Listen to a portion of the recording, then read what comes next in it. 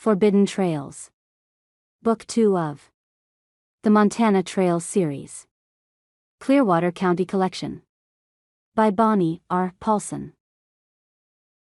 Opposites attract as enemies become lovers in this sweet western romance in Clearwater County. She has a cause.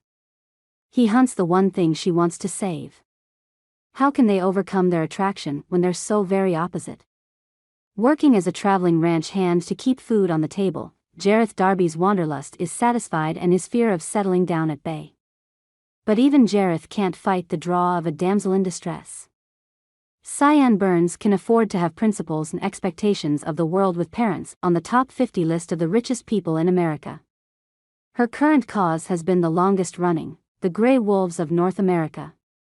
Saved by Jareth from freezing winter weather, Cyan can't ignore her attraction to the rugged Montana cowboy. But his new employer is out for wolf pelts, and Jareth doesn't see the problem with hunting the endangered species. Can Cyan convince him the wolves, and she, are worth fighting for? Wrangle some time to read this story about struggle and survival of love against almost insurmountable odds. Prologue. Fall 2001. Jareth curled his hands around the white-speckled blue metal mug. Heat from the coffee soothed the chill of his fingers. He'd ditched the muddy gloves as soon as they'd finished the cattle drive. His breath puffed and mixed with the steam curling from his cup. His cousins circled around the fire, starting to his left. A gap between him and his oldest cousin, Nate, gave the shape a more horseshoe contour than a circle. Heavy clouds had been shifting, looming all day, threatening the region with more snow and damming winds. Shifting on the log they used as a makeshift bench, Jareth stared into the flickering fire. The long days and weeks working the ranch blended together. He yawned. He couldn't remember being anything but bone-tired. Dinner's almost ready. The ranch foreman bellowed from the open flaps of the main tent. The scent of chili and cornbread rode the wind to where they sat, huddled in their dusters with rolled-up collars and cowboy hat brims tilted for more protection from the cold. Finally. Jareth muttered, climbing to his feet. His stomach better stop revolting. He swayed as if the wind tugged at him.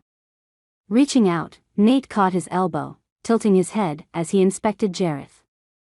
He leaned over Jareth's mug and sniffed. "You sure that's only coffee in there, Jay?" Jareth rolled his eyes and scoffed. "Of course, I'm sure." He couldn't warm up with just coffee. He couldn't warm up ever. "Don't get me wrong, I wish there was something more colorful in here, but you heard O.L. Riggins. No liquor on the job." He'd already gotten in trouble for drinking and messing around at the last ranch. Caught a lot of flack from the rest of the gang about it, too. Sorry bunch of control freaks, the lot of them. "Hey, Nate. I'm surprised you haven't rushed home to Emma." Kyle, Jareth's brother, wiggled his eyebrows. "I'm heading that way after we get paid in the morning." Nate released Jareth and grabbed Kyle around the shoulders, half wrestling him as their feet scuffled across the snowy dirt clearing. Not Jareth. He wasn't heading home. Not for a while. He'd send the majority of his money home with Kyle, but he didn't want to deal with his parents yet. "Do you mind if I come with you for a few days?" Hopefully, his tone wasn't too plaintive, too desperate to get away from his overly grateful parents and down on his luck dad. "Of course not. I'm leaving first thing though." Nate's home was always open, especially since he and Emma had gotten married. The two were more like parents to the cousins than anyone else, even though they were almost the same age. Relief warmed Jareth's insides. He had a place to go until their next job. Hopefully, they wouldn't have to wait too long. Night had fallen a few hours before, which was normal in the Montana hills when winter wanted to storm the gates. It'd be dark long past the time they would leave for their homes in the morning. For Jareth, the time was far overdue. He wanted to take a shower and tease his cousins. Damon, the blonde cousin all the girls swooned over, waved a folded newspaper above his head. The edges fluttered and he reclaimed it closer to his body. "Did you guys see this?" Our ads in the paper. A spark of interest burned beneath Jareth's fatigue. He crowded with the other guys around the paper. Damon straightened. Tilted to the side to catch the light from the fire, Damon read the article out loud. If you're looking for a gang of hard workers with an amiable attitude, the Montana Trail Cousins are the men to watch. He glanced at the circle, his smile broad. That's cool. Wait, what? Trail? We aren't the Montana Trails. We're the Montana Trials. Kyle stomped back from the group, his jaw clenching and unclenching. Shaking his fist in the general direction of the fire and then the paper, he paced. I specifically told them trial when I placed that thing. I'm going to demand my money back. His face grew ruddier and his generally high temper flared higher as he worked himself up. Nate's laugh echoed off the trees and tents. Kyle, it's too late now. We're the Montana Trails, typo or not. You'll never be able to fix that. He shook his head, motioning toward the tent. Come on, guys. Let's eat. Hopefully that ad will get us more work. Jareth didn't care what they were called. He stepped into line behind brothers, Damon and Ryland Johnson. Winter months were hard to find work. They just finished a cattle drive from Bozeman to Missoula. Thanksgiving was in a month. Many ranchers had their workers for the season and didn't like changing things up until the spring months. Nate was desperate to get back home. He never wanted to be gone for long, but not the rest of the cousins. They all wanted to be out doing and seeing the wilds of Montana. Some had even expressed interest in traveling south to Wyoming. No job calls from that area meant the interest wasn't pursued, but the interest was there nevertheless. With the oldest cousin so interested in settling down and starting his own ranch, the Montana Trails hoped it would work out and that he could hire them to work for him. That'd be the kicker, to work for family. Would Jareth ever want to settle down? Probably not. Settling down meant a mortgage, bills, fighting, and being tied to a job with little to no change.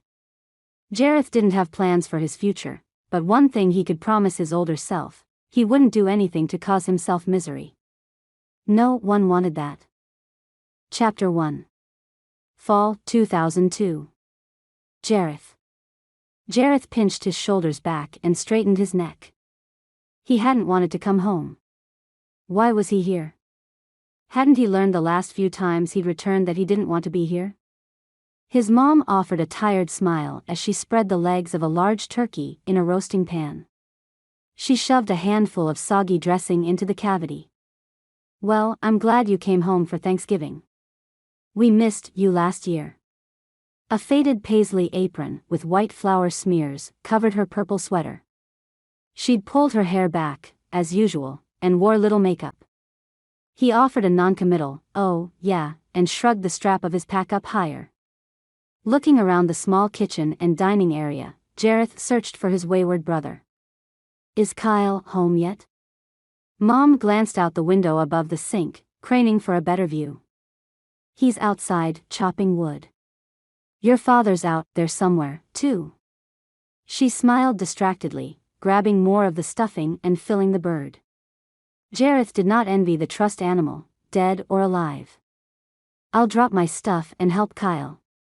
He didn't feel like being around his brother for a little while. He really needed a break, but he'd rather work with Kyle than stand there and idly chit-chat with his mother. Even when she didn't try to be, she was cloying with her gratitude, as if she owed her boys something for them helping the family with bills. Sounds good. She stilled, lifting her eyes and smiling softly. Thank you again, Jareth, for what you and Kyle do for us. It's helped a lot. There she went again. It wasn't her fault Dad hadn't found a job that he liked, never stuck with anything longer than 6 months. In the small town they lived in, that didn't leave many options. Dad had run through all the places of potential employment in just a few years. Irritated with his bitterness toward his father, Jareth transferred that toward his feelings at everything else. Nodding shortly, Jareth turned down the hall to the large room he'd shared with his brother for years. They'd bunk there together this time, too.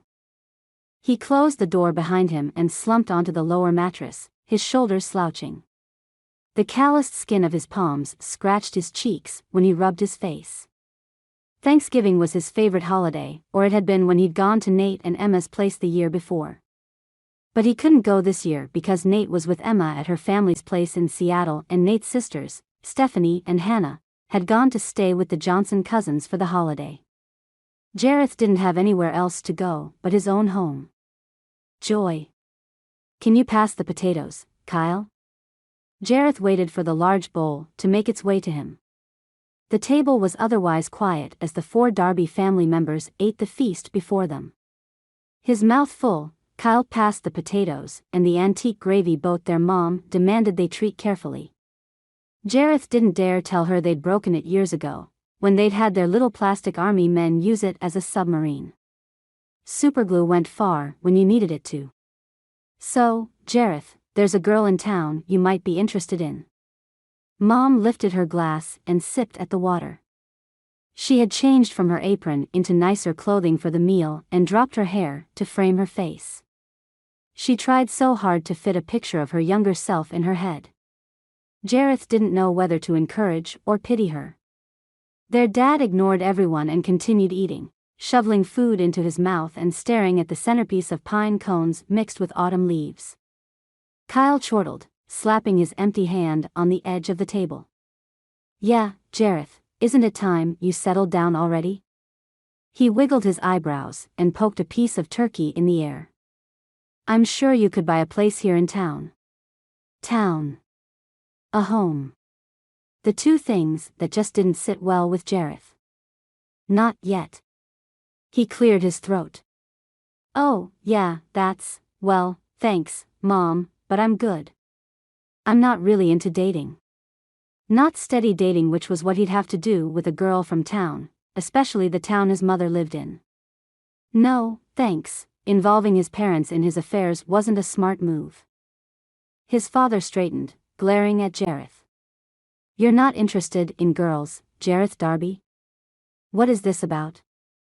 A fleck of mashed potatoes clung to his gray and auburn beard to the side of his mouth and his eyes flashed. Lifting his hands, Jareth spoke quickly. It's not that I'm not interested in girls, Dad. Yeah, Dad, Jareth likes girls just fine. He doesn't like any one in particular. He likes a lot of them all at once. Kyle snickered at the rising heat on Jareth's face. A lock of Kyle's hair fell to his forehead and he pushed it back. Their father's chest puffed out. Well, that's all right then. Gotta sow them oats. He went back to eating and staring at the pine cones. Jareth restrained his mounting irritation. You two should be in college. Do something with your lives. Find one girl. Mom shot Jareth and Kyle both a pointed look and continued, and settle down. There's not much to be said for the life of a ranch hand. The hypocritical comment threw Jareth off and he lowered his fork to rest beside the table. He blinked at his parents. There's not much to be said, except it pays the bills and feeds us. Inhaling sharply, his mom pressed her hand to her chest. Oh, my word, Jareth, I didn't mean to sound ungrateful. That's not what I meant at all. I just want more for you guys than to have to support your father and me. It's not natural. We'll figure something out. Especially, if you two want to do something else with your lives. You're still so young. Tears sparkled in her eyes, and she sniffed. It's fine, Mom. We like what we're doing. We like helping out. Leave it to Kyle to smooth things over. He glared at Jareth and kicked him under the table. Jareth didn't comment. Only in his parents' house did he feel stifled. Only in the home he paid for did he feel like he didn't belong. The phone rang in the kitchen. Jumping up from his seat, Jareth ran to answer it. Hello? Jareth, it's Nate. Sorry to call on the holiday, man, but we got a job starting Monday. It's a full winter job. You guys interested? Nate didn't have to ask. They'd agreed about a year ago that where there was work, there were the Montana trails. And thank heaven, too. Yep, are we coming your way first? Yeah, the Johnsons will be at my place by Saturday. Why don't you guys come sometime between then and Sunday morning? We'll load up your truck and head out that afternoon. He laughed, the sound warm and teasing. Unless you're dying to stay home longer. But Nate knew how Jareth felt about being home. The love-hate relationship he had with the place. All the cousins knew. Emma and I came home when we got the call. So we're here whenever. You bet, sounds awesome. I'm going to tune up Betsy and we'll meet you at Bella Acres. The tightness eased in Jareth's chest. Bella Acres, Nate and Emma's home. He wasn't staying at his parents' place longer than he had to. He and Kyle would leave first thing Saturday morning. Or Kyle could find his own ride. Taylor Falls wasn't much further.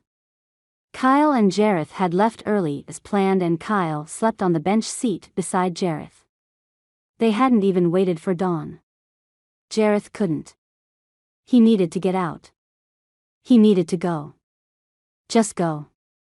In the dusty pink shadows of the early morning, the road spread out before him. Driving north toward Taylor Falls, Jareth couldn't help admiring thick snowflakes as they drifted down across the shining blacktop.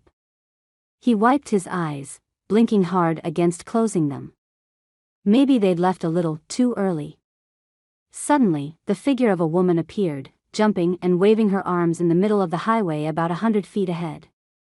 Jareth slammed on the brakes, bucking the old truck's body and skidding on the slippery road. What in the world?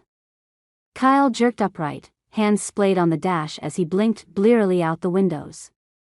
He stared unseeing or unbelievingly at the woman's figure. He'd frozen, like he couldn't understand the last few seconds. Stay here. Jareth stopped just a few feet from the woman who hadn't moved far to the side of the road. He climbed from the warm cab. What in the devil was that? He stomped around the truck, glancing behind the long brown frame of his favorite ride for more traffic headed their way. Don't worry. You're the first car I've seen in over an hour. The woman's lips quivered, the skin around them white. She held her arms tight to her chest. Can you help us? Us? What's going on? Why are you clear out here? Jareth knocked on the window of Betsy, startling the still half-sleeping Kyle. His brother never woke fast and took a few minutes to come fully alert. Jareth would probably be back on the road before Kyle even realized what had happened. My friend and I got stuck.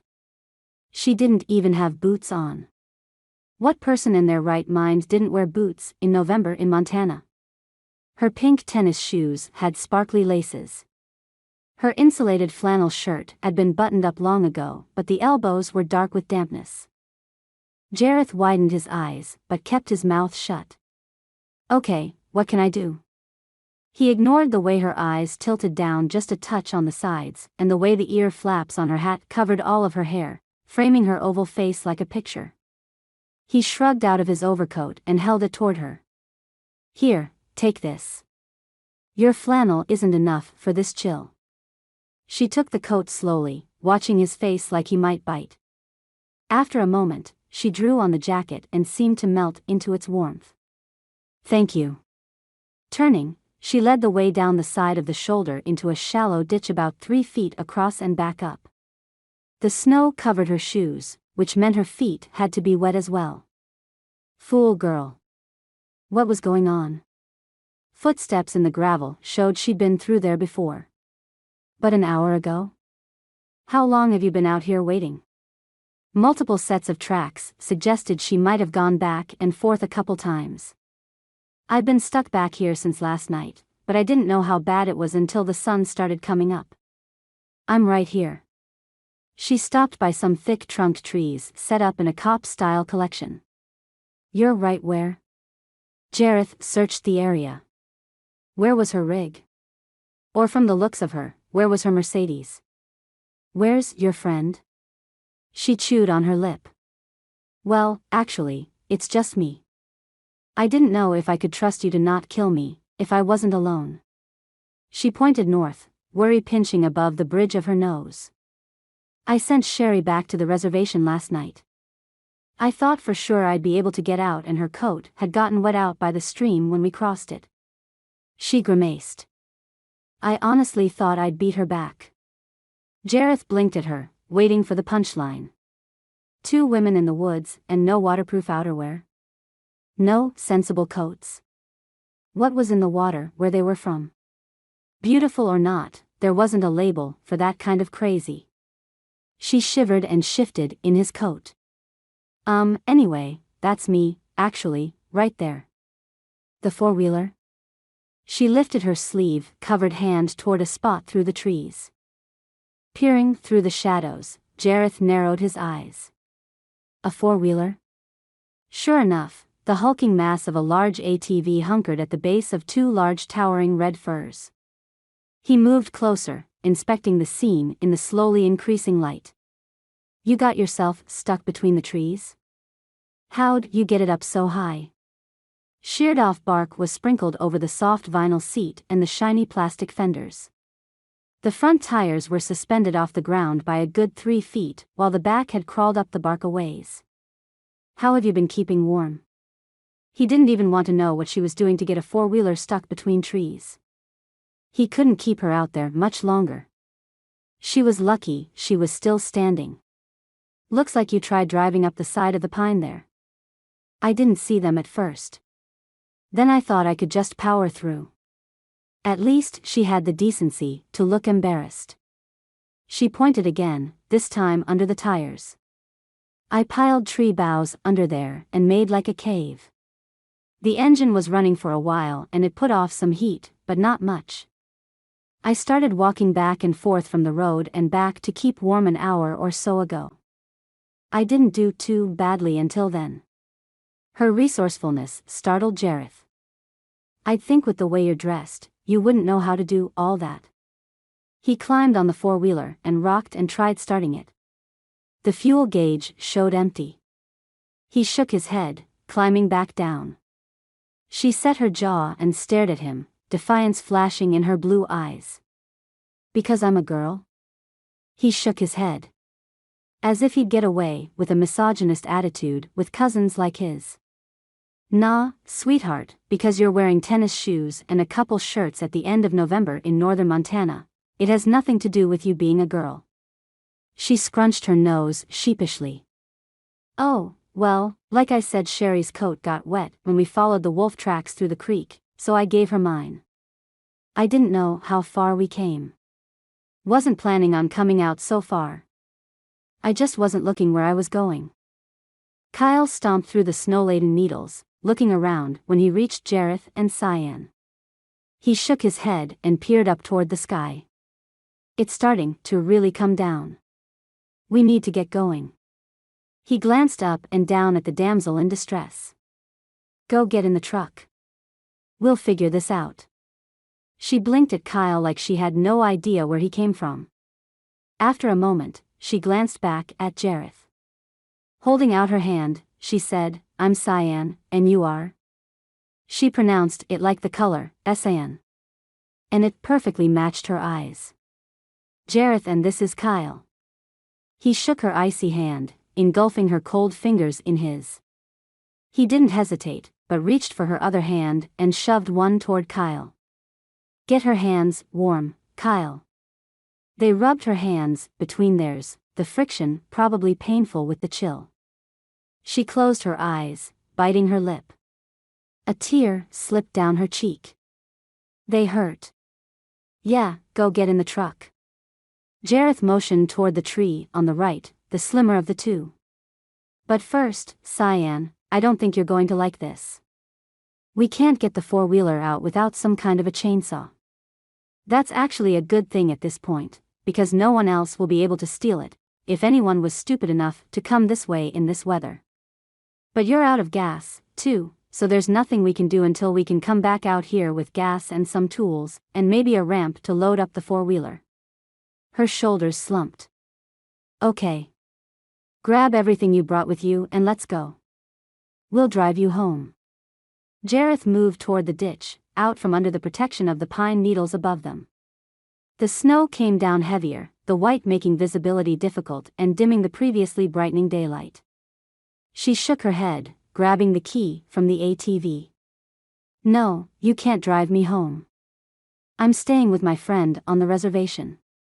"Is this the same girlfriend that disappeared last night and abandoned you? With no coat?" Jareth fell into step behind Cyan as she followed Kyle to the truck. He couldn't figure out the strong anger curdling in his stomach at the thought she might not have made it, if she'd been out there much longer. Who was this friend, and why hadn't she saved the girl? Had something happened to her? He offered her a hand as she crossed the ditch, wincing at her shoes disappearing into the deep snow again. He'd situate her correctly under the heater. "We'll check on your friend, Sherry, as soon as we get you warm, okay?" The snow muted her answer. "Thank you." She glanced at Jareth over her shoulder as she passed, her dark blue eyes capturing more of her smile than even her lips. "Let's wait till a proper time to drive onto the reservation. I don't feel like having the Blackbird squad descend upon us this early.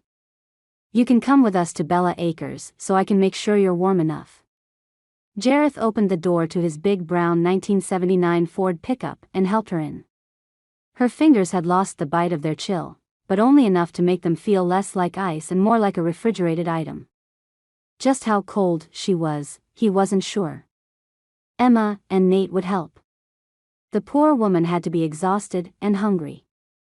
And why hadn't anyone come looking for her? There was more going on than Jareth could figure out, and with Kyle shooting him questioning glances, he couldn't ignore the gnawing worry in his gut. What if her friend hadn't made it? Were they going to be sending out a search body or a recovery mission? Chapter 2. Cyan. Cyan couldn't feel her toes, and not in a good way. She snuggled between the two dark auburn-haired brothers with heat blasting on her feet and legs. She tried not to fall asleep, but their voices swirled around her, creating a cocoon of comforting syllables. She couldn't quite focus on their words as her eyes drifted open and closed. Until one of them mentioned wolves. Then her eyes snapped open. She pushed back against the bench seat, trying to see them both at the same time from her spot. "Kettleson's been paying money for wolf pelts for a while, Jareth. I don't see why it's such a big deal." Kyle tapped the window by his head with his knuckle, staring out into the daytime blizzard. "Man, look at it coming down. Sheesh. I don't care about hunting them. I just don't know if it's ethical to shoot an animal just for their hide and then to sell it. Is it even legal to hunt wolves?" Jareth turned the steering wheel, the straight slice of his nose complementing the angle of his cheekbone from the side. Beside the road with her body half frozen, Cyan hadn't been able to really see him or how attractive he was. Sitting in such close proximity with the feeling returning to her limbs and gratitude at being rescued thawing her, she was having a hard time not noticing his rugged appeal. Dark reddish-brown tendrils curled around the inner edge of his cowboy hat and cut neatly into short sideburns. Slight stubble caught golden and green lights from the dash and she couldn't look away. Plus, he was sticking up for her wolves, in a roundabout way. Any degree of defense of those beautiful animals was worthy of admiration in her book. His little bit combined with rescuing her made it seem bigger. She'd take it at that point. "Ethical or not, we're supposed to be there tomorrow night. Do you think we'll be expected to show up with pelts and wine?" Kyle laughed, glancing at Cyan and then at Jareth. His tone sobered. "You realize she probably has hypothermia?" Jareth glanced at Cyan. She blinked at him, unable to look away. He smiled and looked back at the road. "Nah, she's okay. She's just cold. Aren't you?" He turned the steering wheel again and then again, the movement through the blurring snow creating a dizzying effect. "We'll fix you up, Cyan. Welcome to Bella Acres. Let's get you inside and get you something to eat." Her hunger hadn't bothered her until that moment. Growling, her stomach opted then, in the silence directly after turning off the truck, to make itself heard. Cyan pressed her fist against her stomach and cocked her jaw. She tried to pretend she hadn't heard anything, but the next county over could have heard it. The brothers didn't react as they climbed from the cab. Jareth held out his hand to help Cyan climb from the high rig. "Come on." His nod jerked the brim of his Stetson down and up, the snow swirling around him, but not under its curled edges. Her skin tingled and it connected with his, evidence her nerves weren't destroyed from the long exposure to the elements. She couldn't get warm, even with him walking beside her. Not that she expected him to warm her insides or anything. A tall, willowy blonde woman guarded the entrance to the two-story craftsman-style home and wraparound deck. "Jareth, I thought you'd be here early. Come on, breakfast is on." She glanced beside him and lifted her fingers to her chest. "Oh, you brought someone? I never thought I'd see the day." She held out her hand, her smile beatific and welcoming. "I'm Emma Rourke." Jareth put his arm around Cyan and helped her up the stairs to stand in front of Emma. "Emma, this is Cyan. We found her on the side of the road. She got stuck in the woods with her quad. She's been out there all night and needs to warm up." Cyan shook Emma's hand while Jareth spoke. The strength needed to grip Emma's palm caused a spasm in Cyan's forearm. She winced. She didn't remember ever being so weak.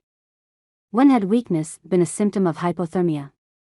Cyan welcomed Jareth's aid and even leaned into his side a little after shaking Emma's hand. Emma gasped. "Oh, you poor thing. You bring another one of your little." A dark-haired younger woman stumbled through the front door, cutting off as she caught the glare on Jareth's face.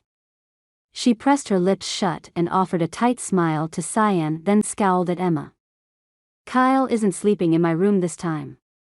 Eyebrow arched high, Emma tilted her head. "Stephanie, this is Cyan." Jareth rescued her from the side of the road because she got stuck. "Please, don't be rude." She sighed. "Kyle and Jareth will sleep in the living room. We'll arrange the furniture. Would you mind if Cyan borrowed your room for a little while? I'd appreciate your hospitality." Stephanie glanced at Cyan, then Jareth, and then back at Emma. Her smile sugar-sweet, she spoke between clenched teeth. "Of course, I don't mind. I'm going to do my chores anyway." She nodded, brushing past Cyan. She muttered, "Nice meeting you." Cyan swallowed against the tightness of her throat. Everything was thawing and fatigue spread through her fast. "Thank you, it's nice to meet you, Emma. I don't want to put anyone out. If I could just borrow your phone?" "Of course, come in." Emma motioned them through the door. "I'm so sorry. Making you stand out there in this. I'll put some tea on for you, too." Warmth enfolded Cyan, but not just heat. There was a warm, homey feeling in the brightly colored rugs spread across hardwood flooring. A large framed family picture hung beside the stairway, drawing the eye and holding it there. A dark-haired man and Emma held each other, surrounded by a number of people. The only three there Cyan recognized were Stephanie, Jareth, and Kyle. The smell of syrup and bacon filled the air and boots stomped down the hallway. "Emma, honey, did you happen to see my new belt? I can't find it anywhere. I need to pack it." The dark-haired man from the picture stepped from the stairs, glancing at Jareth. "Hey, Jay. I'm not even close to ready. Go eat something." He looked around Jareth for Emma, his gaze landing on Cyan instead. "Oh, I'm sorry." He glanced at Jareth then back at Cyan, lifting his eyebrows.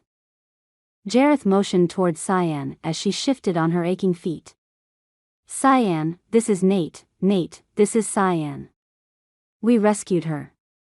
The introduction could do without the rescuing part. Embarrassment worked its way through her, helping with the thawing chill Cyan still couldn't shake. What if Sherry wasn't okay? "It's nice to meet you." As she thawed bit by bit, her mind sharpened and her emotions focused. Worry started to compound with relief that she was fine. But was Sherry? Where was she? Sherry would never have left Cyan there that long, not if she could help it. Cyan really could use a phone. Where had Emma disappeared to? 1 minute she was there and then suddenly she was gone. As if conjured by Cyan's thoughts, Emma appeared by her side, her arms laden with towels. Nate, your belt's hanging in the closet on your belt hooks. Come on, Cyan, I'll show you to Stephanie's room. You can use the phone in there. She led the way up the stairs. Cyan peered at Jareth as she followed behind Emma. Jareth smiled, but didn't stop her. Maybe she was safe? She didn't know exactly how she'd gotten to be here, after that long, lonely night of freezing while waiting for Sherry to reach Rakia on the reservation. She'd expected the Blackbird squad to show up shortly after night had fallen. She followed Emma into an artfully decorated room with more rugs and simple shading done with accents of blue and brown amid cream tones. Cyan had never been in a more simple yet elegant bedroom in all her life. Emma stacked the towels on the end of the bed. Go grab a shower before the Johnson brothers get back from their hunt. The water won't be guaranteed warm after that. She winked, reaching out and resting her hand on Cyan's arm. You're probably still frozen some. You'll warm up faster after a shower. I'll bring you some clothes of Hannah's. You seem to be about her size. I'll try to get yours clean and dry before you leave. Those jeans can't be comfortable. She grimaced at Cyan's legs. Cyan glanced down at her damp darkened pants. She'd been so cold, she hadn't thought about the condition of her clothing. Of course, everything had gotten wet when she'd huddled on the ground under the four-wheeler. Did she stink, too? She couldn't tell. But none of that mattered when she hadn't heard from Sherry. She bit her lip. Thank you. I'm really worried about my friend. She left me last night to get some help, but... Emma's eyes widened and she pointed toward the nightstand. There's the phone. Let me know what we can do. I'll send the men out to search for her, if she's not there. If she's safe, just get in the shower and come down for breakfast. If she's not there, well, let me know. We'll take care of it. Okay? Her take charge attitude comforted Cyan. Okay, thank you, again. Normally, Cyan didn't like being grateful to anyone, but with Emma it was so natural. She was so easygoing with her generosity. Somehow, it didn't feel like charity. I'm sure she's okay. Emma smiled. See you in a little bit. She left the bedroom, closing the door behind her. Cyan settled on the edge of the bed, careful to sit on Jareth's coat rather than place herself on the clean comforter. She picked up the hand piece and dialed one of her two best friends' number. Hello? Rakia Two Claw answered, slightly breathless. Ratch, it's Cyan. Did Sherry make it last night? Cyan pulled off her knit hat, rubbing at her damp hair with her free hand. She stared at the fuzzy rug beneath her feet. Oh my gosh, Cyan. Rakia pulled the phone away from her mouth. Her yell compelled Cyan to pull hers away from her ear. Sherry. Cyan's on the phone. Oh my gosh. Cyan closed her eyes in exasperation. Are you kidding me? Sherry's there? Where have you guys been? I've been waiting in the woods all this time. Freezing. What were they thinking? Normally, they were more considerate than that. No, Sherry just got here. She got onto the reservation about 2 this morning. Some of the casino security guards were out and they thought she was sneaking around, so they detained her. She finally convinced them to call us a little bit ago. Rakia lowered her voice. She's been hysterical, thinking you died or something and it was all her fault. Here she comes. Calm her down, you know how she can be. The phone rustled as Sherry grabbed the phone. Cyan? Oh, Cyan, oh my word. I'm so sorry. I'm so sorry. I tried, but they wouldn't believe me. I did everything and they wouldn't wake anyone up. They said. Sherry's words trailed off as she succumbed to her sobs. In a break between Sherry's cries, Cyan interjected. It's okay, Sherry. I'm fine. It's okay. You're just tired. She glanced at the door and lowered her voice, turning toward the window and cupping her hand around the mouthpiece. These really nice guys saved me. I'm at their place right now. She didn't want to repeat everything. Put me on speaker. More rustling, some knocking sounds, and then Rakia's voice sounded like she'd moved into a cave. You're on speaker and we're in my room with the door closed. Alright, listen. I'm at Bella Acres, I think. These guys saved me. When we were in the truck they said something about wolves and Kettleson. I think I got my lead, you guys. Cyan twisted the cord of the old phone, her excitement covering her persistent chills. Are we coming to get you? Or are they driving you? What's going on? Rakia shushed Sherry, her voice close like she leaned into the phone. Should she attempt to get more from the guys? She'd never had problems getting what she wanted from boys, or anyone. But part of her didn't want to take advantage of Jareth's hospitality, and he'd gone out of his way to save her and make sure she was comfortable. He'd even welcomed her into his family's home. Yet, another part of her wasn't ready to leave just yet, either. If she was truly invested in the plights of the wolves, she'd do everything in her power to get them to agree to keep her around, maybe give her a ride up north so she could get more information. Her professor at school had warned the class about moments like this, when they would be faced with a choice regarding their cause.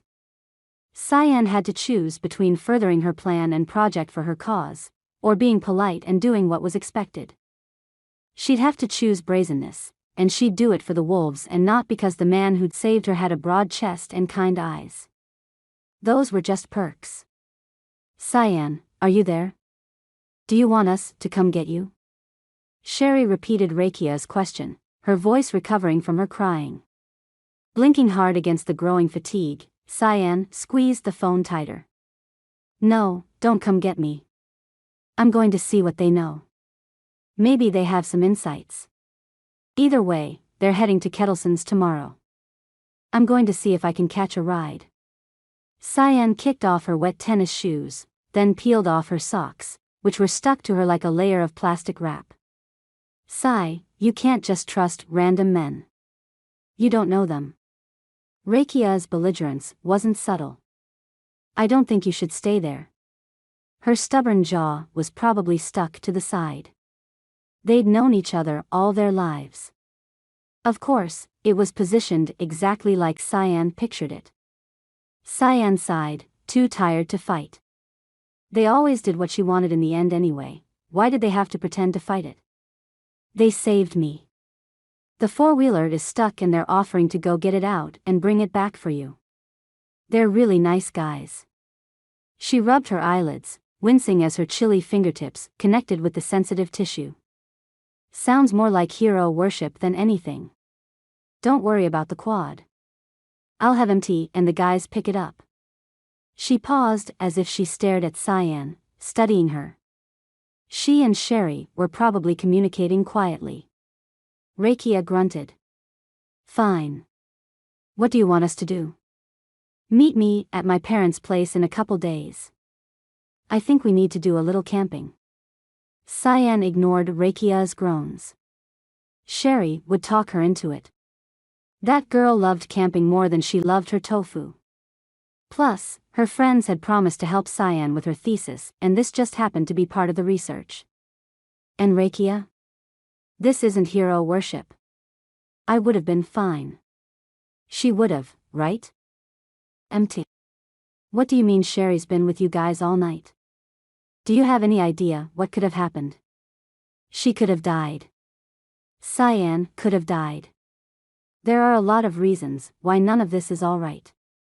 You're lucky I don't take this to my father and the council. They'd have your jobs for this. Empty slammed the earpiece into the phone base and ran his hand through his thick hair. His chest heaved. What if something had happened to Sherry? He'd loved her as long as he could remember. It just wasn't right that he hadn't been there for her.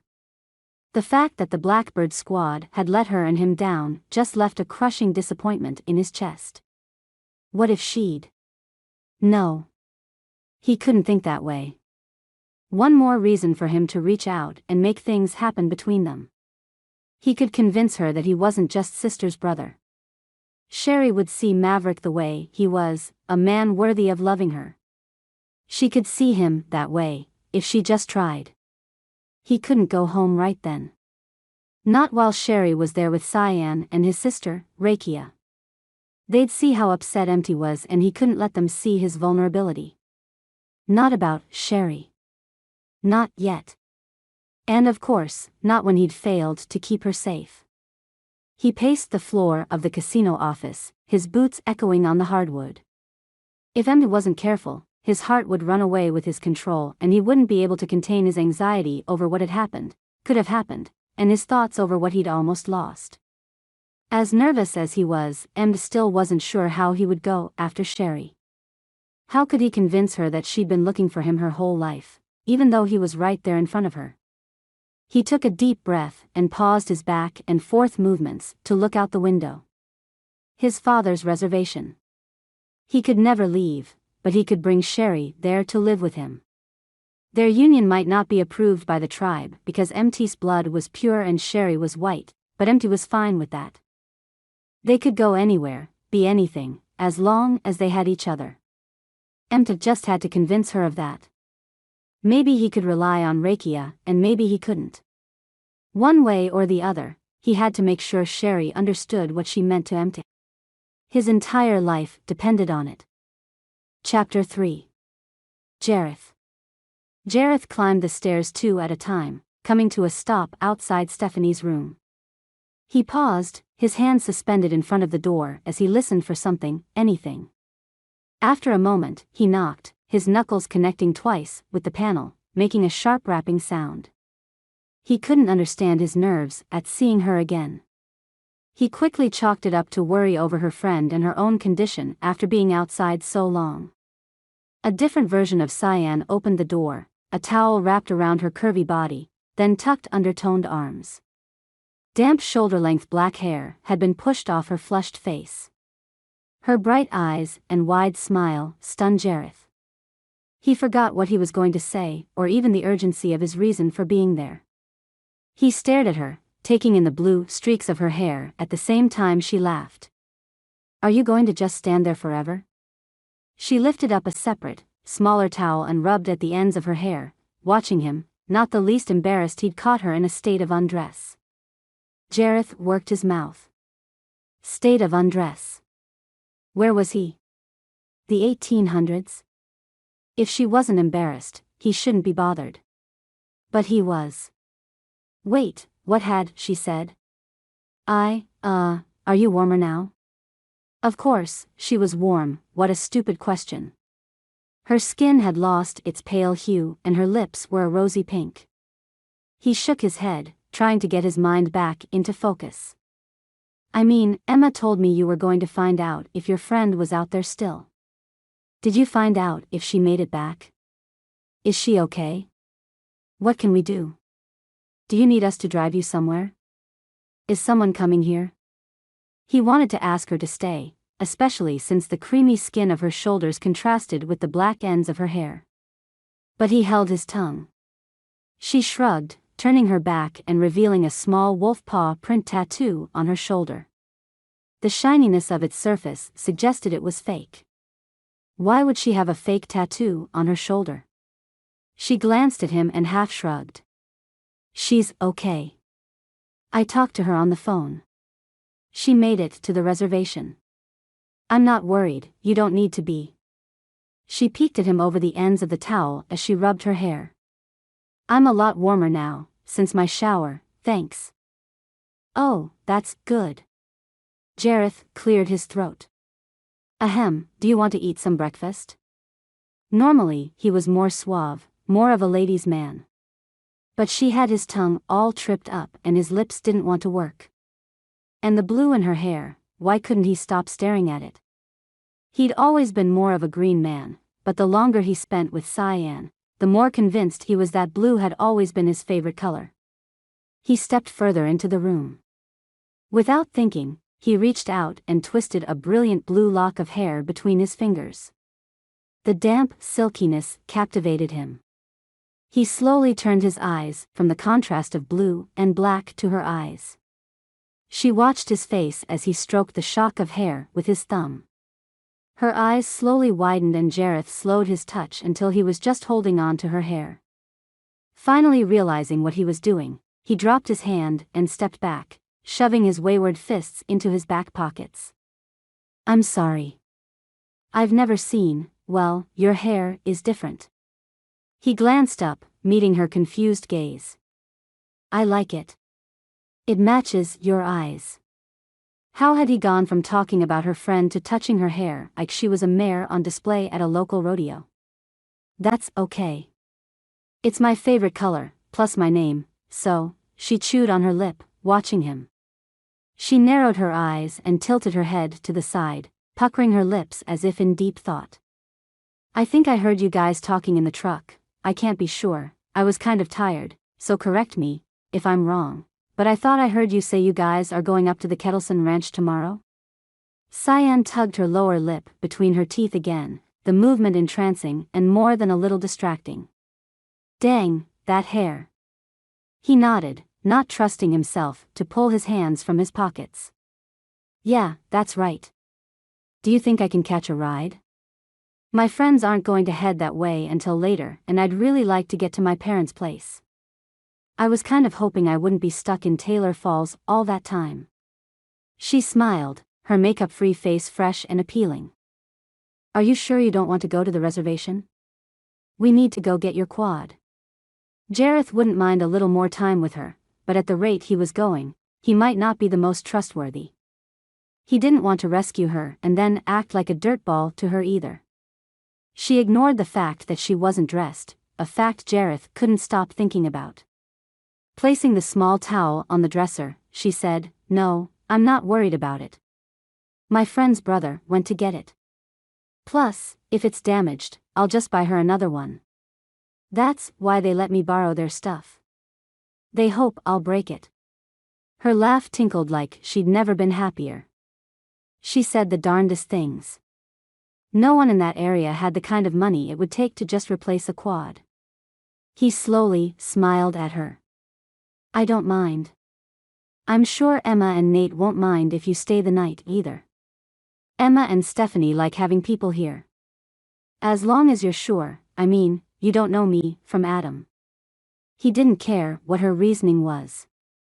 If he got to spend more time with her and she wanted it, he'd take it. Cyan padded the short distance to stand in front of him. The scent of coconut vanilla wafted off her. She tilted her head back to stare into his eyes. Pressing her hand to his chest, she murmured, "I think after today, I can trust you, don't you, Jareth?" Her fingers moved on his shirt, just a little. Just enough. Jareth's throat wanted to close up. He swallowed.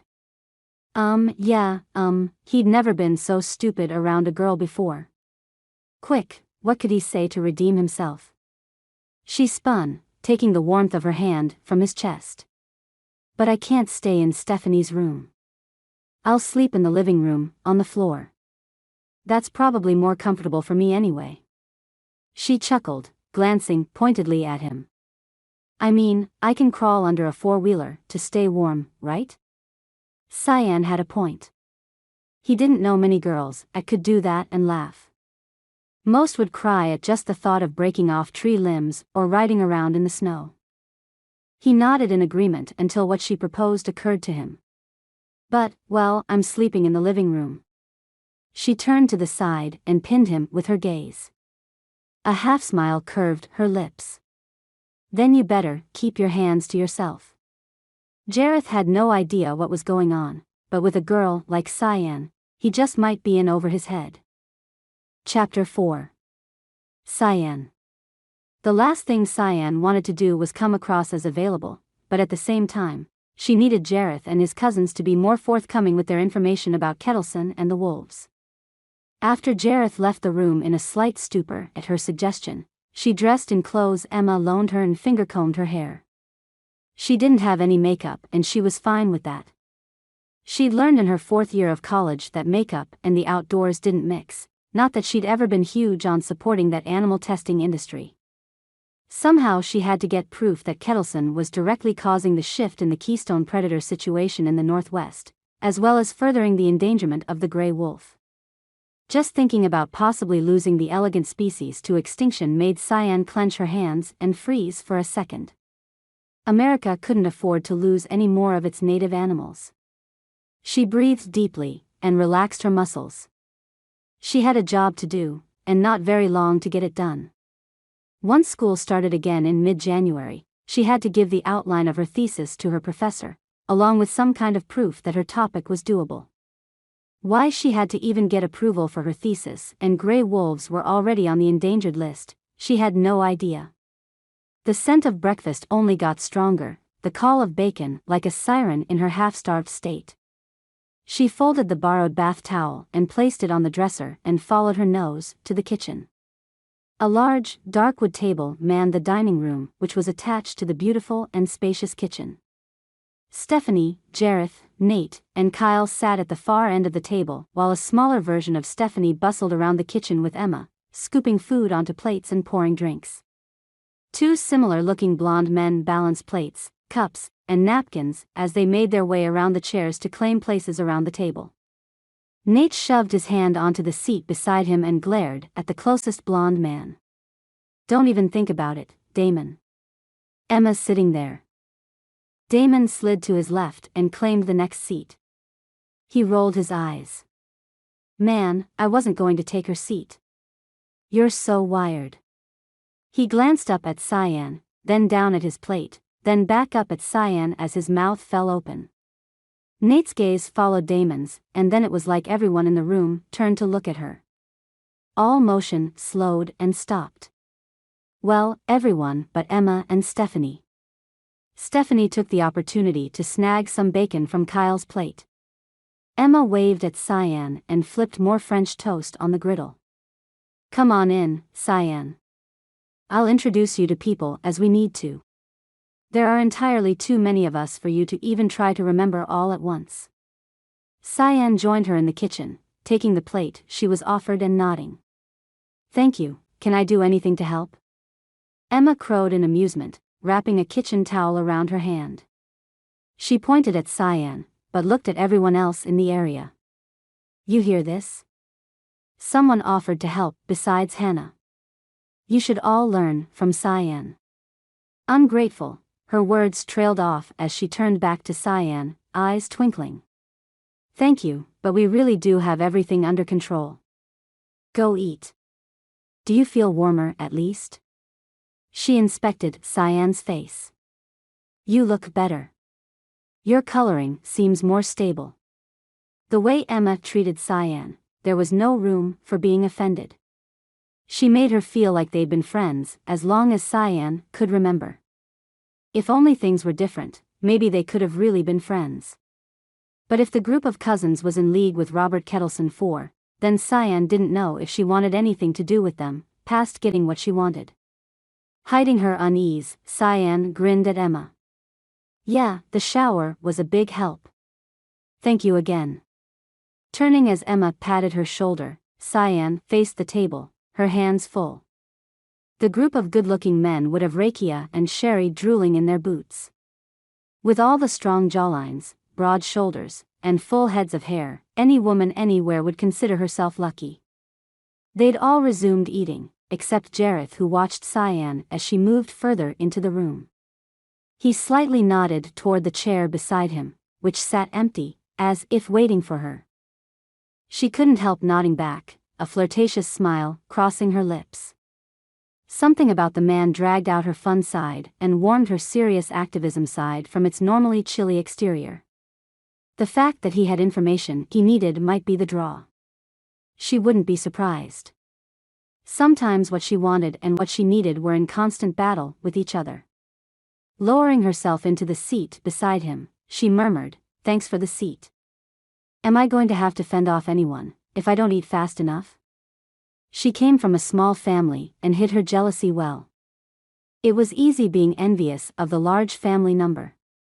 Jareth rested his forearm against the table and looked around at everyone while holding a piece of bacon aloft. I don't think anyone will attack you for your food. Not that it hasn't been a problem before, but you're sitting by me. I think you're safe. He grinned, shoving the bacon in his mouth and pointing his fingers at the listening Damon. Damon's own mouth was full and he grinned, pointing toward the other blonde. Around the food in his mouth, he mumbled, "That was Ryland, man. I'd never take someone's food from their plate without at first." He chewed and looked toward the ceiling. After swallowing, he continued. "Nope, that's a lie. I take food all the time." A group chuckle resounded at his comments. Leaning forward over his plate, Ryland peered at Cyan. "Everyone is saying Jareth pulled you out of the blizzard this morning. What happened? Why were you out there?" Damon kicked his brother under the table, the thump loud, but not as conspicuous as Ryland exclaiming, "Hey!" Side glances and nudges gave Cyan the impression they didn't want her to know they'd talked about her. Of course, they talked about her. She was new. If they weren't talking about her and the situation around her, she'd be offended. She laughed. "Yes, Jareth and Kyle saved me this morning. I was stupid and went out in the woods unprepared. I was tracking a wolf pack and got carried away, and then I let my arrogance snag me between two trees. My friend, Sherry, went for help while I stayed with the four-wheeler. She used her fork to cut into the steaming French toast lightly dusted with powdered sugar. The smell of the maple syrup alone was enough to make her moan, but she contained it. Taking a bite, she listened as people in the room reacted. She would save the bacon for last. That's incredible you didn't freeze last night." Emma shook her head and settled into the seat Nate saved for her. Her husband leaned over, gently nudging her with his shoulder. Damon and Ryland shook their heads, shoving more food in their mouths. Kyle and Jareth made humming noises as they too worked on their breakfasts. "It's a good thing you had the wherewithal to get out to the road for help." Nate handed Emma a napkin, smiling when their skin touched. Stephanie pushed the syrup toward Cyan. "Why didn't you leave with your friend?" Cyan tried not focusing too much on Stephanie's pointed question. How could the young woman know that Cyan couldn't follow when she was so close to finding the wolf pack? Not that any of them probably even cared about wolves in general. But if what Kyle and Jareth had spoken about in the truck were any indication, the entire group of men was going up to ranch hand for Kettleson. If the two brothers knew about the bounty on the pelts, the others probably did too. With money so short for so many in the state of Montana, how many of them took part in the animal slaughters? She wasn't certain yet who she could trust and who she couldn't. Nobody spoke as they waited for Cyan to answer. She sipped her milk and then lowered her glass. "Well, to be honest, I was absolutely certain I could get the four-wheeler unstuck before she got back. The reservation wasn't more than a couple miles away, and we'd four-wheeled out there numerous times before." Cyan shrugged. "To be perfectly blunt, I didn't think any of it out very well." "Wow, that's big of you to say that like it's not a blow to your pride." Hannah, the only girl in the room who hadn't been directly identified except in passing by Emma, claimed the last seat beside Damon. Jareth nodded beside Cyan, glancing at her from the side. His gaze caught Cyan's, and she ducked her head. Nudging her arm, he muttered low, just enough for her to hear. "That was pretty cool of you to say." "It's not a big deal." Cyan answered Hannah. She lifted her gaze and offered a self-derisive smile. "I was wrong. Nothing hurts my pride when I admit that. It's the knowing I'm wrong and not accepting it that would bruise my ego, you know?" She took her first bite of heaven and tried not to groan in appreciation. She hadn't realized how truly hungry she was. The French toast and syrup melted in her mouth, and she wanted to lap the rest of it up. Unable to hold out anymore, she lifted the bacon and closed her eyes as she chewed the salty meat. All I know is, not many people acknowledge when they're wrong to family or friends, let alone strangers. Hannah giggled, pointing her fork at the group in general. Especially in this family. Jareth leaned over and murmured toward Cyan's ear. You really like that bacon.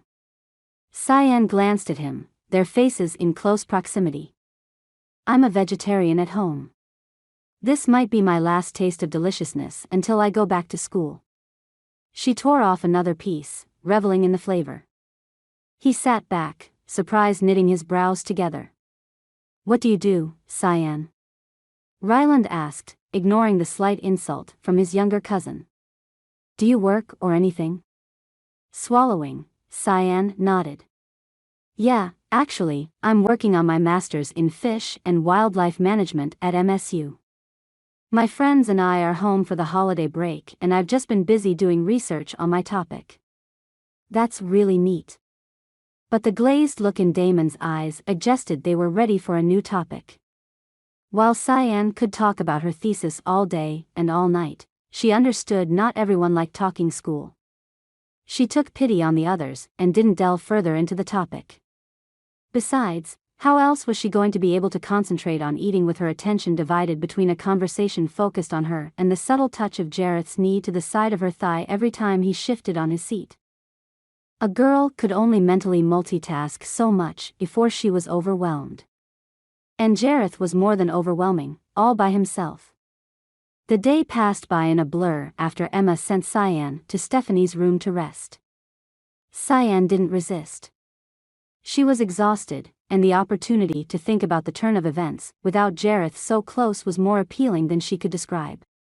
Rather than thinking though, she slept for most of the day, emerging in time to help with the cooking for the evening. After dinner, everyone trundled off to their sleeping arrangements. When Jareth had said they leave early in the morning, they meant even before the sun would rise. Convincing Emma to let Cyan sleep in the living room instead of uprooting Stephanie was harder for Cyan than sleeping out in the cold had been. But finally, Cyan's mention of leaving with the guys at the same time softened Emma's resolve. The lighting was low because of the early bedtime and premature sunset. In the winter, the sun wanted to hibernate more than the bears and often dipped behind the mountains around 4.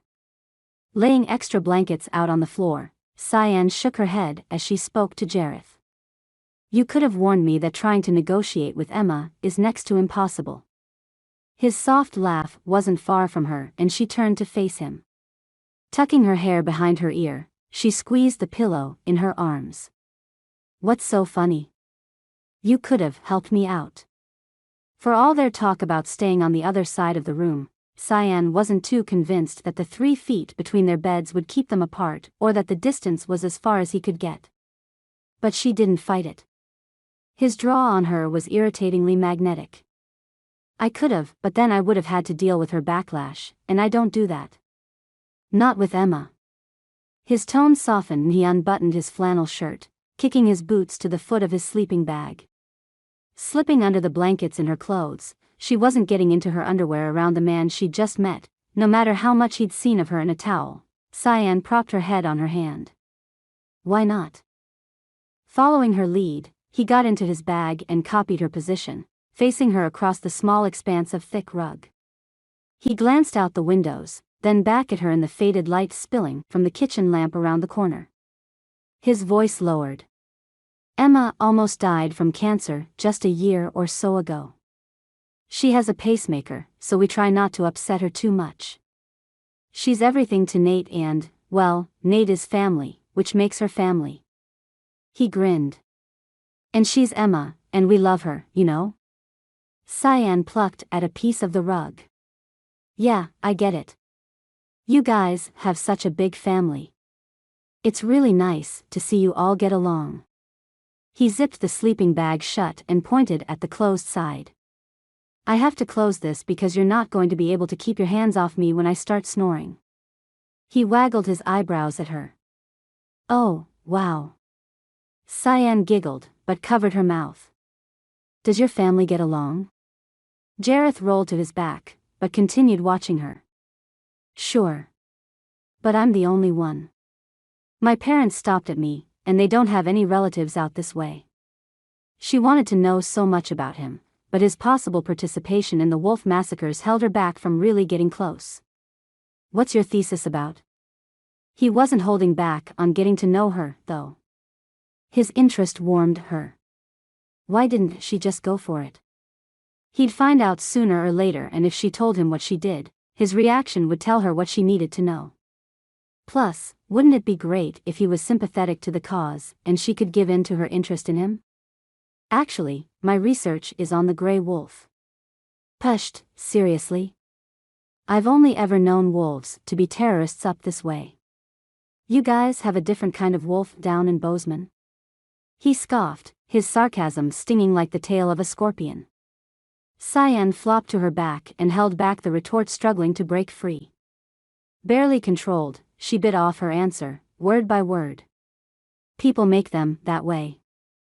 Are you mad or something? A pack was running around just south of here, down around Colby. I heard a rancher was attacked and they had to shoot the wolf. The guy's name was McAllister or something. I think that qualifies them as terrorists. Unless, of course, you're saying this guy forced the wolf to attack him? His quiet murmur mounted to just below normal speaking levels, but his derision came across strong. You seriously think this man didn't do anything to provoke an attack? Maybe the wolf was hungry or injured, maybe it had rabies. Just because one wolf attacks someone doesn't mean they're all bad. She gripped the blankets in her fists, twisting them, trying not to be more hurt than mad. He was turning out to be exactly what she stood against. They've attacked more than once before, but even if you take out the human attacks, what about all the livestock and game animals they've killed? People rely on hunting to feed their families. For many people, up this way at least, livestock is a necessity for life. You can't discount their impact there. He spoke calmly, like he wasn't debating the very nature of what she stood for. If people could figure out another way to live with wolves instead of killing them, even for just a few years, the predator-prey situation would level off and there would be more game animals to hunt and more prolific resources. Wolves wouldn't be reduced to hunting livestock. Gray wolves are considered to be endangered, and they could be a keystone species, if they were left alone. There are hardly any left compared to what used to be. I've already mentioned they're on the endangered list, which means they're close to extinction. Doesn't that bother you? Cyan couldn't stop the speed she delivered her speech. Impassioned didn't even begin to describe how she felt. You sound like a tree hugger. His soft laugh only infuriated her more. What's wrong with that? My parents are self-proclaimed hippies. There's nothing wrong with taking care of our world. She blinked back frustrated tears. Stupid how she got so involved and worked up about something that wasn't going to change. Most ranchers and ranch hands in Montana and Idaho believed the wolves should be killed. No ifs, ands, or buts about it. For some reason, finding out Jareth felt the same way as everyone around him stung. She didn't want to admit that she was starting to like him. Maybe liked him already. She was probably still tired and weak from the exposure to the elements.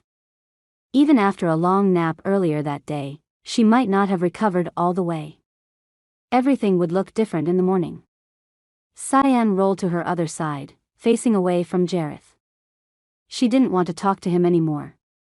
Not when everything he said crushed her hopes. I don't get it. Are you mad? I'm just trying to, he sighed. Never mind. Good night. Rustling behind her suggested he rolled away, too. She could deal with that. She didn't answer him, instead, she closed her eyes. What could she say that would change his mind anyway? Nothing. Just like there was nothing he could say to change hers. Chapter 5. Jareth. A horrible night of little to no sleep combined with listening to Cyan's breathing and movements did little to brighten Jareth's mood. How had she gone from discussing something with him to being angry so fast? What had he said? He wasn't exactly fond of activists, but at the same time, he didn't think the cause was a big enough one to be upset about. Plus, where did she get off living in Montana, the epicenter of hunting and outdoors activities where people lived off the land, and she was against it? Move to New York City and take up sign picketing. She didn't have to bother Montanans with her crap. His scowl hurt his forehead and cheeks. Outside, the truck door shut. Jareth pushed himself off the floor that had lost its appeal hours ago. Slipping from his shoulders and hips, his sleeping bag fell to the rug with a whisper. Wrapping it up and cramming it into its bag, Jareth tried not to look at Cyan. At some point in the night, she'd turned onto her back. Even in the minimal light from the kitchen, the blue in her hair stood out against the black. As much as he wanted to fight it, activist or not, she was still attractive as all get out. Fortunately for him, he was dropping her off and didn't have to deal with her confusing presence afterwards. He knelt down to rouse her, unwilling to wake her rudely, even with their small spat between them. He didn't know her well enough to carry a grudge or even be bothered. But for some reason, he was bothered that they had fought. He was bothered a lot. Her lashes fluttered as she woke slowly. We need to go. Can you be ready in 5 minutes? He wanted her to say, no, never mind, he didn't need to take her. Another part of him, though, the part that wasn't logical at 3 in the morning, wanted her intoxicatingly comforting scent to be the first thing he smelled every morning. She nodded, rubbing her eyes and moving to sit up. Jareth scrambled back, careful not to bump her. He didn't say anything else, but stood and grabbed his things he'd brought in for the night. Before they left, he had to brush his teeth and wash his face. Cyan cleared her throat and spoke softly, giving him pause. I'm really sorry about last night. I didn't mean to be a brat. I feel pretty strongly about the wolves and I was tired, so I just kind of let that get to me. She crossed her arms and rubbed her upper biceps as he turned. No hard feelings? Unable to be mad at a beautiful woman who had no ego whatsoever, Jareth replied, I'm sorry, too. I didn't realize you cared so much until it was too late. No hard feelings at all. He motioned toward the driveway. I'm going to load up my stuff, then visit the restroom. Go ahead and grab your seat in the truck when you're ready. The guys won't load up until you're in. Or he'd have their butts. When he climbed into the truck, he held back his surprise as she chose to sit on the bench seat right next to his spot as driver. Surprised and pleased. Too bad they were going to drop her off and she'd be back in school before too long. Cyan would be a hard one to forget about it. Cyan leaned across Jareth, her scent distracting in the mid-morning light. Take this right. The road she pointed to sprang out of nowhere and Jareth slammed on the brakes to take the turn. The Johnsons sitting in the covered bed of the truck cursed, the words muffled, but their shouts audible. Jareth grinned. It wasn't often he was able to catch them off guard. Pavement soon turned to gravel as they climbed up a slight incline through thick woods with little to no forest management. That much virgin forest land probably wouldn't last long. Many people in Montana logged their land to help pay taxes and ownership costs. Unless, of course, it was state land. Then it'd be cleared sooner or later, to help with better wildlife management. Snow topped the trees and a branch unloaded its snow burden just feet in front of them, showering the road and air with sparkling snow particles. The specks of ice landed on the windshield and melted as the warm interior kept the glass heated. Where's your drive? Jareth didn't see a road anywhere or even a sign that there was much traffic down that way. She glanced at him. This is the driveway. It was the driveway. They'd been driving on the driveway for over a mile and there was no sign of it ending anytime soon. Just over the rise, the road plateaued and they approached a clearing that was easily half a football field across. In the center, a log house, mansion, reigned with rock work and a deck that spread from the foundation like a tiered skirt, each level with stairs and handrails.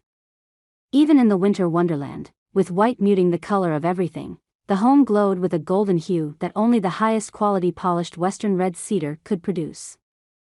High windows showcased a sparkling chandelier inside the main room of the home. A 4-foot-long white ash sign read "Burning Bush" in large burned letters above the slider doors at the top of the stairs. Nate let out a long, low whistle. "Will you look at that?" Cyan shifted in the seat beside Jareth. "Yeah, sorry. Things are a mess right now. My dad didn't hire anyone to help with the yard, and that's why the driveway is so sloppy." Eyes wide, Jareth studied the dry driveway that started at just the crest of the hill. Dry. Like it was heated. Sloppy? It's not sloppy. It's dry, Cyan. No, back on the gravel part. Last year it was maintained better. This year, she blew a puff of air from her eyes and scrunched her nose. It's not easy hiring out this way. Not many people to contact for work. She laughed and half shrugged. Plus, Dad doesn't feel well half the time. Jareth pulled to a stop at the base of the mountainous stairs. An older woman, with waist-length silver-streaked blonde hair shimmering around her tie-dyed skirt and peasant shirt, approached the truck from a door on the bottom level. Arm in arm with a man whose hair was equally untamed, she waved, bangles of wood, plastic, and metal dancing on her arm as it moved. Both of them were barefoot. In the snow. Chills shivered up and down Jareth's arms and legs at just the thought of his skin exposed to the chilly weather. Upon closer inspection, Jareth exclaimed, "Hey, that's Cindy and Gulliver Burns." Cyan glanced sharply at him as she unhooked her seatbelt. "You know who they are?" Her incredulous tone surprised him. "Of course. The investment family. Didn't they invest in Yahoo before it went global?" Jareth couldn't keep the shock and awe from his voice. He'd heard they lived in Montana, but he'd always chalked it up to rumor. "Hun, I'm surprised you've heard of them." She shifted forward to the edge of the seat and waved at her mom and dad. Snorting, Jareth nodded shortly. "I know how to read."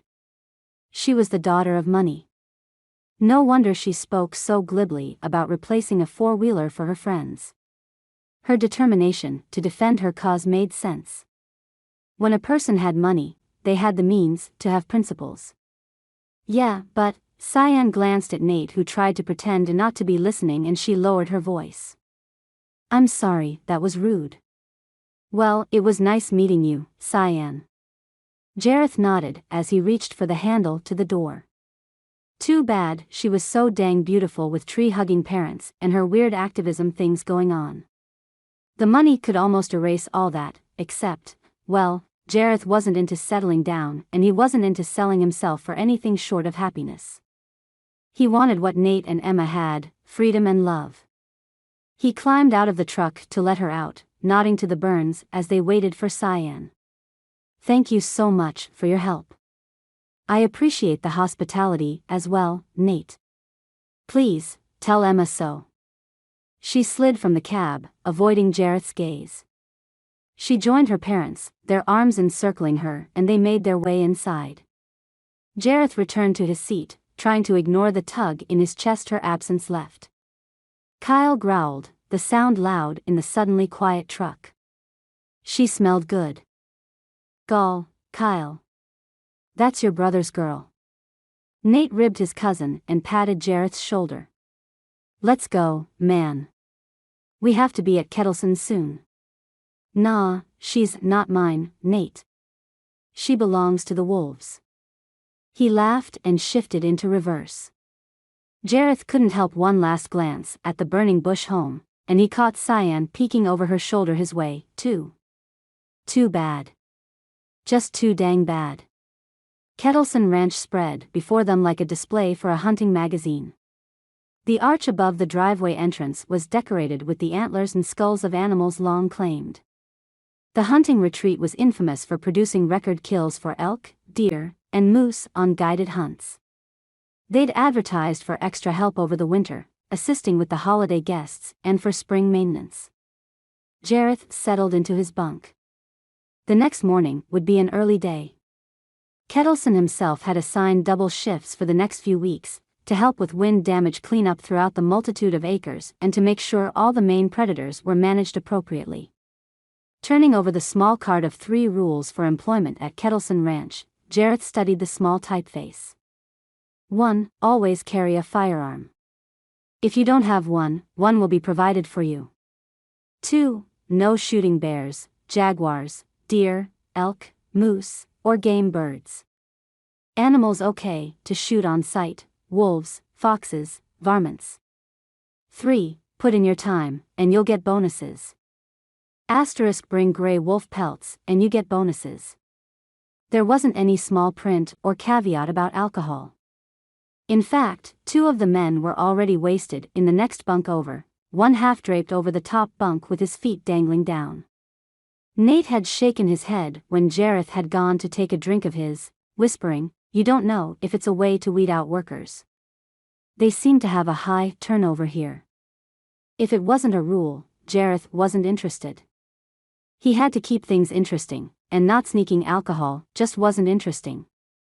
He liked things that were forbidden, things he wasn't supposed to do or have.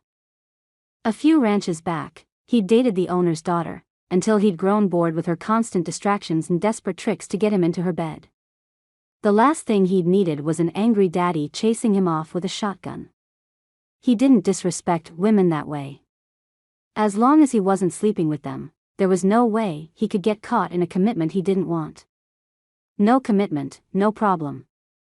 Alcohol or not, as he lay there trying to fall asleep, he couldn't help thinking what he wouldn't give for something to clear his mind of Cyan Burns. With her blue, streaked black hair and piercing eyes as she teased him with her sassy comments and upturned lips. She was off limits with rich as sin parents and a cause he'd never be on board with, which unfortunately made her very, very interesting. Dang it, why couldn't the rules be no alcohol or no gambling or something easier to attain? Chapter 6. Cyan. Cyan adjusted her pack with a slight hop to get it higher on her shoulders and off the small of her back. She glanced over her shoulder to make sure Sherry and Rakia still followed. Of course, her girls were right behind her. They never let her down, and she couldn't be more grateful. Ever since elementary school, they'd been the threesome to watch. Cyan had always been the ringleader and got them in trouble in more ways than one. They were a successful group of women who knew what they wanted and had no problem getting it. Except for love. All 3 of them lacked something in the love department, mostly a cowboy to call their own. For some reason, she hadn't been able to discuss her attraction to Jareth or the fact that he worked for Kettleson, nor anything about him. She hadn't even mentioned the passel of hot cousins, or what they were up to, other than what was mentioned on the phone. They'd arrived at her house a few days ago. When they'd cornered her in her bedroom about the brothers who had helped her, she'd brushed off the mysteriousness of her phone conversation with them as fatigue and weakness from her night-long ordeal. However, the honest truth was, she couldn't get that man out of her thoughts, and she didn't want to acknowledge the fact that she most likely would never see him again. He'd responded kind of strange when he'd found out who her parents were. Did she want to see him again? He didn't care about wolves at all. Not that that was the end-all be-all to a relationship, maybe to their relationship. If he couldn't see how important an endangered species was, would he see anything as valuable? The weather had relented enough to at least stop dumping snow on them. Camping in the winter was one of the singular most peaceful things possible. Fewer animals called at night and the snow was easy to manipulate into a dwelling or comfortable place to set up a bed. How much longer are we going to hike? Sherry's voice was an octave lower than Rakia's, and she used it effectively to carry across the landscape of snow, ice, and forest debris. It's just up this way. Cyan didn't tell them that they were just along the western border of Kettleson land either.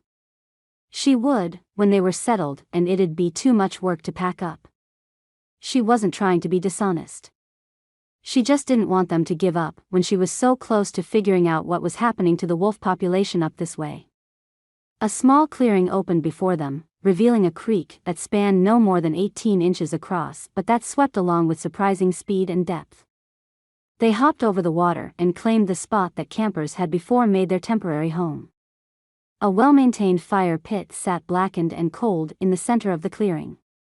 Trees encircling the campsite had been trimmed up to 5 feet for rope to hold tarps and clotheslines. Rakia and Sherry spread out from Cyan and each claimed a different spot for their single-man tents. "I'm surprised your parents allow campers on their land, Cy. Isn't that like against their hippie ways?" Cyan scratched her knee where her wool socks stopped. "Dad's fibromyalgia is terrible and I doubt he even knows anyone comes out here. Not to mention, it was most likely a spot that hunters came to. The land border was hard to distinguish so close to the neighboring section." "Yeah, your dad did seem more on edge. Is he still smoking pot?" Rakia sipped from her water bottle as she watched Cyan shift on the snow-covered ground. "I'm not sure. Mom gave him a tincture when I got home, and she had some oatmeal cookies for him that she refused to let me have, so maybe she's just incorporating it differently for him? I'm not sure." Cyan didn't like talking about her parents and their health issues and the different ways, sometimes illegal ways, that they treated things. "Well, I loved the soy burgers we had last night. Your dad really seemed to enjoy them, too." Sherry stood and twisted to the side, stretching her arms above her head. "Wow, I haven't camped in the winter in forever. Can you believe we're almost done with our master's programs, Cy?" Rakia laughed, twisting the lid closed on her bottle. "Thank heavens. Seriously, I'm getting sick of hearing about wolves and bugs. There's nothing interesting about either, ladies." "Nothing." She grimaced, tossing her long braid behind her. "You're actually both studying things that give normal women nightmares." "True, but normal women don't camp in winter either or fight for the rights of their people at political rallies." Cyan-eyed Rakia, whose blush becomingly pinked her copper cheeks further.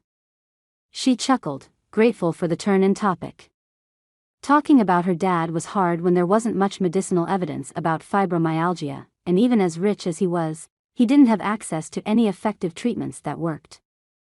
"I brought soybean burgers for dinner for you, Sherry, since you loved them so much last night. And I hope you brought the sirloin burgers, Ratch. Did you guys grab the sprouts Mom laid out for us?" Cyan unhooked her waist strap and set her pack on the ground. They each carried portions of the meals they would all eat together. That way, if one bag was lost or damaged, not all the food would be gone. "The sprouts?" "No. Your dad's moonshine?" "You bet." Rakia held an unlabeled bottle of dark amber liquid. She grinned, wiggling her dark eyebrows. Cyan laughed, yanking out a bag of elk jerky and a packet of pre-cooked chicken patties. "Oh, good call. I didn't even think about that." She honestly hated that her friend liked to drink as much as she did. Once or twice, Cyan had broached the subject of possibly drinking too much and Rakia had brushed it off. Sherry told Cyan to back off. The threesome had been together since they were kids. So Cyan backed off. What kind of a friend would push something that probably wasn't true? "Wait, you didn't sneak meat into your parents' place again, Cyan. You're going to get in trouble." Sherry eyed the meat products with aversion. Rolling her eyes, Rakia grabbed the contraband out of Sherry's reach. Thank goodness she did. "I don't think I can survive another tofu casserole or soy milk yogurt dish." She sobered. "But seriously, when are you going to tell your parents you eat meat?" "Don't worry about it. I'll talk to them when I'm ready." Cyan avoided their gazes. She'd never be honest with her parents about who she really was. No need to disappoint them for no reason. Her meat kick might not last. Although, if she was at least honest with herself, that wasn't likely. She enjoyed the taste of meatloaf and chicken and turkey and ham. And bacon. She shrugged off their concerned glances, and pointed a tent stake at the fire pit. "Let's make camp and then we can look for tracks in the morning. I think there's a den just up north of here. Just off the Kettleson Ranch." She kept the last part to herself. The fire didn't need to be large to give off ample heat. Using a long stick, Cyan pulled the tinfoil-wrapped burgers from the coals on the outer edge of the modest fire. Dark had set not too long ago, and their fire beckoned to keep them close in the cloud-covered night. The stream gurgled, a welcome soundtrack to their cozy camp spot. I brought ketchup packets, but I forgot mustard. Did any of you happen to grab any? Sherry leaned across the rocks they used as seats with her plate outstretched. Cyan worked with the stick, grabbing the top of the aluminum packet with a large S drawn on it. She snatched it from the fire onto Sherry's plate. Sherry oohed and awed, then leaned back to sit upright. Oh, nicely done, thanks. I grabbed mustard. Glad you got the ketchup. Cyan brought the onions and lettuce, so it should be a good, meatless meal for you. Rakia sighed, motioning back toward Cyan's home. You know, I love you guys, but that vegan crap gets old. Woman was not made to survive on plants alone. You know, I need red meat. Meat that bleeds. Meat that has babies. She stretched out her plate and captured the tossed packet, too. Don't get me wrong. I appreciate food in all its glory. I'm just getting sick of eating things like sprouts when we come up here. I need real food. She thrust her jaw to the side. Aren't your parents leaving for Hawaii soon? I'm glad you finally joined the meat side, Cy. I can't imagine going as long as you have without ever having tried mahi-mahi. Sherry sighed. Kaya, it's not like I don't understand. I love the taste of meat too. I just can't eat anything that's moved. I don't know why. Maybe 'cause I've dissected everything there is and I'll never be able to look at mollusks the same. Or pigs. Or sheep. Or anything. Cyan unwrapped her burger and squeezed the condiments from the packet to the bun. She didn't respond. They knew she wasn't vegan unless she was at home with her parents, and going into it every time they were together was something they did. But she couldn't this time. She kept running over the conversation with Jareth. He didn't seem to understand the importance of an endangered species being hunted. His lack of empathy bothered her. How would he react to her parents and their way of life? Hunting was taboo in her family. Killing anything was taboo. Well, anything but tofu. Even her dad couldn't make himself eat the rubbery stuff. What would they say when they found out about her obsession with meat? What would they do? Jareth had looked at her weird when she'd said something about being vegetarian. Would he judge her parents harshly? He'd never fit into her life. So why did she keep thinking about him? Hey, what's with you? You haven't said much all day. Sherry passed a knife to Rakia but spoke to Cyan. You're acting like you did when Bobby Borgenson tried to kiss you at the prom. Rakia froze, then stared at Cyan, her eyes wide. Did one of those guys try kissing you? Guys? What guys? What are you talking about? Cyan lifted her burger and chomped a huge bite to occupy her mouth. If it was full, she couldn't comment or make a fool out of herself. Oh. My. Goodness. Are you serious, right now? Sherry narrowed her eyes and passed the knife to cut the burgers in half. You already told us you were saved by those brothers. We're not stupid. You've been half in and half out of La La Land since we got to your place. Now, spill. Cyan couldn't. She didn't know what to say. For once, her friend's overly astute observational skills were more annoying than anything. A shout from Kettleson Land drew their attention. Cyan paused her chewing to hear better. What was that? Sherry whispered, slowly eating her burger, but watching the dark tree line to the west.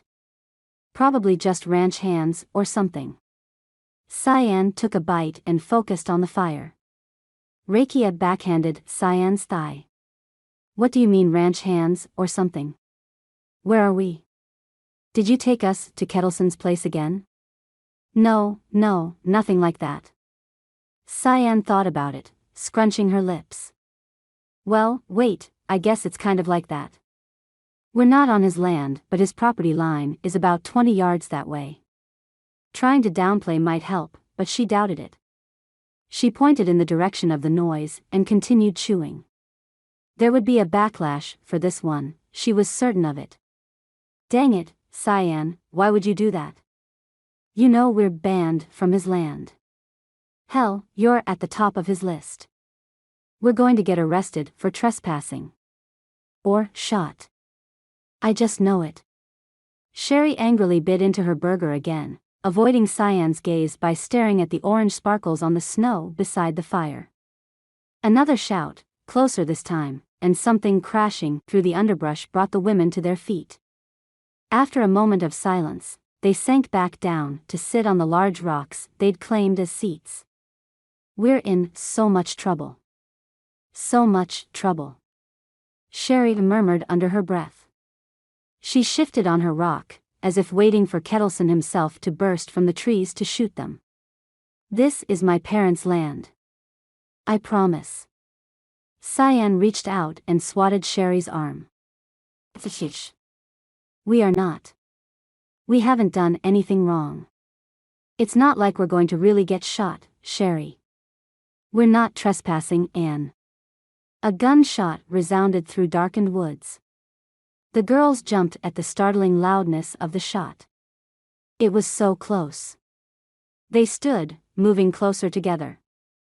The sound of another shot mingled with yells and shouts and crashing.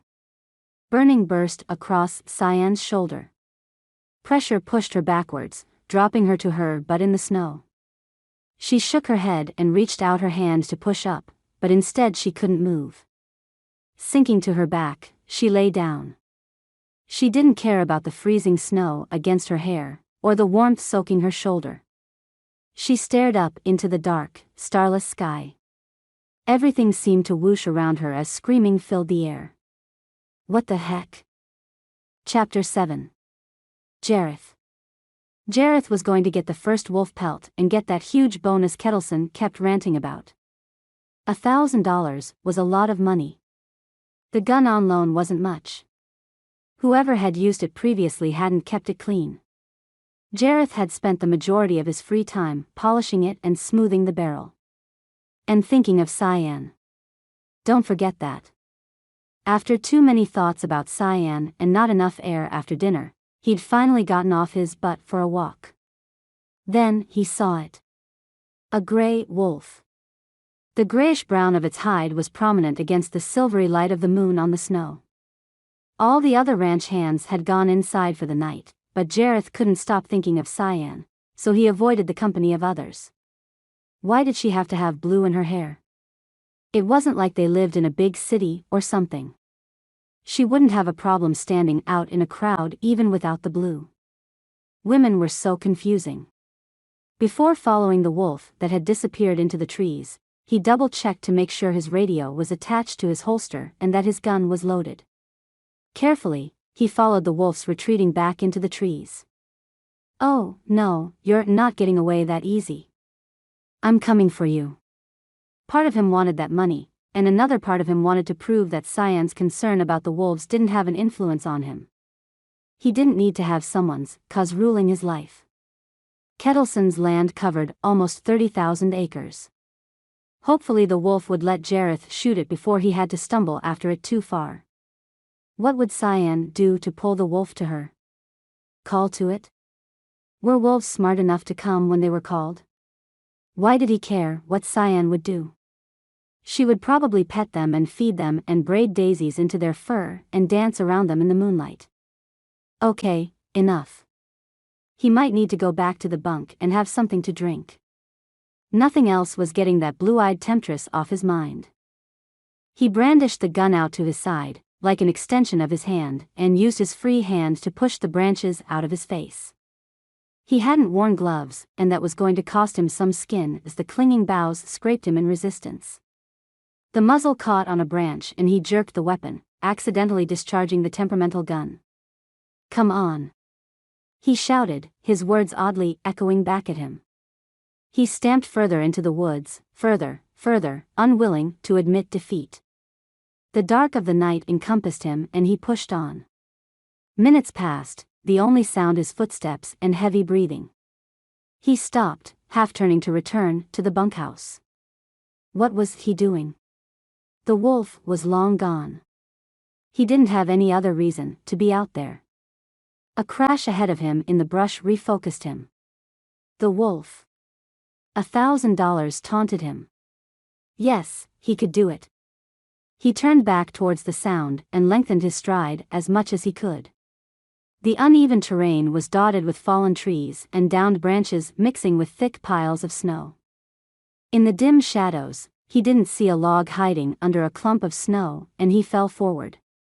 He adjusted his hold on the gun and paused where he landed on his knees. "I'm going to get you," he hollered again. No wonder the wolf was gone. Jareth rubbed his face. He was like a crazy man. Little surprise, was the stereotype of crazy hunters. He was acting like one, and he hadn't even been engaged in trailing the wolf that long. A twig snapped. Jareth spun to the side, still on his knees. He crouched, hunching his shoulders and aimed at the movement of gray he spotted through the trees. He shot. And shot again. Yelling as he shot, "Just get out here. I need you." And he shot again and again. 4 times. He waited for the wolf to limp into view. Falling quiet, the surrounding area seemed to reset after the shots. The sound of women screaming broke through his fog. Wait a minute, didn't dogs yelp? Had he hit it and it went off somewhere else to die? Guilt filled him.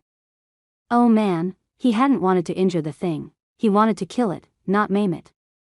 He followed the screams and wailing through a thick collection of bushes and bull pines, tucking the gun back into his holster.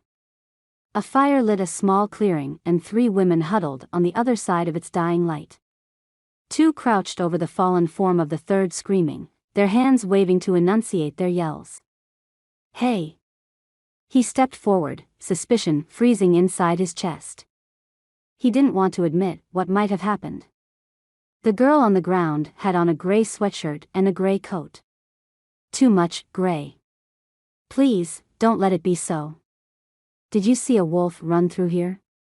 The women turned on him, snarling through their tears. A shock of blue amidst black snapped through a gap between them. Jareth blinked hard. "Wait, is that Cyan? Cyan? Is she okay?" He staggered to her side, falling beside her waist and closing his eyes to get more focused. "Please, please, don't let her. You idiot, you shot her. You shot her. She's going to die. You shot her." The copper-skinned woman closest to him reached out an elegant hand and slapped him across the face.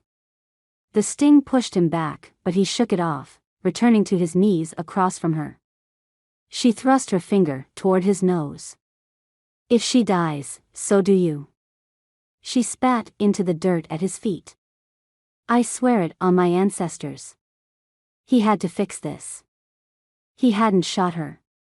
"Please. Not Cyan. I can't have shot her, I shot a wolf.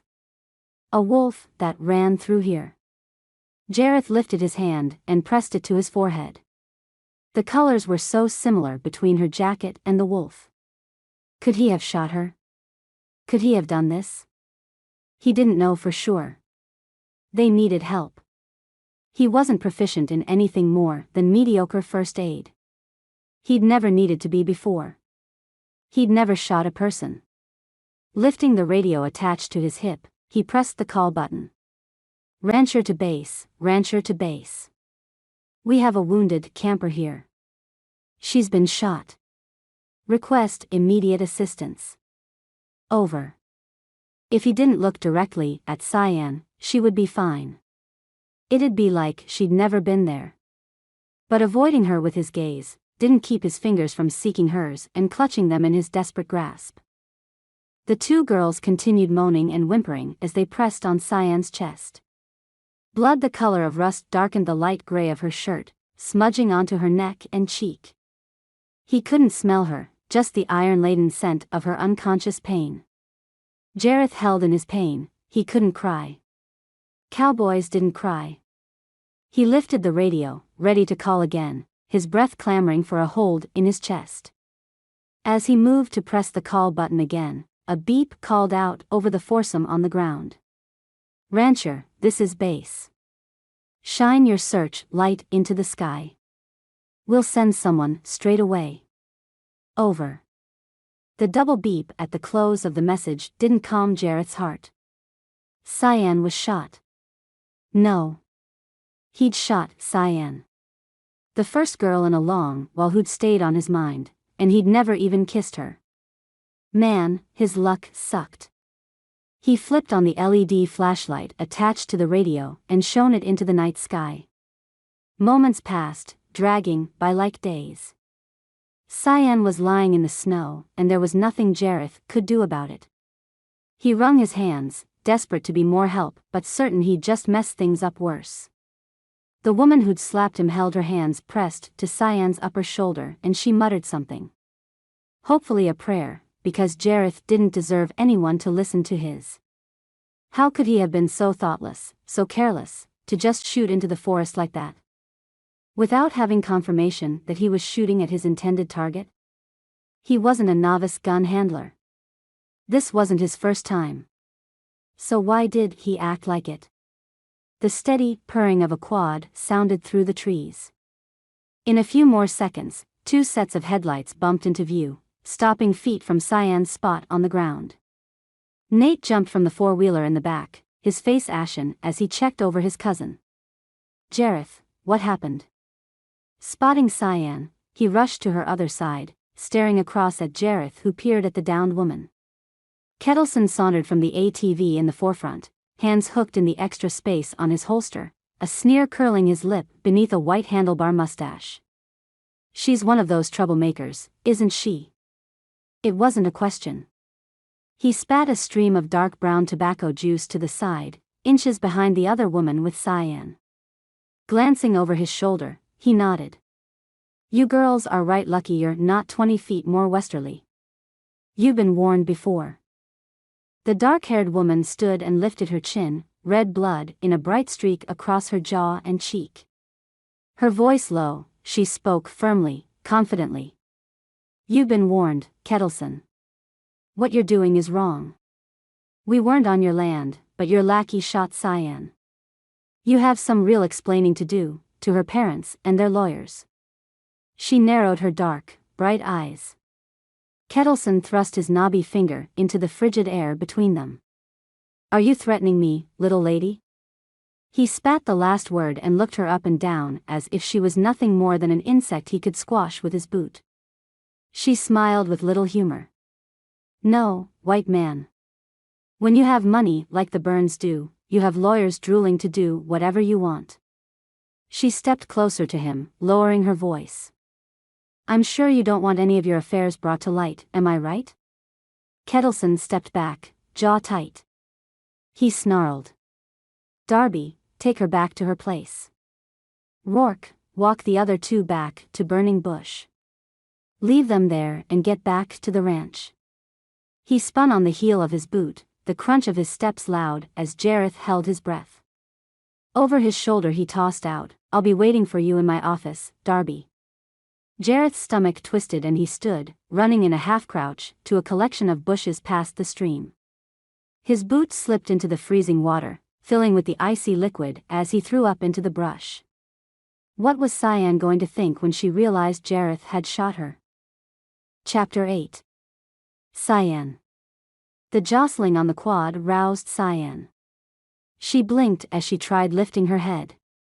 Cradled in Jareth's arms, she was on someone else's ATV while another man drove. She had no idea what was going on, but her shoulder burned like acid ate away at the tissues. Tensing with the pain and discomfort, she hoped he didn't drop her. His broad chest made a promise she hoped his arms could keep. "Ow!" Cyan moaned, the burning forcing her to react, to acknowledge its presence. Jareth glanced down at her, studying her face. "Are you okay? Does it hurt very much?" Worry furrowed his brow, and he frowned. I'm so sorry, Cyan. We're taking you to your place.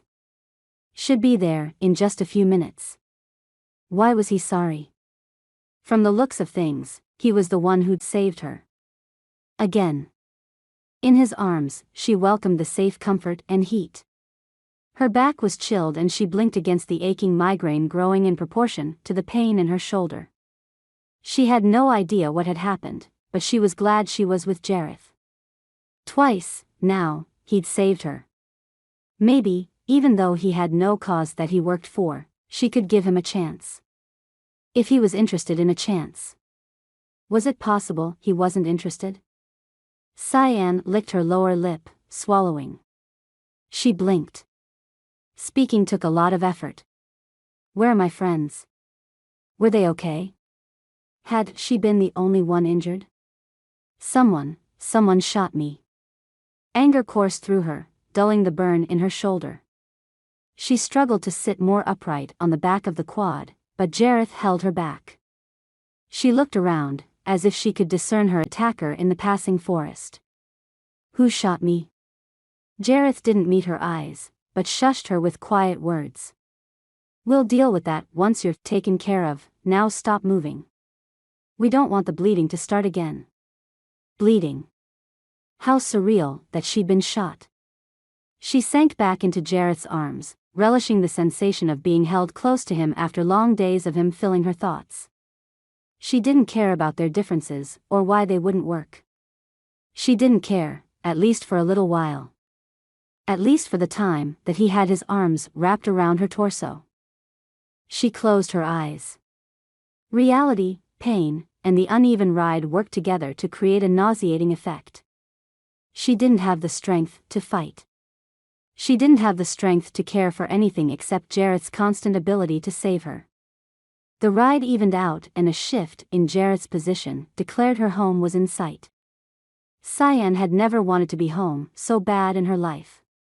The man in front of Jareth turned to check on her, placing his profile in relief and revealing himself to be Nate.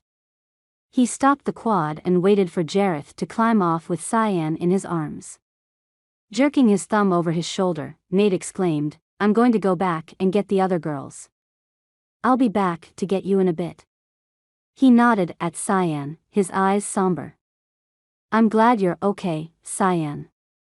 Sorry to see you again under these circumstances. Thank you.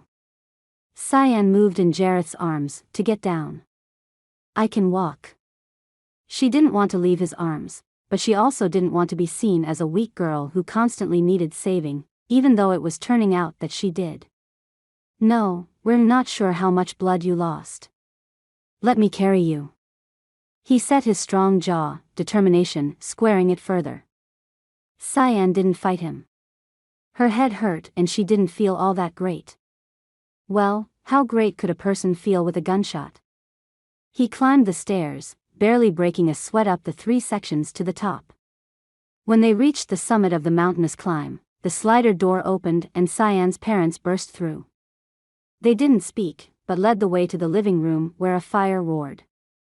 Mom didn't ask questions as she disappeared into the apothecary pantry she'd had built into the home. She emerged with a mortar and pestle as well as her emergency herb and essential oils kit. Cyan shifted from Jareth's arms to the couch, her legs dangling off the cushions and her head resting on multiple throw pillows. Her dad pressed a chunk of gauze to her shoulder and looked up at Jareth. What happened? He wasn't shouting or losing it, he was very calm and controlled, even peaceful. The only explanation for that would be his dealer had come through with some cannabis product that worked. Too bad Cyan was in pain when her dad seemed to have his momentarily controlled. Her father's stoicism must have thrown Jareth off because he glanced around the living room as if the answer to Mr. Burns's question lay somewhere in the shag rugs or the simple tapestries on the wall. Well. I was. Cyan winced at the pressure from her dad's hand on a spot by her clavicle. She struggled to comment, inhaling the sting of the rubbing alcohol he'd daubed on her skin. Dad, he saved me. Some idiot working for Kettleson shot me, I'm assuming it's one of his men. The shots came from that direction. She gazed at Jareth, warmth spreading through her that had nothing to do with her pain. He saved me again. She sought his hand with her fingers, grabbing hold when she made contact. He looked down, once more avoiding her gaze. His actions confused her. Why wasn't he smiling at her or something? Anything. Maybe he was mad at her or something? Maybe he was mad at whoever shot her. That made sense. She nodded to herself. Yes, that must be it. He couldn't control his anger at whoever shot her. Look at him, still protecting her. Her heart warmed with the thoughts running through her mind. Just when she'd thought she'd never see him again, there he was, her knight in, well, not shining armor. Upon closer inspection, she noticed dark red spots on his flannel and hands where her blood dried on him. He also wore a holster with a radio hooked onto it. He'd tipped his hat back on his head, framing the bright blue of his eyes and the crinkle above the bridge of his nose as he frowned worriedly at her. Mom worked a poultice together, pressing the mashed herbs and oils into a cheesecloth. Clean that really well, Gulliver. Can you tell if the bullet went all the way through? She leaned over the back of the couch to inspect Cyan's shoulder, smoothing Cyan's hair. Pushing the cushions away from Cyan's back, she looked close, producing scissors and cutting away her jacket and sweatshirt. The metal slid coolly against Cyan's skin. Cyan tried not to cry out when her mother tugged the material from her shoulder, grazing the wound. Her mom stood. There's a back wound too, that's bleeding pretty good. Looks like it went through, Cy. That's good news, even though it's an extra wound to deal with. Let me get a tincture for you and we'll get the pain controlled. She hustled to the kitchen, returning seconds later with a dark blue bottle and rubber medicine dropper. Cyan groaned. Mom, I hate those. The cannabis tincture never tasted great and Cyan's lips contorted as she lifted her tongue for the alcohol-flavored medicine to be administered sublingually. Her mom never added anything to help with the taste and Cyan shuddered as she swallowed. You might not like them, but they help with the pain. Her dad grabbed another chunk of gauze and pressed it to the wound on Cyan's back where her mom had indicated. Jareth bit his lip and then blurted out, Cyan, I shot you. I'm the idiot Kettleson worker that shot you. But I wasn't trying to shoot you. I was trying to shoot a wolf. He watched her, his voice trailing off. Blinking at him, Cyan blinked. Her throat constricted as betrayal sliced through her. She didn't know which was worse, the fact that he'd shot her, that he kept quiet about it while she'd gushed about him saving her, or the fact that he'd been trying to kill a wolf. He knelt beside her, ignoring the presence of her parents. I'm really sorry, Cyan.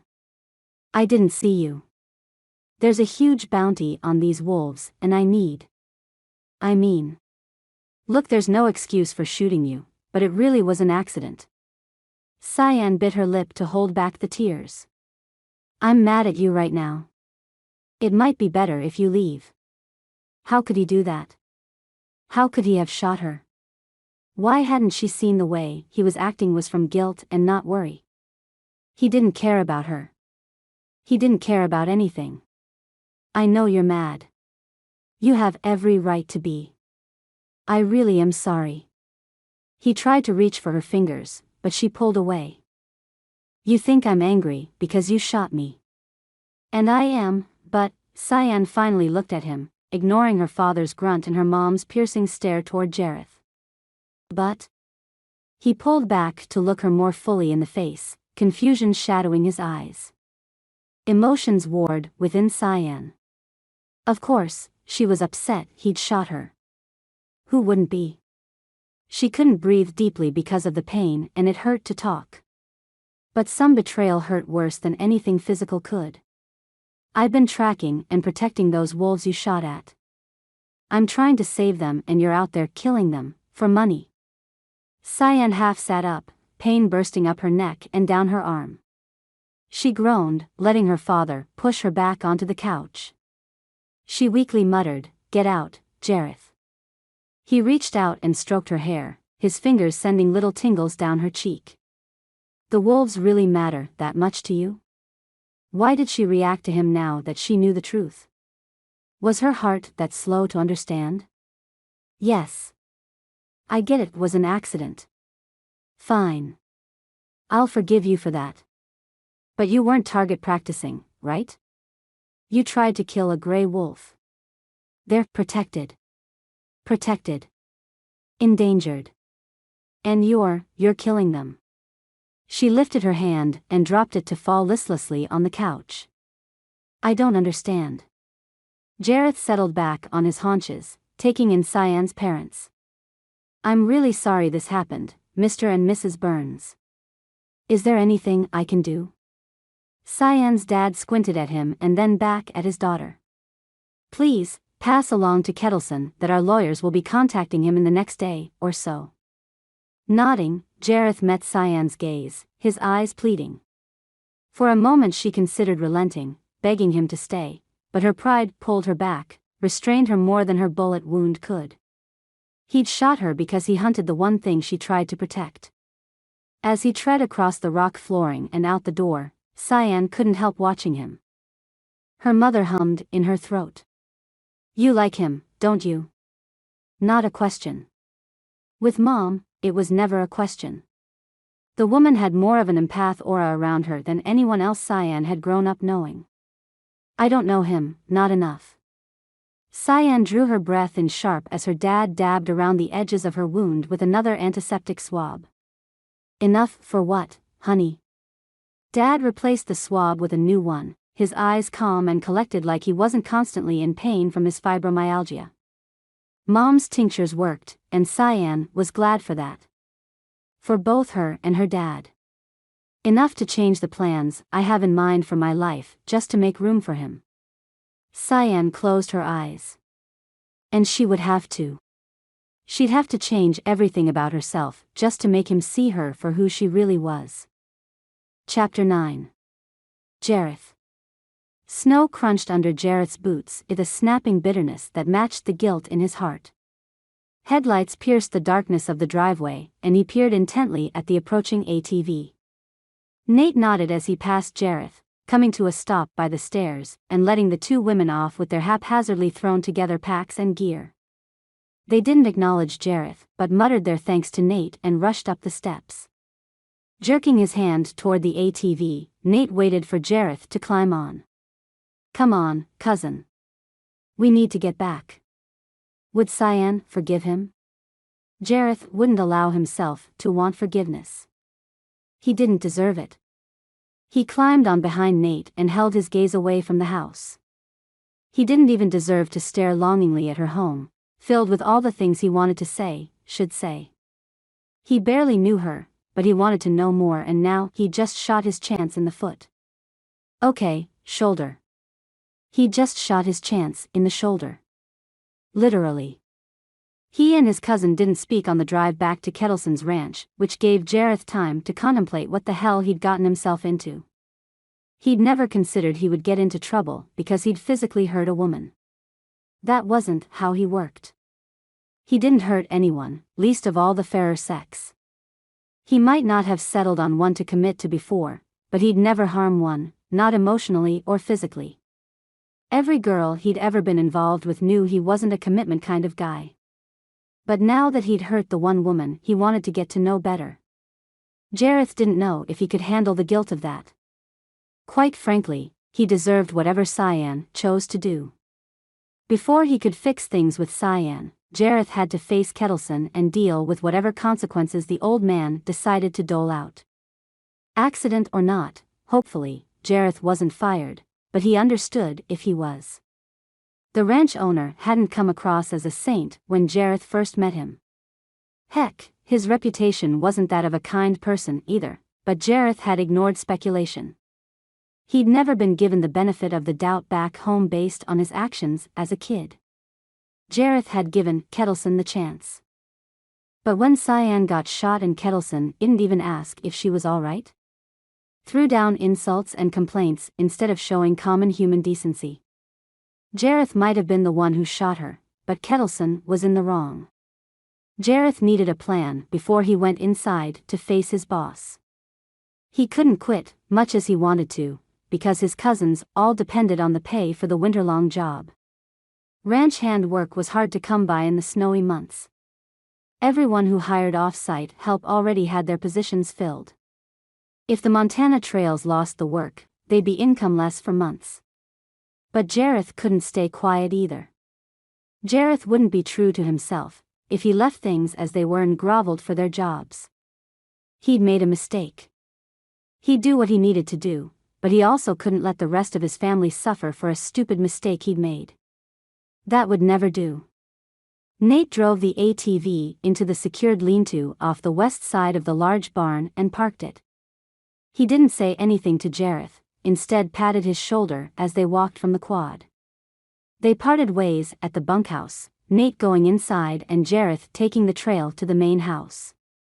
Kettleson had said meet him in the office. Jareth didn't have any other reason to wait. The opulence in the thick, plush carpeting and the polished wood walls left a bad aftertaste in Jareth's mouth. Money wasn't much when there was no decency behind it. When he'd first arrived, all Jareth could think about was having what Kettleson had one day. What if all that wealth came at great cost? What if Kettleson was a heartless bastard because of his money? Jareth would rather roll in poverty than become like that. He scraped his boots on the stiff rug beside the door and took the first door on the left. A small waiting room filled with comfortable couches in plaids and a captain's desk welcomed him. He knocked on the inner door, which led into the main office, where Kettleson oversaw his lands and businesses. "Come in." Growling lessened the welcome, making the visit even less palatable, if that were possible. Jareth entered, removing his hat and holding it at waist level. Smith, Kettleson's main foreman, stood with his arms folded behind Kettleson, who waited in a large wing-backed office chair. Jareth didn't know his first name because when he'd been introduced to the team, Kettleson had said his first name didn't matter. Another two austere men with their gray suits and tightly cut hair claimed the only other two chairs in the room. Maybe they only had last names as well. Judging by the lack of chairs, Jareth would be standing for the meeting. Great. The effects of adrenaline wore, leaving serious fatigue behind to drag at him. His weariness was spurred on by his guilt and disappointment in himself. Would Cyan ever forgive him? Blinking, he realized Kettleson was talking to him. Lovely, he couldn't even pay attention to any dressing downs he got. "I don't know how much I really need you or your Montana Trail cousins, to be frank." Kettleson swiveled in his high-backed, leather seat, glancing at the men sitting in the chair and back to Jareth. His disbelief swelled. With a guilty conscience riding his back, Jareth allowed anger to take over. His emotion sharpened his focus. "You're going to punish the gang for something I did? An accident stemming from an order you gave? Encouraged with a fat bonus?" Jareth didn't have a plan, but throwing the facts out there should buy him time until he could figure out what to do. "The Burns are going to sue the chaps off you. I spoke with her parents. They're prepared to bring down a lot of lawyers on you and this ranch. More than the two you have sitting here." "What are you saying? Are you threatening me?" Kettleson stopped moving his chair and turned his head to peer at Jareth from under his overbrooding eyebrows. "If so, you can take your pathetic butt off my property and grab your gang on your way." One of the suits cleared his throat and tightly shook his head at Kettleson. Glancing sharply at the pair, Kettleson's expression hardened. "Step outside, Darby. Don't go far." He waited as Jareth stepped out and closed the door. Slumping against the wall outside the office, Jareth rubbed his eyes. He really didn't care what happened to him in that exact moment. He just wanted to sleep. If he were any younger, he'd cry, but that wasn't an option anymore. What had he said that got Kettleson's attention? Something to do with what Kettleson was doing and the legalities attached to it. Of course the wolf poaching was illegal, but was it illegal enough that Kettleson would try to cover anything up? What was Jareth playing with? The rest of his family needed the money. This wasn't some game. He squelched the nausea roiling in his gut. Now wasn't the time to spew his nerves all over the shiny floor. Wait until he was fired for sure, then maybe he'd leave things a mess. No, not even then. He wasn't rich, but he'd be hanged before he'd sell his integrity. He hoped. Darby. Inside. Kettleson's voice was muffled through the thick oak door, but discernible. Jareth returned to the room, tilting back his head and watching the four men like circling jackals. Here's what we're going to do. Kettleson folded his hands on the desk and leaned forward. You and your gang are going to get off my land. Keep quiet about the incident. Stay out of it, and I won't tell other ranchers what you pulled here tonight. He splayed his hands. Take it or leave it. Enough was enough. Jareth refused to roll over for the vindictive man. He smirked, his confidence rising. He'd been a master negotiator growing up, getting teachers to give him redos when there was no reason he should have them. This wasn't any different, even though the stakes were much higher. Tell you what. You keep us on and I won't say anything. Jareth hooked his thumbs in his back pockets. He refused to cross his arms. He wasn't uncomfortable, much. If I don't? You really think some rankled ex-employee is going to be taken seriously? He steepled his fingers, half covering the snide twist to his lips behind his hands. Jareth shrugged, exuding a lack of concern. If you don't, I'll be the Burns star witness about what I was doing when I shot her. Why I was doing it. It's no secret in my life or where I come from that my family needs money. They won't even need to dig for that information. Ex-employee or not, I'll have believability in that. And he realized it was true. If nothing else, at least people knew he did what he needed to do for his family. Nothing could change that. Kettleson stood, rounding his desk, and stopped in front of it, settling back on the glossy surface. You want to take the chance that we're going to treat you fair based on that flimsy deal? No. You're going to guarantee that Smith over there makes sure we're treated right. In exchange, I'll work on the girls and the parents to get them to back off on the matters at hand. He didn't want to say wolves, because he wasn't convinced he had any sway there, but maybe he could convince Cyan to drop any charges or interest in the shooting. He'd shot her and he was bound and determined to make her see it was an accident. His guilt demanded it. Let's clarify. You're going to get them to stop pushing the wolf agenda and to drop any legal repercussions with this shooting. In exchange, I have to guarantee exemplary behavior from me and my men. Kettleson pushed his lips to the side in contemplation. Put that way, Jareth sounded pretty smart, which he didn't believe for a second. If Kettleson believed it, though, Jareth would take whatever he could get. I think that about sums it up. What if you're not successful? What if she doesn't stop? Kettleson tilted his head back, watching Jareth with narrowed eyes. Jareth shrugged. He probably wouldn't be successful.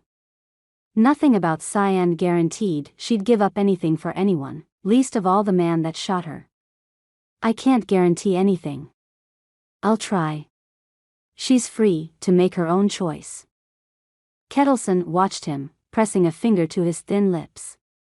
After a moment he kicked his foot onto the rug like a pawing horse and pointed into the air with no real direction. Tell you what, let's sweeten the deal.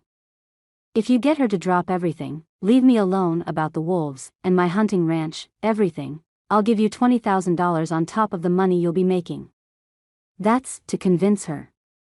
You'll also get extra time off to see her whenever you need it. He raised his white eyebrows.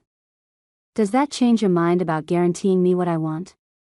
It took all the effort Jareth had to keep his jaw from dropping to the ground. The things he could do with that kind of money.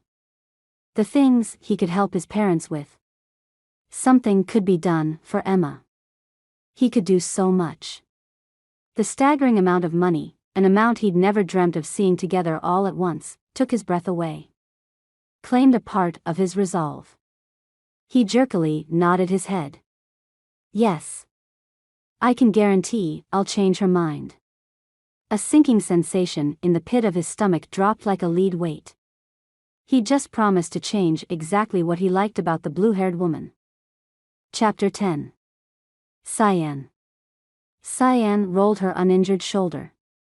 The movement tugged on her wound, and she winced. Of course, she would get shot chasing after her dreams. Why wouldn't she? It wasn't like what she wanted ever mattered.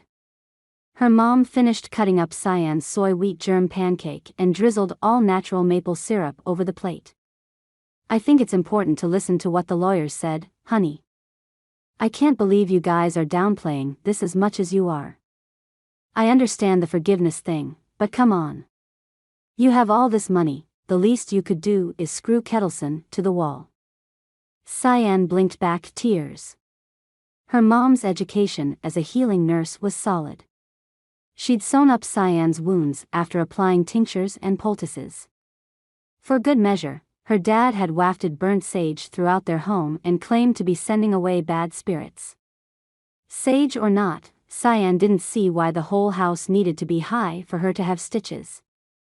The dang things had hurt like mad and she couldn't stop eating.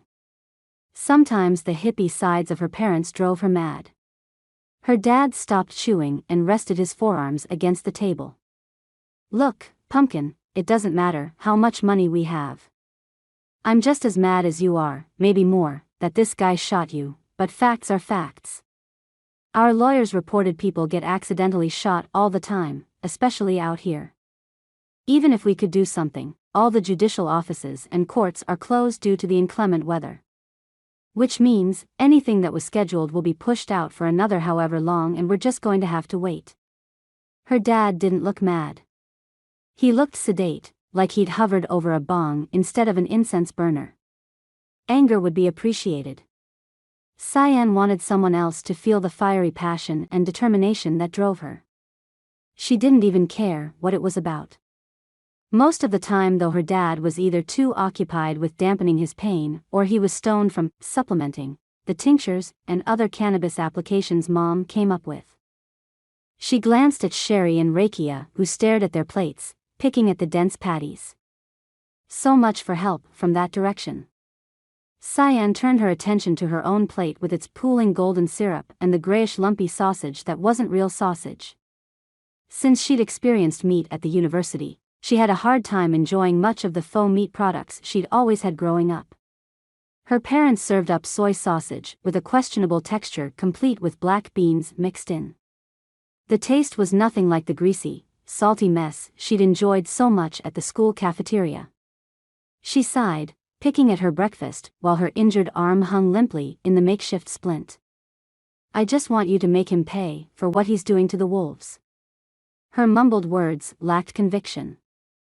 How had her ambition survived her childhood? Your shoulder will heal fine here or in Hawaii. Are you sure you don't want to come with us? Girls? Cyan's mom turned from Cyan and questioned Sherry and Rakia. You can let your parents know I'll get you tickets to be back before Christmas. She shot her gaze between the three like she could convince them with a few bribes. We'll get the same cabana we had last time and I'm sure they have some other nice young people you can hang with. She smiled like they shared a secret. The bribes usually worked, especially for the chance to go to Hawaii with Cyan. Sherry and Rakia rarely turned down the chance and Cyan's parents offered, but they glanced at Cyan before shaking their heads at her mom. Rakia covered for them both. No, thank you, Mrs. Burns. My parents weren't happy the last time I just up and left the continent. My mom wants me home to help with holiday stuff. She stuffed a bite of the pseudo-sausage into her mouth to avoid more questions. Nothing else would have made her do it. Cyan was sure of that. I have my topic to research, too. Sherry spoke around the fake meat. She always seemed entranced with the abundance of vegan fare always available at the Burns home, even complained once about gaining weight when she visited because she ate so much there. Rakia, on the other hand, usually lost weight. Oh, which one did you settle on, Sherry? Cyan's dad sipped his almond milk, tipping the glass toward Sherry when he spoke. She leaned forward. You know, I'm still torn between beetle endangerment and the cow flies that actually burrow under the skin of cows. Cyan shook her head, slicing her finger across her neck to cut Sherry off. Her mother would never recover if Sherry took the topic as far as she was capable. Cyan had already heard every morbid detail over the last semester since they lived together, and she had nightmares from their conversations. I have stuff to do for my thesis, too, Dad. Remember? I'm working on the wolves. She wasn't surprised her parents were still going to the island for a winter holiday. She would too if she had nothing to do but waste money. Her shoulder throbbed. She didn't want to think about being at Burning Bush all by herself in the middle of winter. She'd never be able to maintain the fires by herself. She jerked her shoulder up in a shrug in reflex, making the throb start anew. Dang it. I don't know if I can take all the traveling anyway. If she could get her parents to go without her, she could eat real food and even take real medicine. Maybe she'd sneak in and see a doctor, too. Her dad didn't argue, but nodded his head instead as he took another bite of his food. Sometimes Cyan wondered if he wished he could eat a big ol' steak. After trying meat, she couldn't go back to eating like her parents 100%. Especially after bacon. Her favorite was bacon. That's fine. We'll be back before Christmas then. Do you want us to hire someone to come in and decorate or do some housekeeping? Her mom settled into her seat and spooned a bite of her grapefruit. Cyan carefully shook her head. Who knew how much jostling her shoulder could handle? No, thanks. We can do it. She lifted her good hand and tossed her fork to the table, a sob wrenching free from her barely controlled exterior. I still can't believe he shot me. Rakia sighed, but Sherry cut her off. It's not like he did it on purpose. No. He wasn't aiming at the trees. He was trying to shoot that wolf on purpose. That's bad enough as far as I'm concerned. Too bad I got the bullet. But her wound wasn't that bad. She was upset huge about being shot, even as she couldn't completely believe it, even as her shoulder burned from the wound. What are you going to do about it? You heard what the lawyers said. There's not much you can do. Did the sheriff ever make it out here? Rakia leaned over her abandoned plate. She refused to eat most of the soy products Cyan's mom pushed on them, and apparently she'd had enough that morning. No, but we pressed charges over the phone. The roads were blocked from the snowstorm and there were a few accidents they had to deal with. We figured over the phone was good enough since we had no evidence he did it on purpose. Cyan's mom carefully spooned a section of pink meaty flesh from the partition sphere. Money is a strong motivator. I heard Kettleson offers a $1,000 bonus for the first wolf pelt of the season. Cyan's dad pointed his fork at her. We could counter that, but I'm not sure how to prove someone didn't shoot a wolf, unless of course they missed the wolf and shoot someone else. He chuckled at his own joke, and then glanced at his wife. What? Too soon. She rolled her eyes and swatted her napkin at his hand. Apparently Dad's fibro was well maintained that morning. Cyan coughed, choking on her drink. Really? Come on, girls. They cleared their plates and waved to her parents as they disappeared downstairs to the mini apartment Cyan's parents had remodeled into the house for her. Sherry and Rakia flopped onto the large beanbag-style seats in the center of the living room. Cyan gingerly sat on the edge of the futon. Rubbing her stomach, Sherry groaned. If I keep eating here, I'm going to gain so much weight. Those pancakes were amazing. I can already feel my hips slimming. Rakia winked at Cyan and kicked Sherry softly on the ankle. They fell silent at Cyan's pensive mood. Okay, what's going on? Sherry yawned. Are you still thinking about that cowboy? I would, too. He scooped you up and carried you to safety. She winked at Cyan. Like a dream come true. No. I'm not. But she was, a little bit. Cyan screwed her lips to the side. Honestly? I think we need to get more evidence against Kettleson. I don't know why he hasn't been fined or something before now, but this is ridiculous. She had to get her head on straight. Nothing like getting shot to throw your goals off. How? You can't go anywhere near him or his land. Rakia plaited her long black hair into a new thick braid. You get shot, if you do. Great, pot shots at Cyan today, right? Cyan snipped, but couldn't hide her smile. She wasn't so stuck on a high horse that she couldn't see the humor in it. True, she was mad at Jareth, but, wait a minute. Jareth. What? Sherry's eyes widened. She glanced from Rakia to Cyan, then over her shoulder to the slider doors. Jareth. He works there. Maybe his guilt is strong enough he'll give me what I want. Or I can work him around to helping me without him knowing it. She'd have to arrange a way to see him again without going on Kettleson's land. Oh. I've seen that look before. Are you sure you don't just want to see him again? It might make things easier. Rakia wrapped a hair tie around the end of her braid and tossed it back over her shoulder. Cyan's cheeks warmed. Of course I want to see him again, to get evidence against his boss. She stiffened her softening smile. I believe you. Don't you, Sherry? Rakia snuggled deeper into the bag and watched Cyan as if she hid something pretty big, her eyes narrowed. Seriously. I'm not into guys that shoot me. Cyan wasn't interested, she couldn't be or wouldn't be. The only thing that interested her was more apologies from him and any secrets about Kettleson he might have. She'd have to start a journal to document anything she could get from him. The first thing she would note would be the gunshot. He'd admitted needing the money. That was a start. The chance to see him again made her stomach warm. No, wait, that wasn't it. It couldn't be. More likely the faux meat was getting to her. Yes, that's the reason she was going with. Chapter 11. Jareth. Walking on eggshells while trying to ride a horse was an impossibility, especially when the foreman wasn't making anything easy.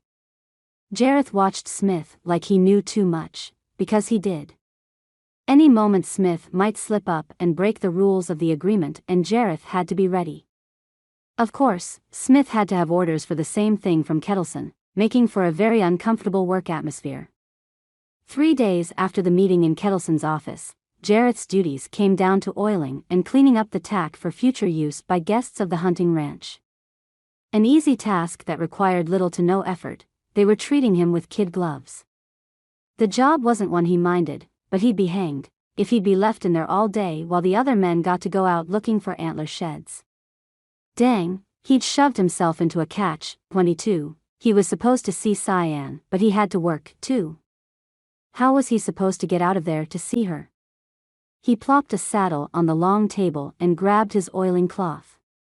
Rubbing circles in the rich brown leather, he couldn't help his thoughts returning to Cyan, where his mind resided most of the day and night.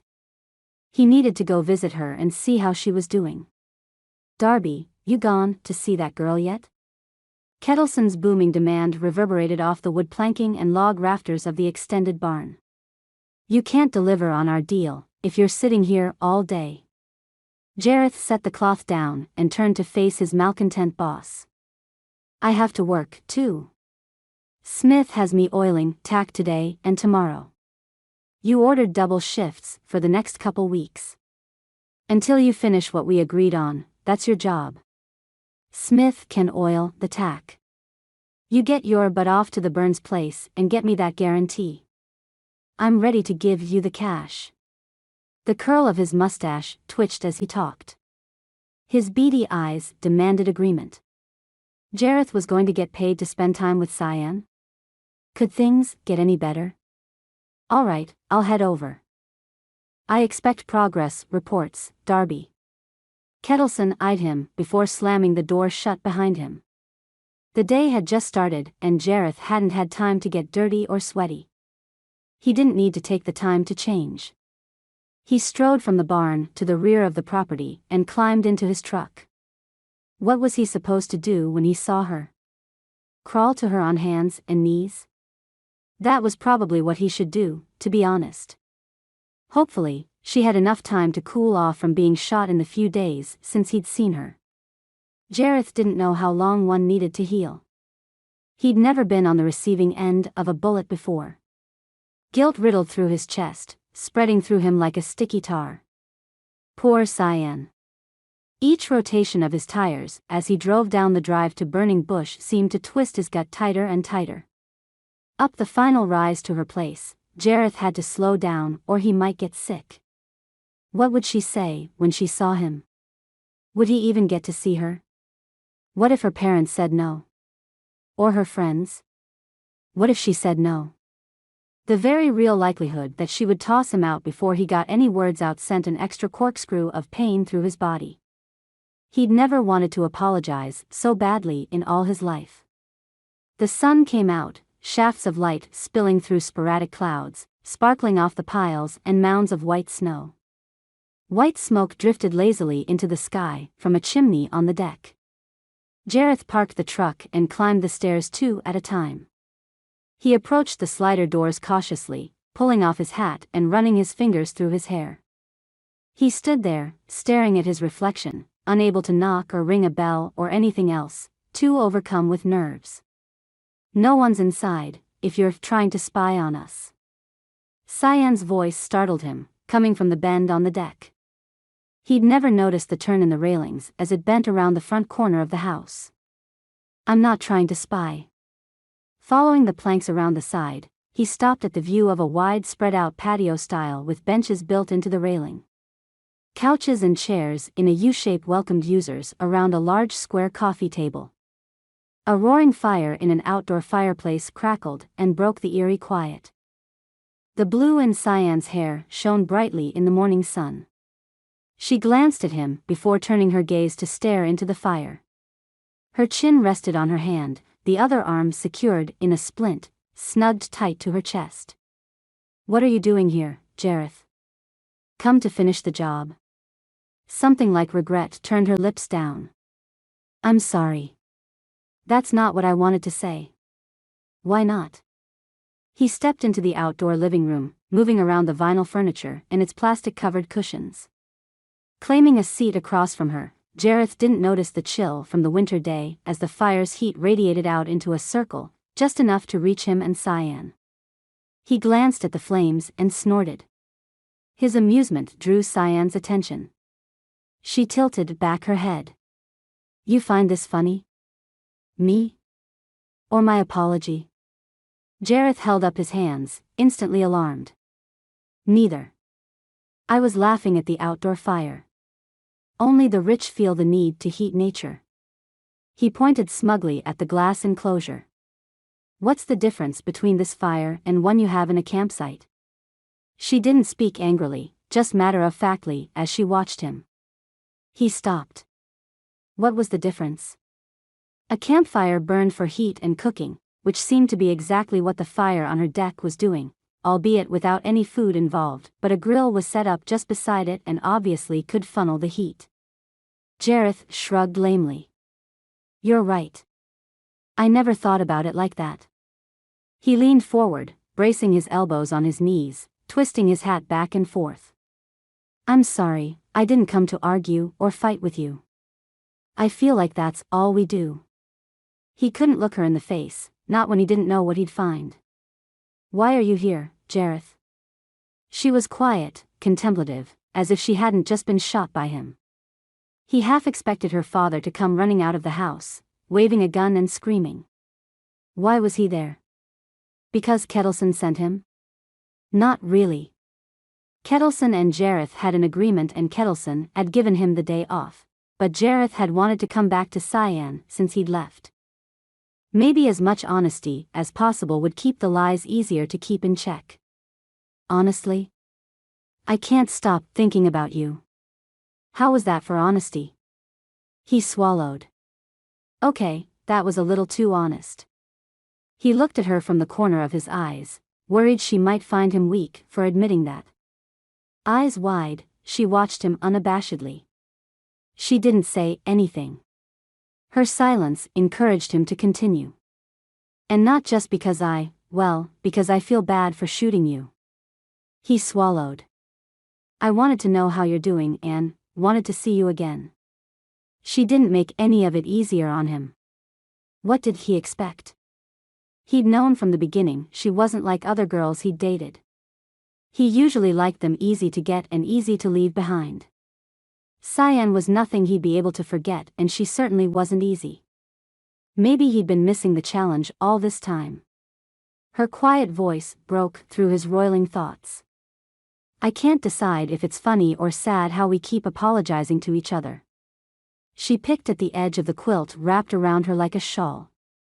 Or if it's because we keep doing things to hurt each other. The sadness in her voice sobered Jareth, bringing his fidgeting to a halt. He didn't have anything to say to that. The fact that they continued hurting each other, intentionally or not, made him sad as well. Cyan cleared her throat. I noticed you're always driving your truck. You don't ride horses? Or don't like them or something? All the guys on Kettleson's place seem to have horses. He settled back, the plastic creaking as he moved. A change in topic, how refreshing and almost like an olive branch. I love horses. They're beautiful and great to work with. I ride them around wherever I'm working, but they're always loners. I don't own one myself. Jareth met her gaze, the intensity of his words burning in his cheeks. I'm a one-horse man. What happened? She cocked her head, her brow furrowed as she watched him. Jareth didn't want to talk about it, but a little bit of vulnerability wouldn't hurt him either. For some reason, with Cyan, he wanted to talk about who he was. Lily. My horse. Ah, she was gorgeous, with a silvery gray coat and a long white mane and tail. He sighed. I came home from school my senior year and my parents had to tell me they'd sold her and the other 2 horses we had. He shook his head, tamping down the sense of lost thoughts of Lily always brought up. They felt bad, but overall it was for the best. My dad lost his livestock to wolves, and the economy wasn't making things easy to recover. Meat prices dropped huge around that time. Lily had been the best horse he'd ever met. Replacing her would be impossible. He'd never seen another horse like her. That's terrible. Wolves killed your dad's livestock? Of course, she focused on the wolves. He forced a smile, even as he tried not remembering the lost heartsick pain of that kid he'd been. Yep, it was a pretty strong pack. They've been up here longer than you think. He couldn't guarantee they were gray wolves, but his dad had known it was wolves. The destruction of his life was enough for him to not worry about their endangered status. I understand your desire to shoot them. She offered him a slight side grin, one that understood the irony in their situation. Her humor faded. What happened to Lily? Tell me there's a good part in there somewhere. I have no idea where she's at. By now, she's most likely dead. Back then I was too much of a coward to even ask who or what they sold her to. Best Buyer dollar would probably have sent her to a food mill, but I try not to think too hard about that. His friend's dad had bought livestock and turned around to resell it to food mills. That doesn't make you a coward. Shows how brave you had to be to survive a loss like that. I'm sorry. That couldn't have been easy. She drew her feet up under her, unaware how the sun made her hair darker and her skin fairer. Why only one horse though? Jareth had a hard time looking anywhere but at her. I'm not sure. I just loved her so much, I can't love another one like that. Why try, right? He pointed at her hair, unable to hold back his curiosity. My turn. Why blue? Her startled laugh burst from her like sparkly glitter. You don't like my blue streaks? He didn't try hiding his surprise. Actually, I do. A lot. Usually dyed hair isn't my type. Oh, so now I'm trying out for a spot as one of your types. She chuckled. You must have them lining up, if you think I find that appealing. Confidence. I think you find my confidence appealing. He winked and rested an elbow on the arm of the couch. Man, she was gorgeous when she relaxed. Self-absorbed might be a better word for it. She glanced down into her lap, then lifted serious eyes toward him. What do you want, Jareth? What brought you over here? Aren't you supposed to be working? Her forthrightness snapped him back to what he was doing. Reality brought a wave of sickness to crash over him. Guilt compounded as he tried correlating her current attitude with how he'd expected her to be, spitting mad. Right, well, I know I shot you, and I doubt you've completely forgiven me. But, I would like to take you to town, maybe have dinner? I don't know if you're busy or anything, but I would really like to make it up to you. He'd forgotten to ask if anyone else was there. He glanced uneasily toward the slider doors and the large windows to the living room. You want to take me out? Do you ask all the girls you shoot to hang out? She grinned, her relaxed manner contagious. I might consider it, but I need help getting ready. Sherry and Rakia went to town to get more groceries. Where are your parents? Do you want me to get your mom? Jareth stood, holding out his hand. He'd gladly carry her inside, if that's what she wanted. She accepted his hand, standing carefully and wincing as she moved. They're in Hawaii until the holiday. If you really want me to go with you, you'll have to help me. Jareth jerked back. Wait, you don't need a shower or anything, do you? He was interested, but that was moving too fast, too soon when he wasn't even sure where she fit in his head. Or his heart. She stared at him for a second before something clicked and her laughter echoed off the log siding of the home. Oh, my gosh, no. You wish. I do not need help even getting dressed. She pointed to her hair, leading him into the house and up long stairs. I need help with my hair and makeup. Are you up for the challenge? Hair and makeup? His manliness shrank into a tight fetal position. The white strap of her sling shored up his reserve to make things up to her. Sure. I can do that. Hopefully, she didn't wear too much makeup or she'd look like a clown within the hour. I don't think you need makeup though. You're naturally gorgeous. She stopped at the top of the stairs and faced him. Do you really think that? Or are you trying to get out of helping me? She didn't ask it mean, but more out of curiosity. I'm fine helping you. I meant what I said though, you don't need makeup. He would have already thought she had all that on with how clear her skin was and how bright her eyes were. Thank you. Maybe we'll skip the makeup then. I still need to clip my hair up, can you help with that? She turned and led him deeper into the home. The trip felt like a trek into a different country with Indian beads hanging from the walls and oriental tapestries lying on the floors. Of course. He'd love to touch her hair again, in all its silkiness. He didn't mind what they did, as long as he got to spend more time with her. After a while, he'd addressed the whole Kettleson thing. They'd confronted the shooting, but not what she was going to do about it. He had to give it time. Plus, springing questions on her would take all the fun out of getting to know her.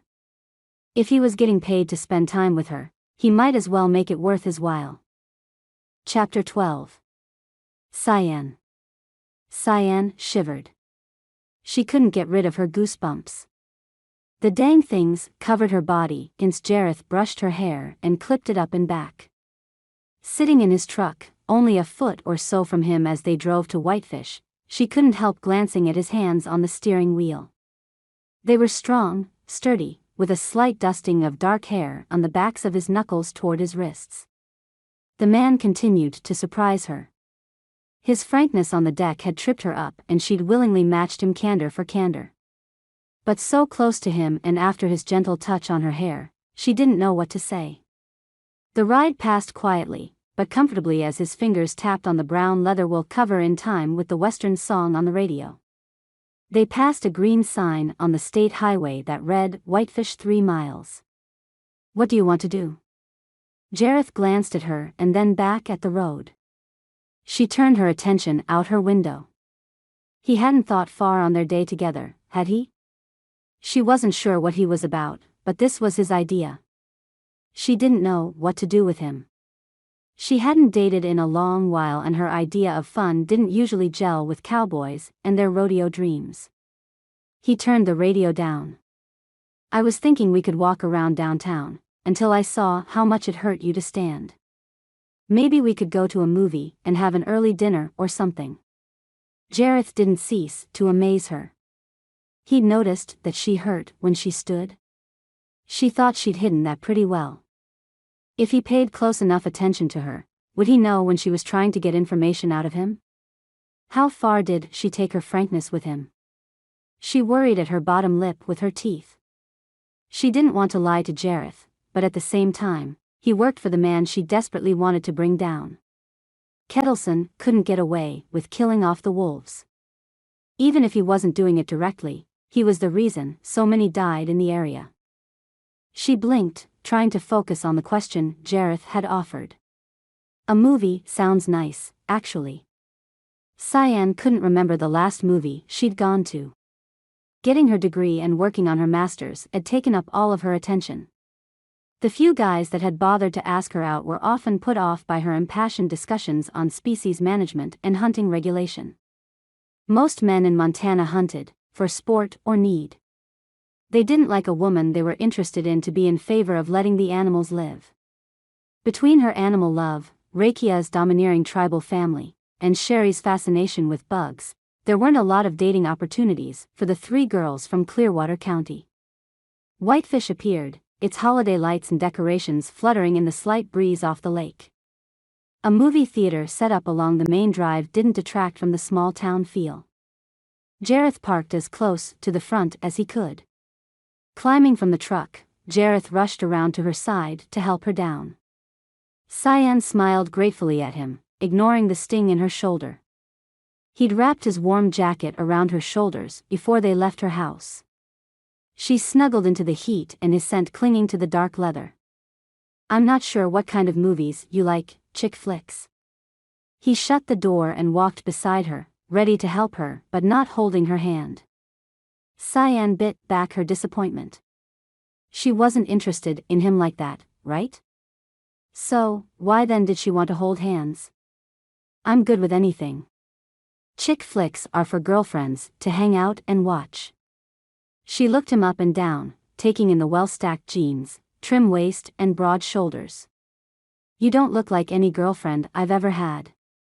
He chuckled, and turned his gaze up to the movie times. "Oh, Cyan, there's nothing on until 4. We have another 5 hours or so." Jareth frowned, looking around. The town's attention to detail with holiday decorations wasn't lost on Cyan as she admired hand-painted snowflakes in the window of the bookstore next door to the cinemas. Even mistletoe hung above the doorway. She glanced shyly toward him, in case he spotted the aphrodisiacal plant, but he wasn't looking in that direction. Jareth pointed across the street. "Are you up for something different?" He studied her face like she was a wild card he had no idea what to do with. She followed his gaze, unsure which building he indicated. "As long as I have both feet on the ground, I'm good." Leading her over the snow-dusted pavement and watching for cars as they crossed, Jareth glanced her way. "Okay, just a question for fun. Are you afraid of heights?" His eyes widened at her nod. "Really? I never took you as scared of anything." "That's actually cute." He pointed at a wooden plaque sign, painted with a dog. "We're here." The pound. He'd brought her to the pound. Was he a mind reader? Did he know how much she loved animals? It had been forever since she'd been there. Forever since she'd spoken to the woman who used to run it. Going to the pound had been her favorite activity when she lived with her parents on a permanent basis. The visits were always bittersweet with friends she'd made having been adopted and gone or not adopted, but still gone. And Maria. Cyan's old nanny. After Cyan had been too old for a nanny, her parents had endorsed a job for Maria with the down on their luck animals. Coming to see her had led to Cyan's continued love for unfortunate animals. It had been one of the few places on earth Cyan could be herself. No one cared who she was or what she ate or even what her cause was as long as she had a friendly touch and a soothing voice. Cyan bit back her excitement. She ducked through the door he held open for her and inhaled the familiar smell of pet food and clean straw. How many times had she changed the stalls and fed the dogs and cats inside? How many times had she run to the store and bought bags and bags of feed because the pound was short on money but no shortage of animals?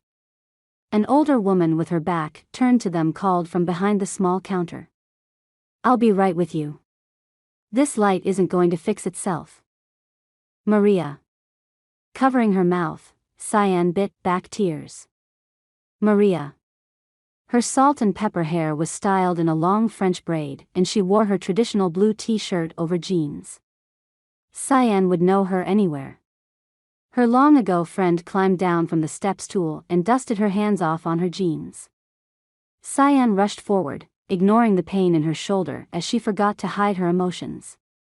Tears streamed down her cheeks. "Maria, I can't believe you're still here." Maria turned to face them, surprise lightening her weathered, sweet face.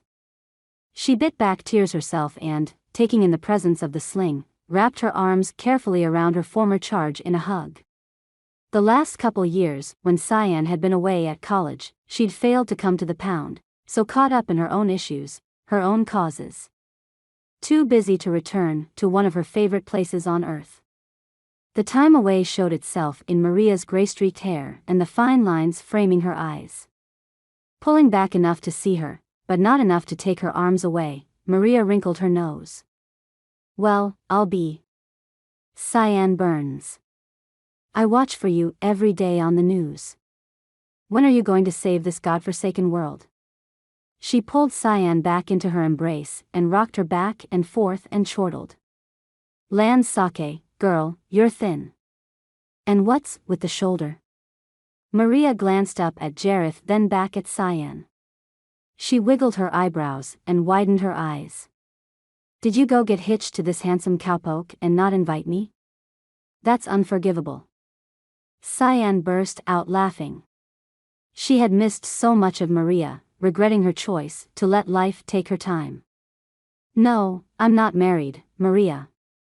This is what did she call him? What was he to her?" Suddenly shyness overtook her vocal cords and she couldn't speak, but stared at Jareth like a puzzle she'd never be able to figure out. He spoke, extending his hand. "I'm the man who shot her in the shoulder."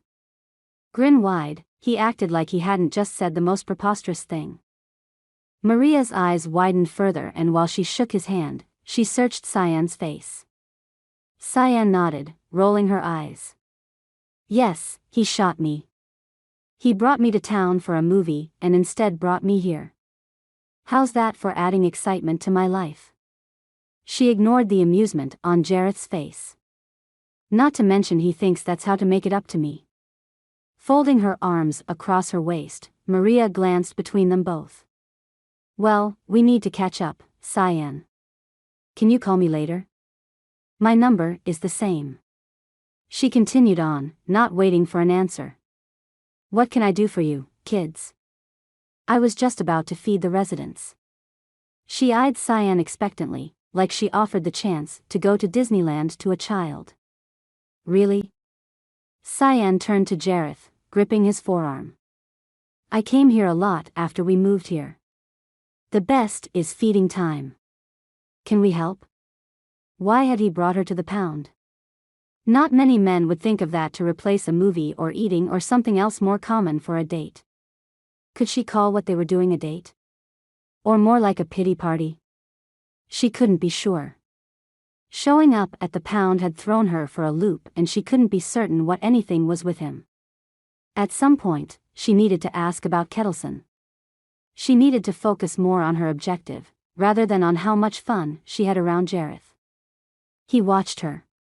"Of course, if that's what you want to do. We just got a litter of puppies in, if you'd like to help with them." They're the cutest little things. Some kind of a golden retriever mix. Beautiful coloring all around. Maria led the way to the back where clean cages stacked on shelves lined the walls. Gray speckled linoleum blended into the background of the gray painted wood. Every horizontal surface not painted gray was shiny stainless steel. Small yips and the sound of nails scratching on plastic swept over them as they passed through the doorway. Jareth followed behind Cyan, and she was glad he couldn't see the vulnerability in her face as tears welled in her eyes. She'd been gone so long, run from this place so hard, that she'd forgotten how peaceful and comforting it was to visit the animals. A pound wasn't anyone's idea of fun, but she could serve animals here. She'd come here because the animals were non-judgmental, hung out here and no one wanted to be around her, just because of the money she came from. Even in one of the richest towns of Montana, she stood out. But not to the animals. Even the newest ones. Even the ones she'd never met. They didn't care about money or causes unless they were the ones being fought for.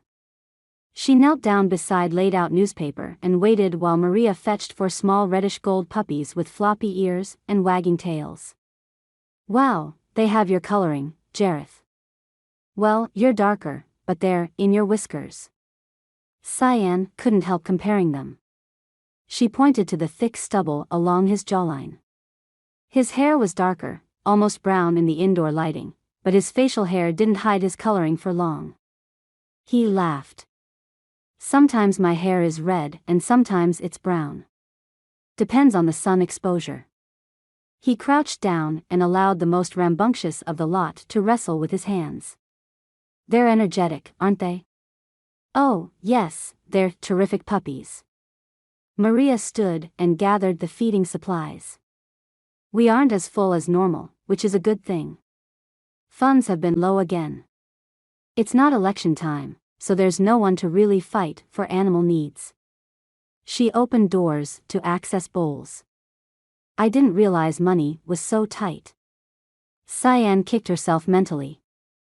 She'd been wrapped up in school and her own stupid things. She forgot to check on the needs of the pound. As soon as she got home, she'd send help and make it a more consistent thing. Money's always tight in nonprofits, you know? Maria shrugged and hunkered down by a cage farthest from the door. Come on, boy, it's okay. Samson, honey, you're all right. Come on out. Do you want to go for a walk today? Her soothing tones caught Cyan's ears and she turned, holding a puppy in her arms, to watch Maria with an animal that must be terrified. The scared animals are the only ones Maria talked to like that. In the clean, friendly environment, there weren't many scared animals. A lab and shepherd mix slunk to the opening of the door, but didn't set his paw on the cold linoleum. From sad wizened eyes, he watched Maria as she poured his food and rubbed behind his ear. He settled down, resting his head between his paws and blinked, but didn't show any interest in the food. Maria shook her head, sighing. What's his story?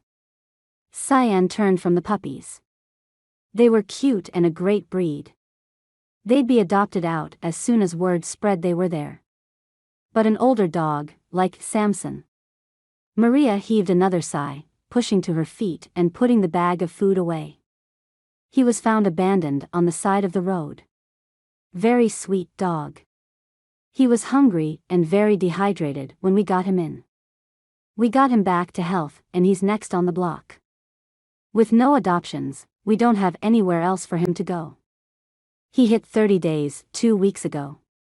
She blinked back tears, scrunching her nose. You'd think I'd be used to this after the last few years. But I hate when the best ones get put down. Cyan approached the cage slowly. She squatted beside it and peered inside. Softly, she murmured, "Hey, Samson. How are you? Are you a good boy?" His tail moved, but he didn't lift his head. To Maria, she asked, "Does he bite or anything?" "No, very docile." "I bet he would be a great family pet. Pass it along to anyone you know, will you?" Maria lifted her head at the sound of a bell tinkling from the front. That's the mailman. I'll be right back. I've been flirting with him for ages. She winked at Cyan and Jareth and left them. Cyan couldn't look away from Samson. The dog seemed to call to something inside her. She had to save something, someone. The wolves eluded her care, and she didn't feel successful in any other part of her life. But Samson, he needed a home. He needed someone to champion him. She glanced at Jareth, who watched her while puppies crawled over his lap and gnawed on the sole of his boots. What she wanted to do wasn't something she could ask him to help with. She bit her lip. Would you mind if I canceled the rest of today? I need to get home. Rakia and Sherry should be home soon and they could drive her back to town. She needed her purse. Only having one functioning hand made things difficult, not to mention daunting. Setting the puppies carefully to the side, Jareth stood and moved over to hover above her. Are you okay? What's wrong? Is your shoulder hurting you? Worry creased the sides of his mouth as he frowned. Her shoulder. She could use it as an excuse, but honestly, the pain had abated. Jareth and the dogs had made it inconsequential. No, it's fine.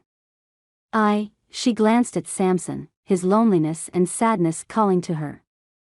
Honestly, I want to take him home. I left my purse there and I can't drive, so I'd like to have Sherry and Rakia drive me here to pick him up and then go to the store. She'd somehow have to convince them to help her put up a kennel. Jareth reached out a hand. She gratefully accepted it, thankful he was going to go along with what she wanted instead of making her feel guilty. Inside the front of the pound, Jareth stopped beside the counter. Cyan moved toward the door, curious what he was doing, but anxious to get going so she could come right back. Maria, I'd like to purchase Samson for Cyan over there. What do you need from me? Jareth pulled out his wallet and smiled confidently at the woman whose answering smile spread across her face like a rainbow on a cloudy day. If you don't keep this one, Cyan, I will. She winked and handed over a clipboard of paperwork. Come fill this out, honey, and I'll get the old boy ready. I'm so excited for him. She clapped her hands and leaned across the counter to kiss Jareth on his cheek. Half squealing, she ran into the back. Wait, what? You don't have to do that. Cyan slowly approached the confusing man. Why not? I have the bed cover on the truck and the strength to get everything you need. I kind of owe you, you know. Let me help. He straightened the collar of his coat on her and chucked under her chin softly. We can get everything now, and I'll help you get him set up. There's no reason to make that sad animal wait any longer. Really? Her breathy question would have embarrassed her in any other circumstance, but she was excited. She pushed aside her need to get evidence against Kettleson for the moment. Jareth was showing himself to be sweet, kind, and giving. Her conscience wouldn't let her take advantage of him at the moment. If she wasn't careful, she'd forget he was a means to an end and she just might start falling for him. Chapter 13. Jareth. Jareth twisted the hex wrench, tightening the last bolt on the large kennel. He'd sighed in relief and Cyan used her family's account to purchase the dog supplies at the general store in town. Jareth wasn't a fan of spending anything more than his weekly budget and after buying the dog, he didn't have much left. Around Cyan though, his pride had him offering to purchase the dog even though he had little money left in his wallet. Her account at the store left him with enough money to buy sandwiches to take back to her place. The dog she'd adopted immediately perked up at the sight of Jared's truck at the pound. He'd easily jumped into the back and let his tongue hang out as they drove. Cyan's smile hadn't faded and grew broader every time Jareth peeked her way. He rubbed his hands together and blew into his cupped palms. Working on the metal kennel had left his skin chilled. The lower-level door of Cyan's parents' place opened behind him. Cyan stepped out, holding a steaming mug. Wow, you got that up fast. Come inside. Samson's sleeping. I'm sure you're cold and, her voice trailed off, like she'd run out of things to say but didn't want to stop talking. We have lunch to eat, too. Jareth's breath puffed out in front of him. He looked toward the drive, just 20 feet from the kennel's position under the large overhanging deck. I thought your friends would be here by now. He'd braced himself for their judgment, was more like it. But they hadn't shown, and his jaw ached from the clenching and unclenching as he waited. Sherry left a message about meeting some guys in town and coming back later tonight. She passed him the mug and showed him inside to a laundry room that deserved a more opulent title, with its oversized laundry machines, granite counters, and 3 deep basin sinks. Her softer expression put him on edge. He didn't want her to trust him. Not that easily. The last thing he deserved was the small smile or the doe-eyed gaze trained on him. Cyan rescued the food he'd brought and set up some places on the granite counter in another room deeper in the house, with bar stools made of antler sheds and woven hemp rugs. Sitting side by side, Jareth glanced at Cyan. She peeked at him from under her lashes, the same smile playing about her lips. Jareth unwrapped his sandwich. You need to stop looking at me like that. Like what? She batted her eyelids, her smile growing. A quick glance at her sandwich drew a frown. Can we put the garbage in your truck? I don't want to chance my parents seeing that. Seeing what? Jareth studied his wrapper. The paper didn't say anything offensive. The meat. I wasn't joking when I said my parents are vegan. She bit into her roast beef sub. She mumbled around her food. They would die if they found out meat was in here. Half shrugging, she reached for a chip and popped it in her mouth. What will they say about the dog? Not that the dog had anything to do with being vegan, but he had a hard time understanding why they'd be upset by what she ate but not what she brought home. They're vegan, not anti-animal. She laughed, scrunching her nose. Actually, they love dogs. The fact he's a rescue dog will thrill them. I might even get approval points for doing something with meaning. But you eat meat? Jareth crunched a chip between his teeth, trying to make sense of the puzzle sitting beside him. She hid who she was from her parents. He had a feeling she had known she was 100% herself with. Oh yes, big fan of meat. Bacon is my favorite. She ate another chip. Bacon's mine, too. Wow, I can't imagine hiding something like that. Jareth paused his eating and watched her. She hid a lot from her parents. What was she hiding from him? Is that why you have a fake tattoo, too? What? She glanced sharply at his face. When did you? At Nate's. You had a temp on your shoulder of a wolf's print. He shook his head. I wasn't trying to look at your, he grinned. Okay, I couldn't help it. You were just standing there in a towel. What was I supposed to do? Cyan chuckled. Oh, wow. Okay, I get it. At least the tattoo was all you got an eyeful of, right? She frowned. No, it's fake, but my parents got me a tattoo for my 18th birthday. I didn't want one. I still don't. I don't like the idea of it. Plus, I'm not fond of needles. I bought all the fake paw prints I could find and fooled them with them. Cyan, I don't think your parents are stupid. It's obviously fake. He crunched another chip in his teeth. She swallowed her next bite, the silence comfortable as she considered his comment. I hope not. I don't want them to think I'm someone other than what they want in a daughter, you know? I'm nothing like them and I think they hate it. I think you need to give them a chance to get to know you. Jareth set his sandwich down to give her his full attention. Cyan looked at him from the side. When Maria lived here, she always helped me impress them. They weren't around a lot, Mom. I think she wanted to stay with me, but Dad was always interested in new investments and new things. He makes money easier than anything. She laughed bitterly. Too bad he's in so much pain, though. What's wrong with him? Jareth didn't ever want her to hurt again. Something in the way she spoke about her parents left him doubting she thought much of herself. The fact that her parents let her feel that way triggered anger toward them. She took another bite, chewing slowly. Finally, she swallowed, picking up another chip. He has fibromyalgia. It's super hard to treat, so he uses marijuana. He just recently started growing his own because his suppliers are so unreliable. The plants aren't ready yet though, and when he doesn't have enough or any at all, the pain makes him very angry. Marijuana? Cyan bared her family's secrets to him as if she had nothing to hide. He didn't deserve her complete honesty. She couldn't be more open. He felt like a fraud. She couldn't do anything wrong in his eyes, not now. She may hide things from her parents, but look what Jareth hid from her. We live in pretty different worlds, huh? He muttered, his food suddenly tasteless, like wet clay. She kicked a foot close to his leg, swinging her socked toes closer and closer to his calf. Not really. We both love bacon, right? And animals. Don't forget that. Jareth picked at his sandwich, tossing a pickle into his mouth.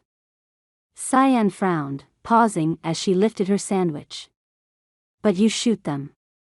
Yeah, but not for fun. He pointed a chip at her to emphasize his words. She lowered her sandwich. Then for what? Revenge? Jareth considered the options she gave him. Yeah, I guess, maybe partly. At least a little bit on the wolves, but it's not like I blame them all for one wolf's actions. I mostly hunt for money or food.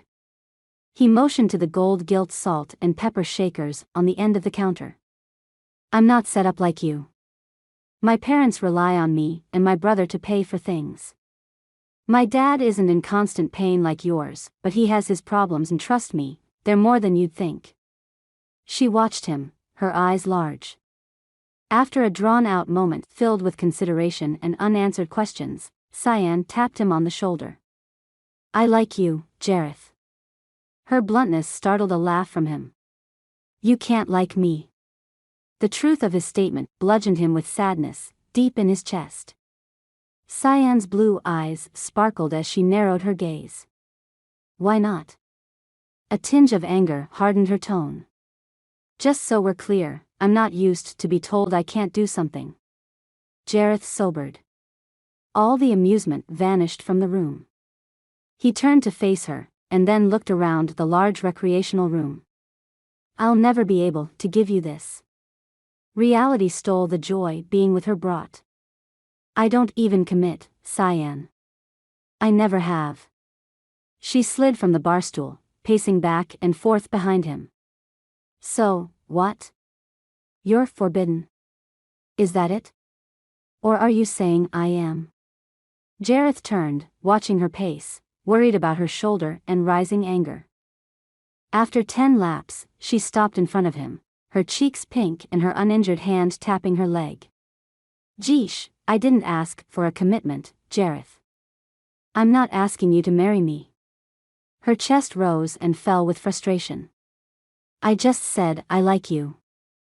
Jareth reached out, gripping her biceps carefully with both hands. Sheesh. It's okay. I didn't mean that. I just don't want to lie to you. Any more than I have to. Jareth's gaze dropped to her lips, then shot up to her eyes. She froze, confusion locking her anger in. So, what? What I think doesn't matter? Are you saying you don't like me? Of course, your opinion matters. Are you kidding? And I'd be half dead not to be attracted to you. But we need to accept the reality of where we are. Why was he pushing her away? Why did he care? They didn't have any chance at long term. He should pull her in, get what he wanted, and then get out. No attachment, no pain. Easy. He didn't want to hurt her, though. Every time he turned around, that's exactly what he did. Even now, her cheeks were flushed and she looked like she might cry.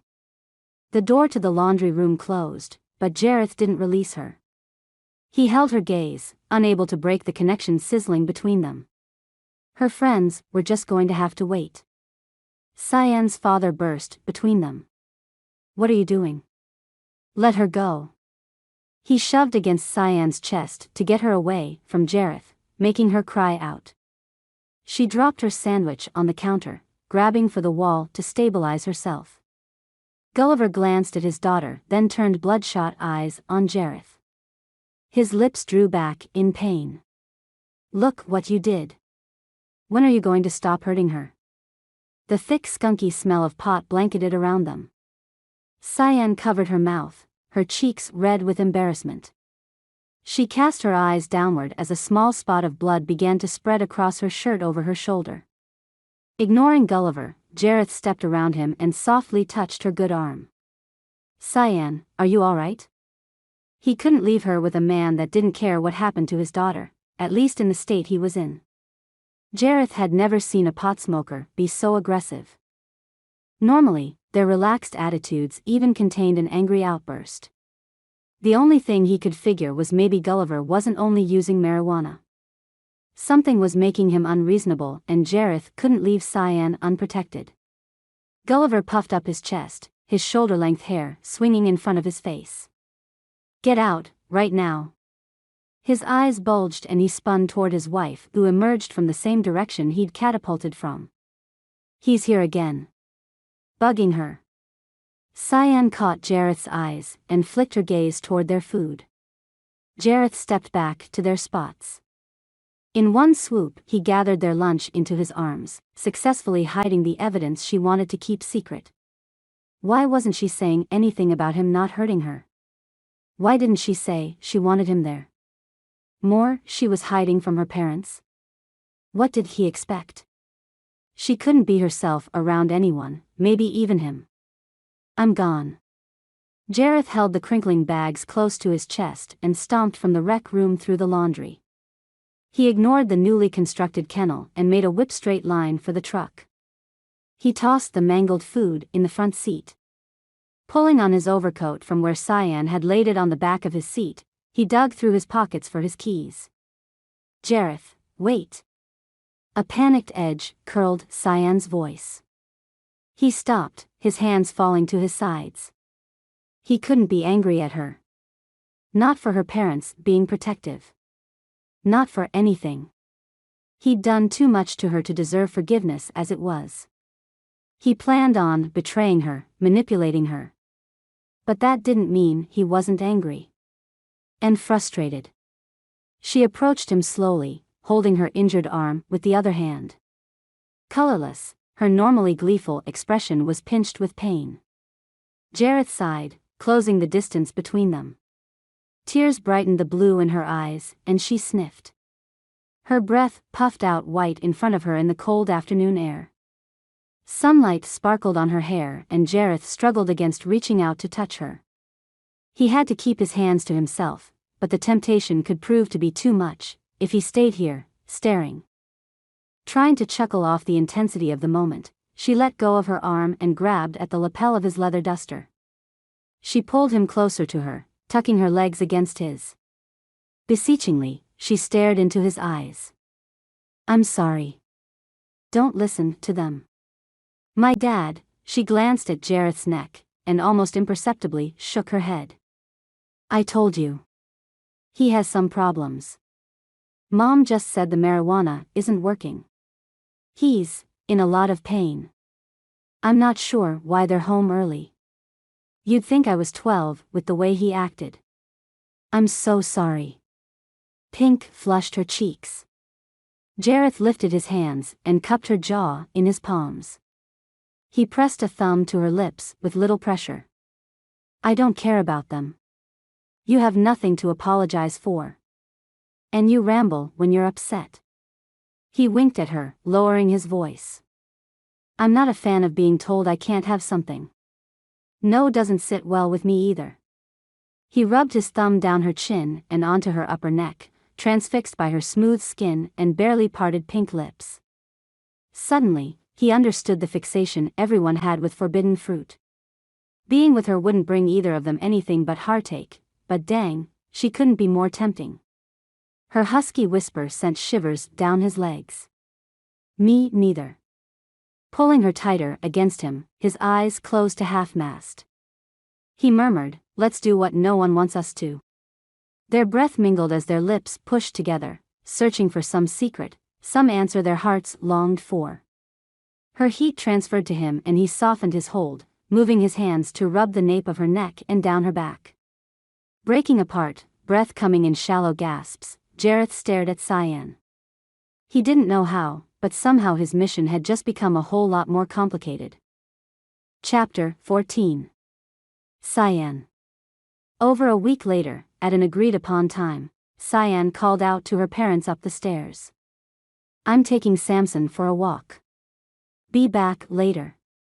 She shut the downstairs door behind her and whistled softly to Samson. The dog's black tail swung back and forth, moving the whole rear end of his body.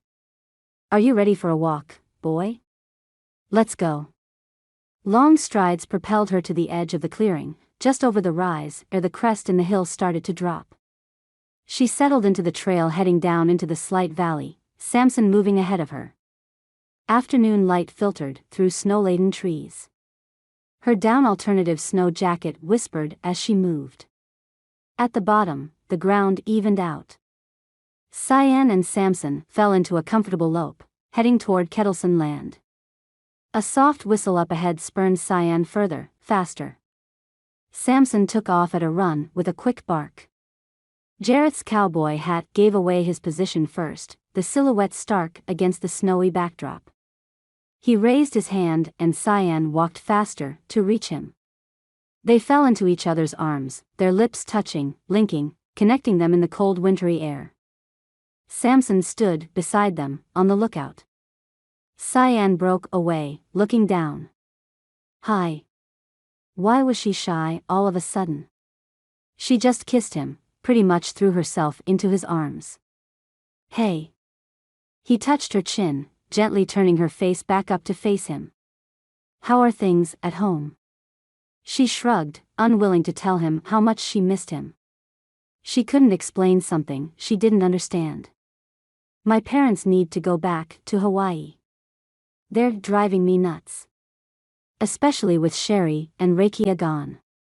"When did they leave?" He took her hand and pulled her into his side so they could walk together. "I can't believe I haven't seen you in a week. I feel like it's been forever." His warm gloved fingers stroked her wrist. Smiling, she agreed, grateful he was able to voice what she was thinking. "They left 2 days ago. Rakia couldn't handle the meatless lifestyle much longer. Sherry's family refused to watch her bugs anymore, so they left together. I'll see Sherry at school in a few weeks." She didn't broach the topic of returning to school much. The thought of not being close to him hurt and she couldn't figure out why. "With the girls gone, I'll make sure to see you more. We can do this every day until I get a full day off, and then we can go to town again or something." His gaze dropped to her shoulder. "You have the sling off, is it feeling better?" "Yeah, it hurts more in the sling than without. I'm just still careful with it." She didn't mention her daily trips in to see Maria. She'd missed her old nanny so much. She couldn't fully explain the scope of their connection to anyone, even herself. She didn't want to own her bitterness over missing out over the last couple years. Regret shadowed his eyes at the topic of her wound. "I'm so sorry, again, Cyan. I didn't." Stop. Cyan slowed and faced him. "You don't have." A low growl from Samson cut her off. He crouched down 20 feet ahead of them on the game trail, the hair on the back of his neck and upper back bristled. His growl adjusted, deepened, rose, and then deepened again in warning. Jareth shoved Cyan behind him, his hand shot to his waist and then back out with a gun in his palm. Startled by the sudden appearance of the weapon, Cyan pressed her fingers to her lips. Whatever Samson was growling at wasn't peaceful. The shaggy brownish-gray pelt of a male wolf hunkered into view. His own crouched position and bared teeth did little to make his shrunken size appear bulkier, more intimidating. Shadows between his ribs as he breathed lent a more pitiful cast to his appearance than challenge. Samson would take down the lone wolf by himself, if he tried. Cyan didn't make a sound. To distract either of them would be unsafe. She glanced at the dark hair peeking from under Jareth's hat. What would he do? Hopefully he wouldn't shoot the poor creature. She tensed, ready to throw herself against him in case he decided to do something reckless. Instead of aiming the gun at either animal, Jareth pointed the muzzle to his right, off into the woods, and pulled off a shot. The loud reverberation jerked both canines from their frozen stance. The wolf skittered off. Samson padded a couple feet after him, stopping to stare in the escapee's direction. Cyan hugged her waist, allowing a shiver to run over her. Well, that was intense. He looked really hungry, didn't he? Jareth spoke in muted tones, watching the direction the wolf went. He grabbed Cyan's hand and pierced her with his gaze. Promise me you won't walk too far from your place alone, Cyan. She met his eyes and nodded slowly. I won't. Did Samson's presence qualify to keep her from being alone?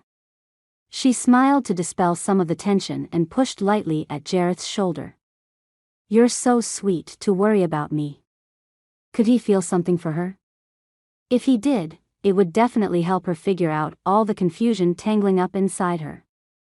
He didn't fit into the vision she pictured her parents had of where she was going in life, but some things didn't have to be perfect. Did they? Scooping dog food into Samson's bowl and giving him one last ear scratch, Cyan sighed. She had to go back inside and wait for something to snap. If it weren't for Maria in town and the chance to see Jareth more, Cyan would head back to campus and work on her thesis at the library. Her suite was at the back of the house upstairs. She'd have to pass through the living room to get there. If she had any luck, her parents wouldn't be around and she could get through without having to passively ignore them. She made her way upstairs, pausing at the top at the sound of her parents talking. Tilting back her head, she ground her teeth together. Great. Lovely. Just get through there, fast. They didn't see her until she was almost clear. But once they did, they called her back. Cyan turned and pasted a tight smile on her face. Yes? Her mom rounded the semicircular island, her blue and green sari floating around her as she moved. We haven't seen you in a couple days. How are you? We aren't stupid, you know. Her dad grimaced, not moving from the overstuffed easy chair in the living room. Okay?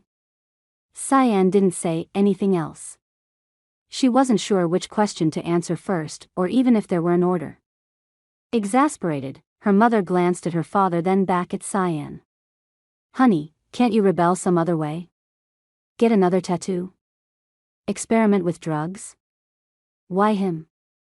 I don't understand, why not him? She didn't even pretend not to know who they were talking about. Cyan crossed her arms.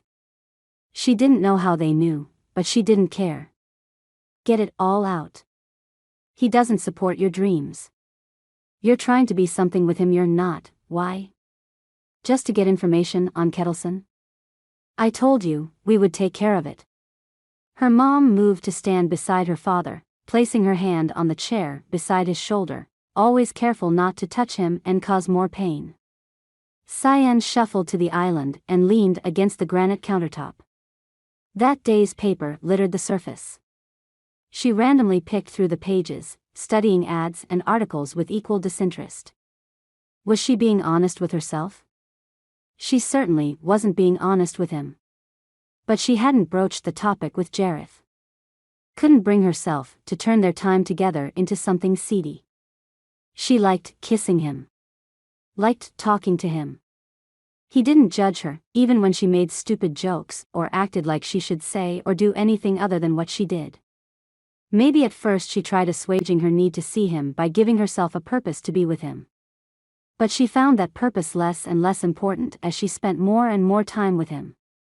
Could she be honest with herself? He was so honest and upfront with her. He didn't deserve what she was doing to him.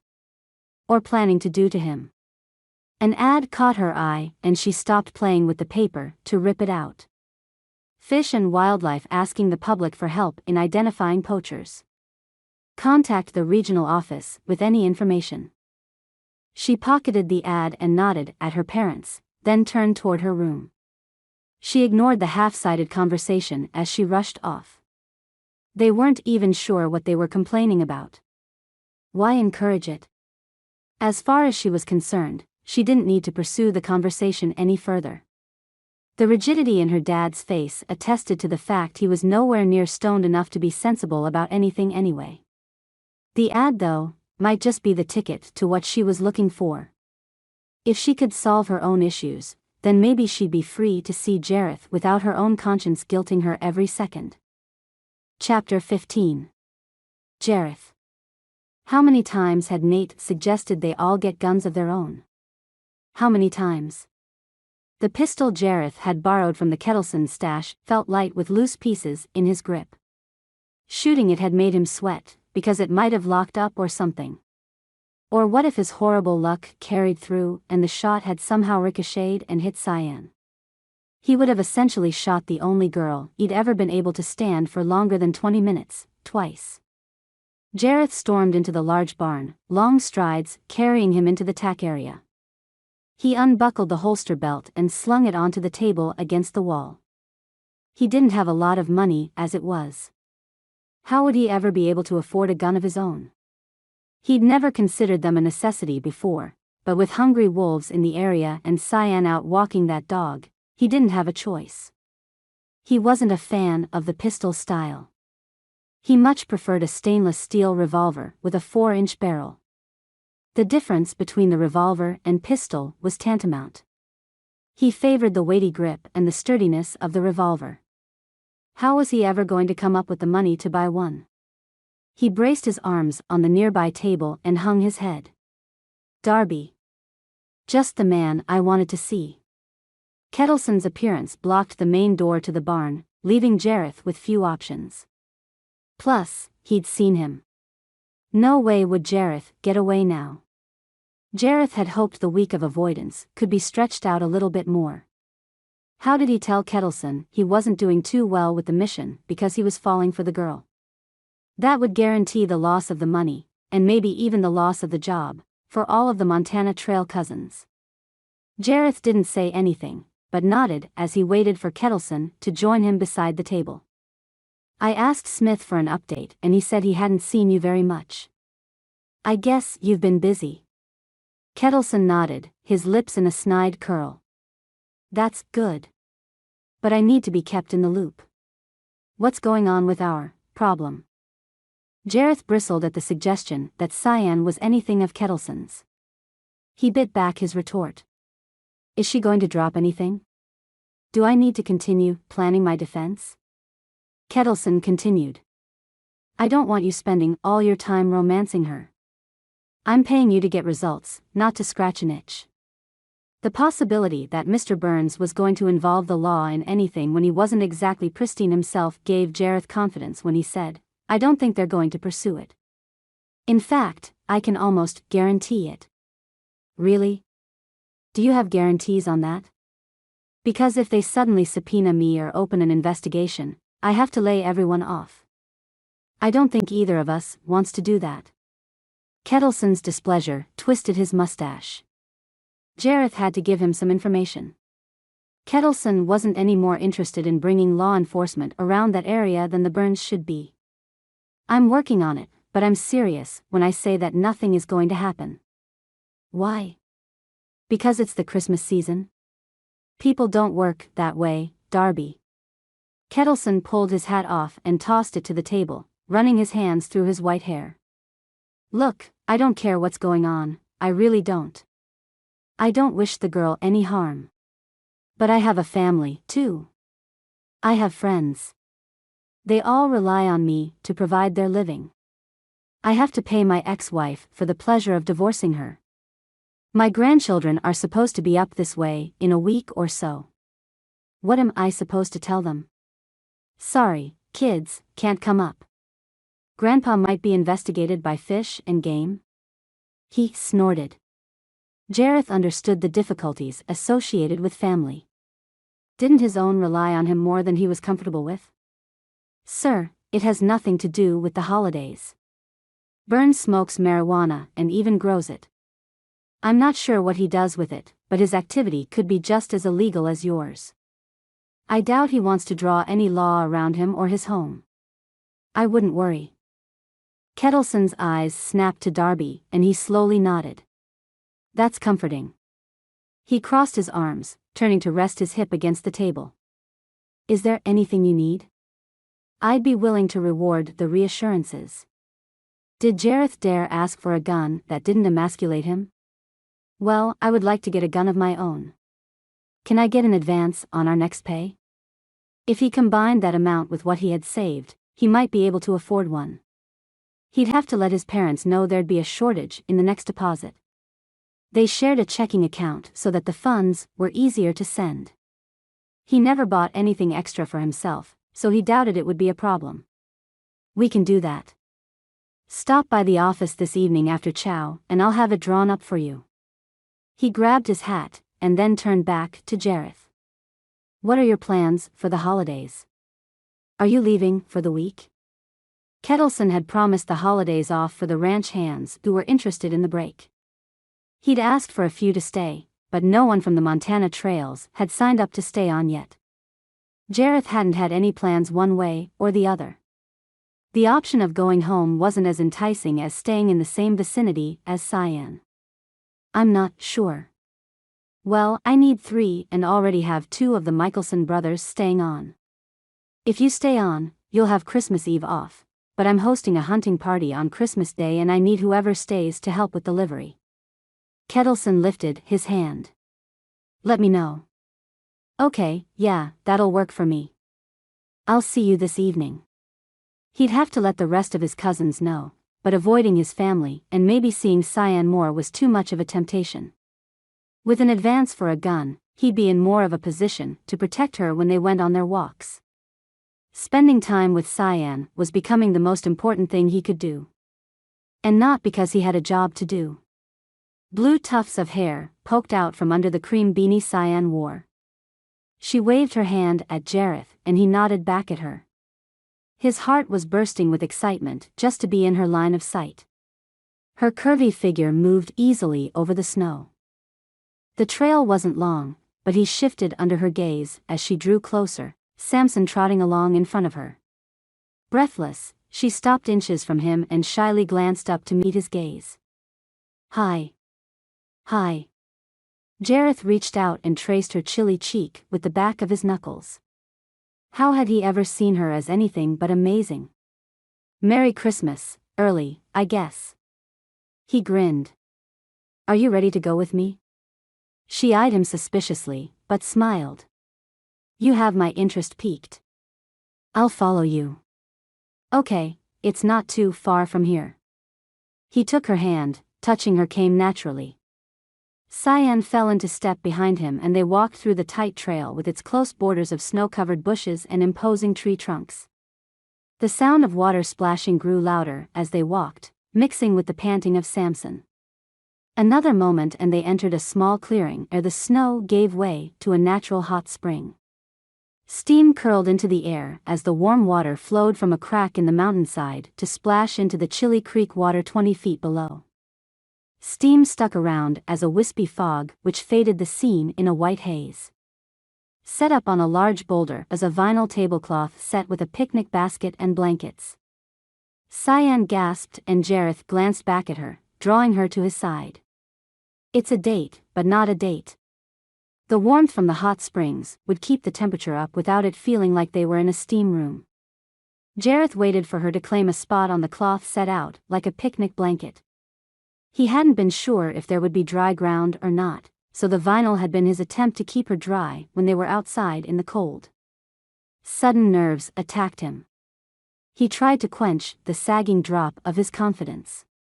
Would she think he was stupid for putting so much time and energy into their date? He'd wanted to do something nice for her, something special. But what do you do for a girl with more money than anything?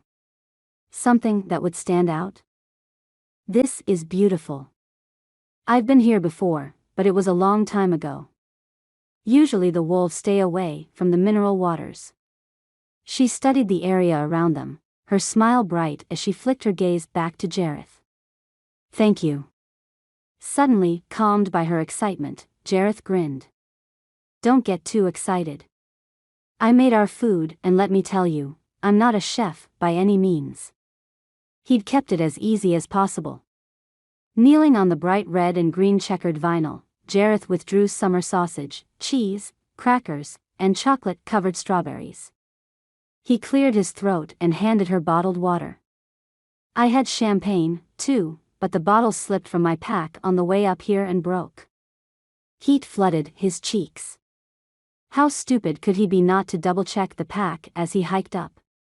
Cyan spoke quietly, as if in awe. I can't believe all this. It's amazing. You did all this for me? For her? Of course, it was all for her. Everything he did anymore was about her. He avoided the question, unable or unwilling to face the vulnerability his answer would lay bare. At the bottom of the basket, her gift rested, with its white bow and leather wrappings. Another wave of uncertainty hit him. So far his actions had been rewarded with her pleasure. He had to buck up. He handed her the package and claimed a seat across from her to watch her reaction. He'd never given a girl a present before. She glanced at him quizzically. For me? Really? She turned it over, inspecting the large piece of leather he'd folded around the gift. Cyan carefully drew the bow apart and unwrapped it, tossing him small looks as she did so.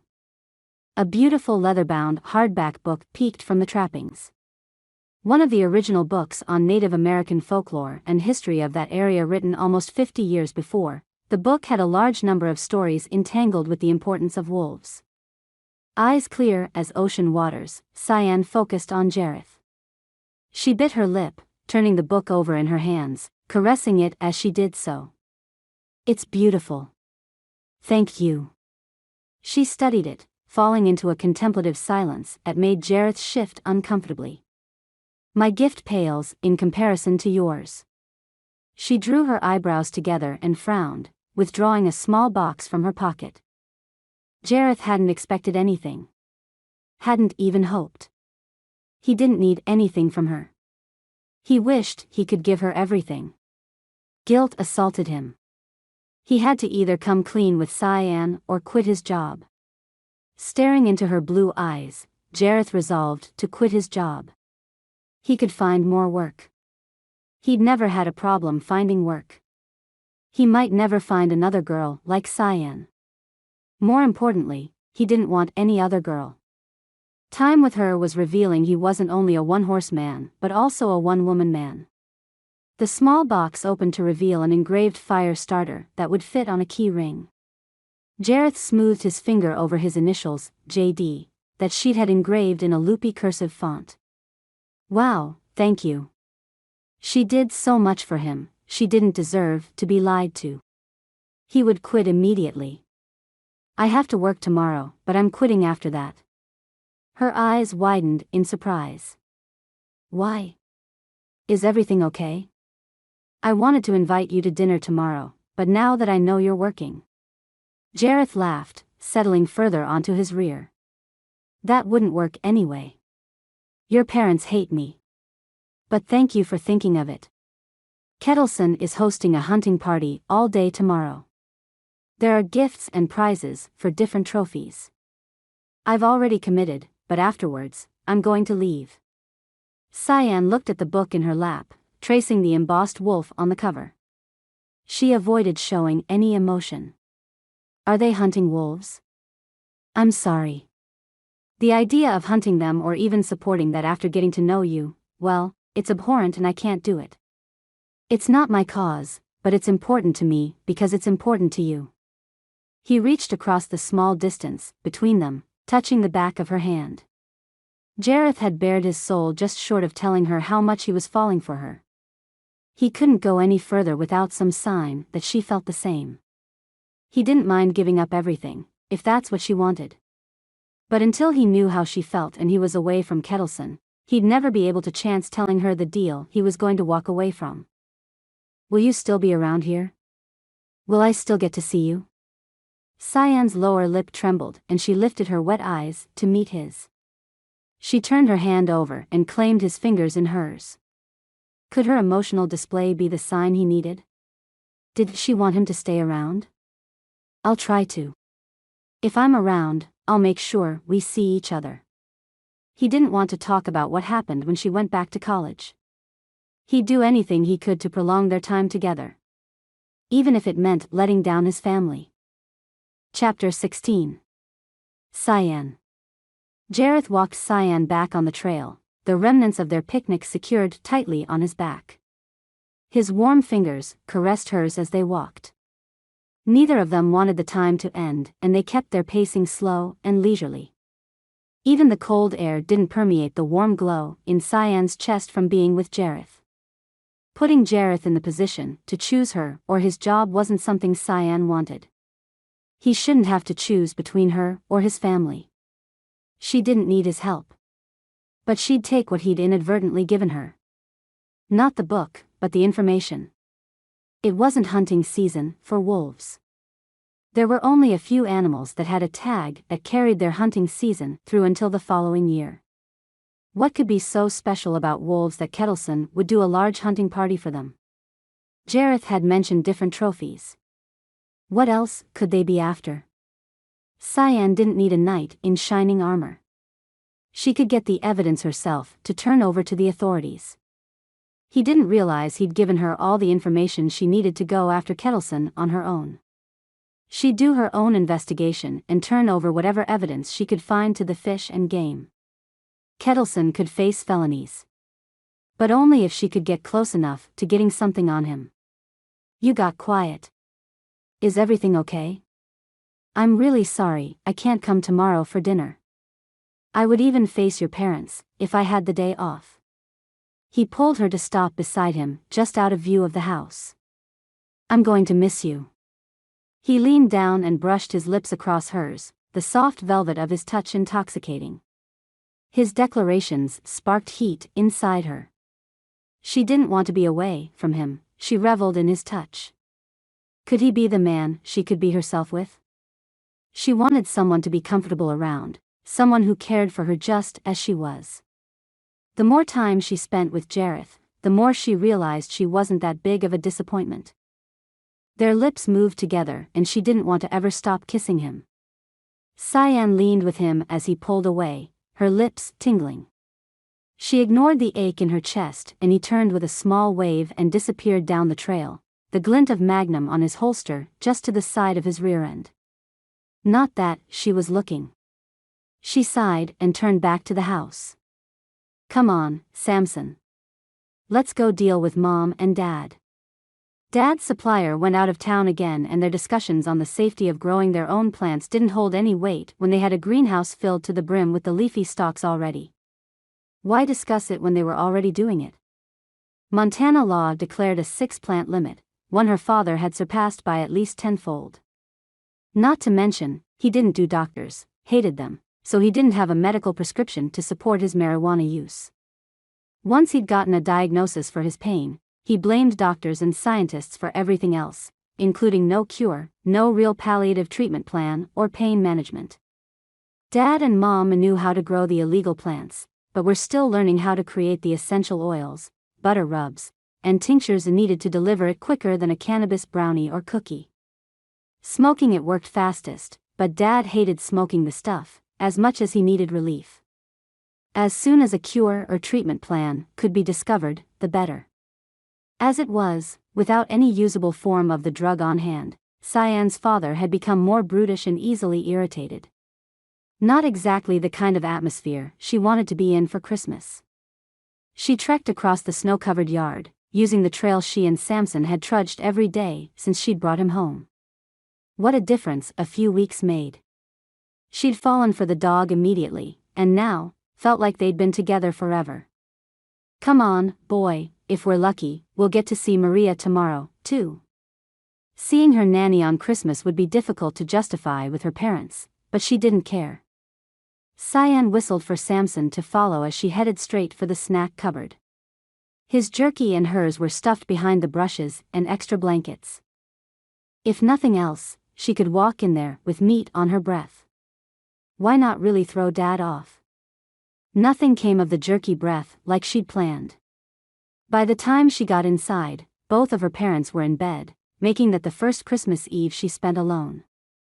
Christmas Day dawned with more snow, drifting down in small crystals, not enough to really stick but enough to throw an overcast shadow on the day. Cyan couldn't take Samson with her.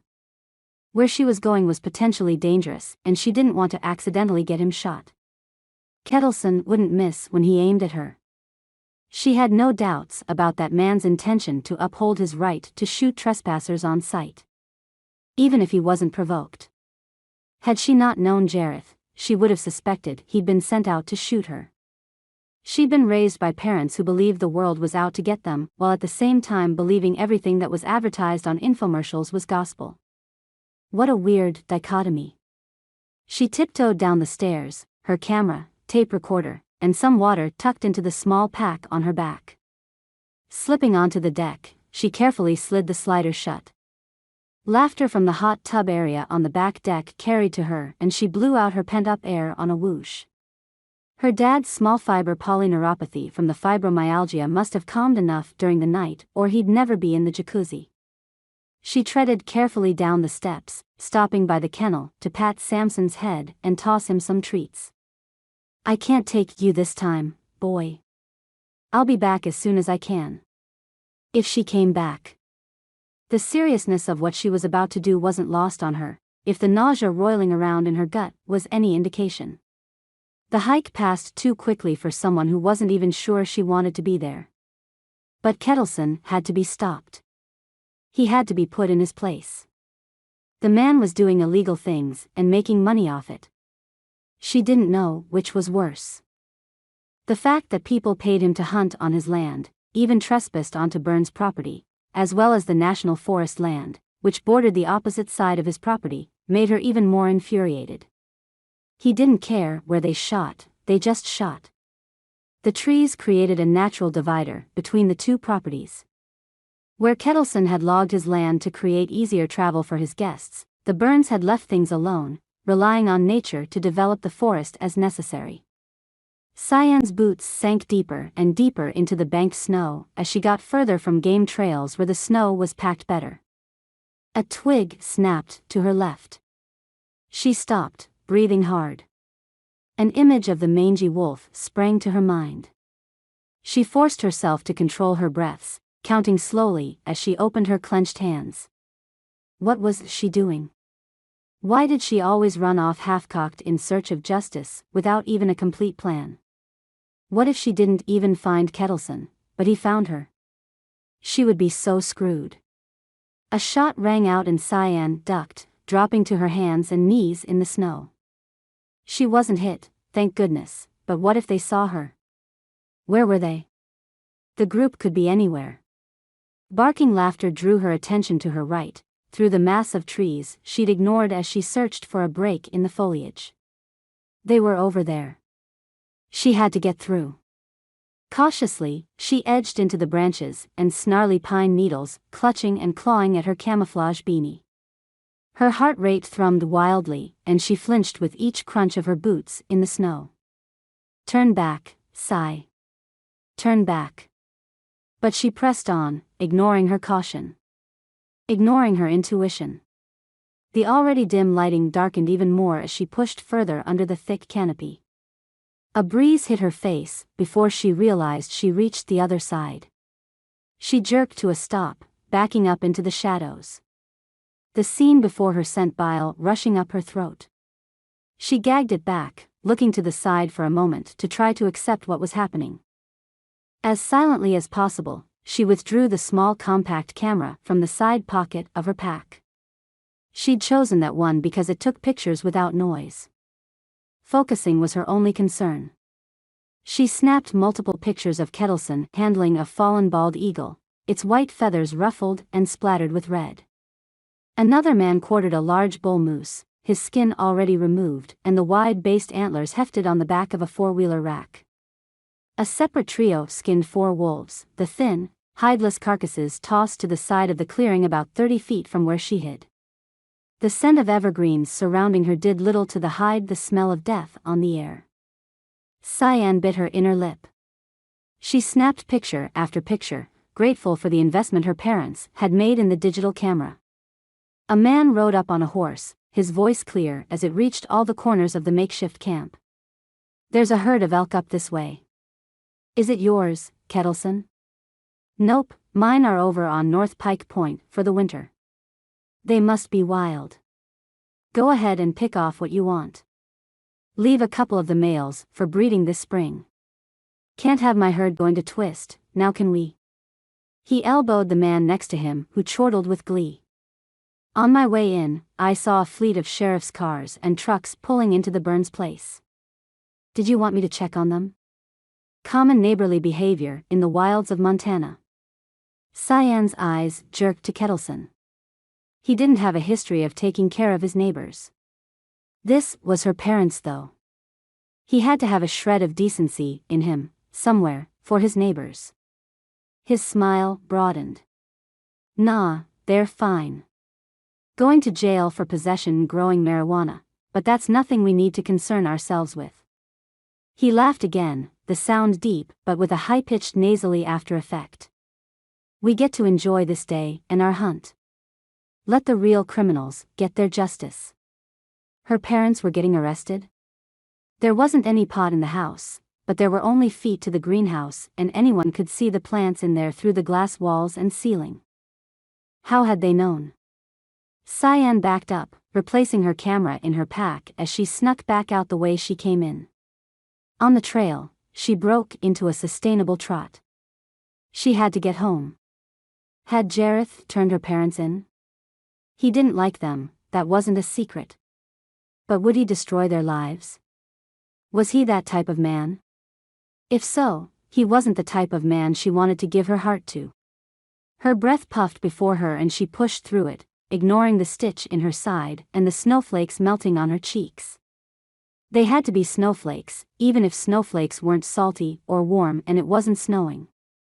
She stopped at the end of the trail, just before it broke onto her parents' lawn. She covered her mouth, ducking behind the low branches of a bull pine. Kettleson's scout wasn't joking when he described a fleet. About 10 four-wheel trucks and 4 police cars flashed their lights on the lawn and driveway of her parents' home. A flash in the window and Cyan's mom rushed to the railing of the deck, like she might throw up. Cyan covered her mouth, controlling her worried yell and morphing it more into a whimper. Her mother focused on her for a moment, maybe she'd been watching for Cyan or something. She waved her arms and mouthed, "Run." The silent warning was so horrified, Cyan didn't wait. What were they doing? Was her dad in danger? What about her mother? Would she be abandoning her parents if she ran? All the old warnings from her parents on how the government was out to get them bombarded her and she sought safety. She didn't believe it. She'd never given in to the drama around their conspiracy theories. Their beliefs were hard to ignore as she witnessed the sheer number of police on the lawn of her peaceful parents' home. Cyan headed toward the road. If Kettleson was out hunting, Jareth would be at the ranch alone. She had to see him, had to get help. Even if he was the one who'd turned her parents in. Chapter 17. Jareth. If Kettleson was going to make Jareth sit out in the cold and wait all day for essentially nothing, then Jareth really didn't have any feelings of guilt about quitting without any notice. He rubbed his hands briskly, clapping them in the gloves that weren't working. The man's ego grated on Jareth's nerves. Jareth blew into his cupped hands to get the heat back onto his face. He peered over his gloved fingers. A figure in the distance half stumbled and half ran up the drive. A camouflage beanie and greenish puff-quilted coat moved with her. He'd recognize that hourglass shape anywhere. As Cyan came closer, Jareth broke into a run toward her. Something was obviously wrong. Her sobs reached him at the same time the splotchy pink in her cheeks came into focus. "Cyan, Cyan." He pulled her into his arms when he reached her, alarmed at her shaking form.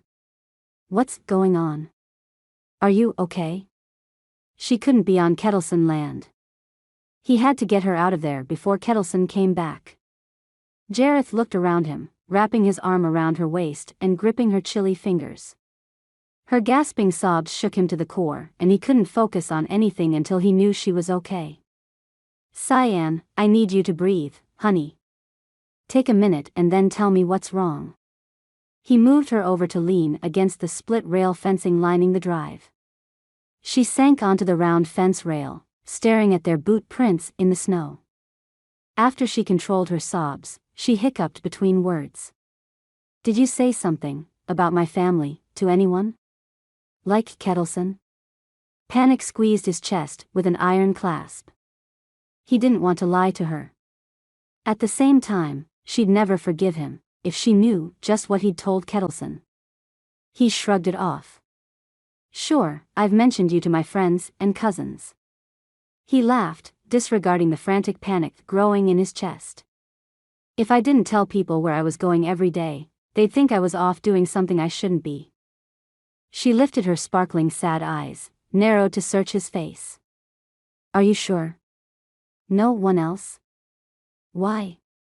Come on, Cyan, tell me what's going on." Jareth reached down and rubbed the soft spot behind Samson's ear. The dog's body went rigid and he turned, watching down the road. Jareth followed his gaze and froze as if a spotlight shined on him. Kettleson and his entire entourage moved up the drive. Some rode horses like Kettleson himself and others drove four-wheelers pulling small trailers. Cyan spotted them and stood. She tucked her hands into her coat pockets and peered up at Jareth. "My dad is being arrested for possession of marijuana. No one knew about that, except you." Shock ripped through Jareth's body. "What about your mom? Is she okay?" She grimaced. "I don't know. She told me to run from a long distance. I started down the driveway. I'm not even sure how Samson got out of the kennel. I just know a few minutes later he was running alongside me." She glanced toward the approaching group, then turned back to him. "Do you think she's all right?" "I'm sure they're both fine." Jareth reached out and used his thumb pad to wipe away the chilly moisture from her smooth skin. "You're all right. Don't worry, okay? We'll figure this out." Dread spread out from his chest. She was going to find out it was him, have it confirmed, and there was nothing he could do about it. "Cyan, I need you to lease Darby." Kettleson led the group and then motioned for them to move on toward the barn, past Jareth and Cyan. Kettleson fell to the rear and then stopped altogether in front of them. He reined in his horse, turning a circle until the horse was only shifting on the cold pavement.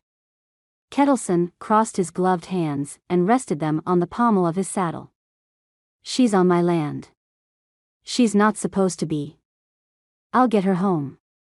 Jareth met Kettleson's gaze. "Don't say anything. Don't give this away."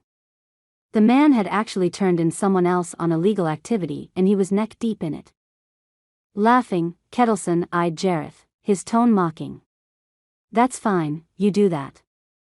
But don't bother coming back." He withdrew a large manila envelope from a bag over the haunches of his horse and tossed it to the snow at Jareth's feet.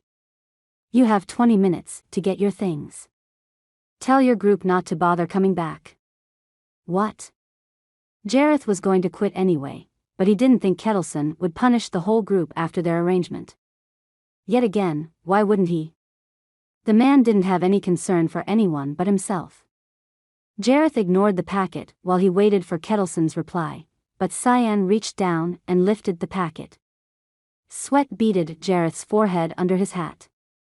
Everything happened as if someone messed with a pause button. She slowly opened the envelope, peering inside. When she raised her pain-filled gaze to Jareth, she asked, "What's this?" Leaning forward, Kettleson chortled with glee. "Oh, that's the rest of the 20,000 I owe your boy for the information on your dad. After his arrest, it won't matter what your dad says. He won't be taken seriously now. No one listens to a druggy, little girl. He'll most likely drop the charges, or he'll end up going through more of an investigation. He chuckled. It's all golden from here. Thanks for your help, Darby, but we're through here. Kettleson stared pointedly at the both of them, then lifted his wrist and glanced at his watch. Your 20 minutes has become 18. I suggest you get moving. Jareth couldn't talk, his gut contorted like he'd had the breath knocked out of him. He only had 18 minutes to get all of his things and his cousin's stuff, but he also had to take care of Cyan. Yet judging by the betrayal on Cyan's face, nothing he had or did would ever be enough to take care of her. A bitter taste covered Jareth's tongue. She calmly handed the money packet over to Jareth, no words crossed her sweet lips. He wanted her to rail and scream. Do something, but she patted her upper thigh and turned from him. Her strides had shifted from stumbling and out of control to sharp, long, and confident. Angry. Oh boy, was she angry. 17 minutes. Chapter 18. Cyan. Cyan couldn't remember ever being in so much pain that even her skin hurt. Just from heartache. Just from betrayal. She'd never been lied to so blatantly before or for so long. The fact that she'd lied to him didn't help or justify his actions. The fact that she'd fallen for him, wanted him to deny it even as Kettleson confirmed everything slammed her reality home. He didn't call out after her, just let her go. Did that hurt more? She couldn't tell as the realization that their time together insisted of Cyan falling for him and him hunting for information. How could she be such a fool? Why didn't she realize that they were just two liars trying to make a friendship out of nothing? Two liars. It wasn't just him at fault. She didn't look back. At least she didn't at first. She forced herself to keep lifting her knees, swinging her arms, moving forward.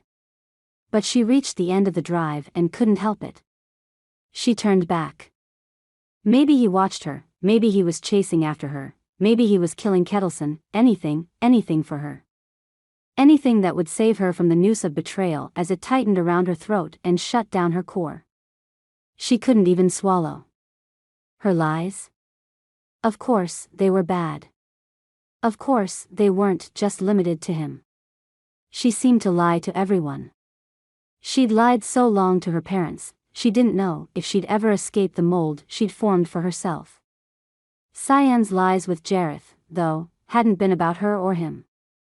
They'd been to save something. They'd had a purpose. Judging by the weight of the money in that envelope, his dishonesty had a purpose, too. Did that excuse him? Or her? Really? Maybe the attraction they had for each other really was forbidden. They had nothing good to offer the other. She slid down the icy trail toward the stream that split the two lands. She crashed through the bushes and stopped beside a large flat boulder. Leaning against its icy surface, she leaned her head back and let the tears come. Cyan had never sobbed about her lies before. She'd never considered how much it hurt to be lied to. Was she causing this much pain to others? Maybe not with the same consequences, like jail, but withholding something from loved ones didn't give them a chance to know her. Not the real her. And her lies were nothing compared to what Jareth had done. Sure, she was trying to get information out of him at some point, but never to hurt him or his family. Never to degrade his family name. Cyan had never lied to anyone to hurt them. She'd always lied to keep people from being disappointed in her, and now, if they found out she'd lied, they'd be even more disappointed. Her plan to get information from Jareth was tossed aside the moment she'd understood how she felt about him. Well, kind of. She conveniently turned away from the evidence that she'd captured photos of Kettleson and his hunting group due to Jareth's information. There was only so much honesty a woman could handle in a day. That didn't matter anyway. None of it did. Did she head home? She needed her car. But if she took the road, she might run into any cops leaving. She'd been lucky on the way to Kettleson's, not seeing anyone. Her head had been wrapped up in getting to Jareth, getting help. Now, she had to focus, to think. What did she need to do? Jareth wasn't an option. Her girlfriends weren't available. Her parents. She tightened her jaw. Just get home and get the information for their legal counsel. Maria, maybe she could call Maria and get some help there. The woman never failed to support Cyan. She'd always been there for her. Even when Cyan had failed to be there for her. Cyan really just needed someone to tell her she wasn't alone. She would never admit to anyone how he'd crushed her. Annihilated her. Demolished everything she was. How could he do that, if he really cared? And that was the hardest part of all. Right there on that boulder, Cyan accepted that he couldn't have cared about her, not the way she wanted him to. $20,000 was a large amount. But was it enough to hurt someone so much? Apparently to Jareth, it was. Kettleson didn't give her enough credit. Cyan wiped her cheeks, lifting her chin. No one ever gave her enough credit. She pushed away from the boulder and gave a low whistle. Come on, Samson. Let's get home. Well, she'd prove she was a force to be reckoned with and stronger than even she understood. Kettleson would rue the day he'd hired her a boyfriend. Her backup car, in the garage, hadn't been touched. The all-wheel drive feature carried her safely over the snow-covered roads. Christmas had never been busier for her small family. Cyan would reach town in a matter of minutes. After she stopped at the 24-hour store to print off her photos, she would pick up her parents from Maria's place. Apparently Cyan wasn't the only one thinking of the long-ago nanny as a possible go-to. With their one call, her mom had phoned Maria and asked to be bailed out. Cyan's walk to and from Kettleson's place had taken almost all day. The length of time between ranches had eaten up the time. The evening hour allowed the tourist town to brighten its streets with multicolored strings of holiday lighting, green and red lanterns along the drives. Wreaths as large as tractor tires beckoned from taller two-story buildings. Cyan had forgotten the holiday as she dealt with things she'd never imagined on a regular day. Who got arrested on Christmas anyway?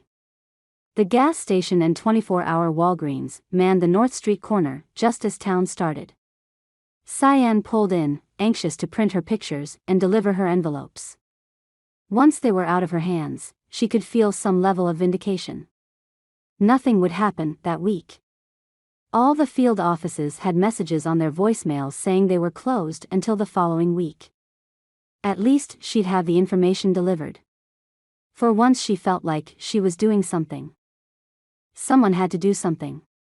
She climbed out of the sporty station wagon and looked around. What if Kettleson had men watching her? What if she was going to get arrested because she was the daughter of the people arrested that day? What if?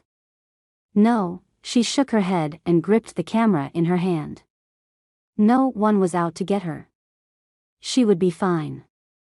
No one knew about the pictures, but her and she hadn't called anyone. She pushed through the glass doors, nodding to the lone cashier as she approached. Merry Christmas. Can I get photos developed today? Merry Christmas. Developed or printed? You can print through the kiosk over there, but the photo department isn't open until tomorrow.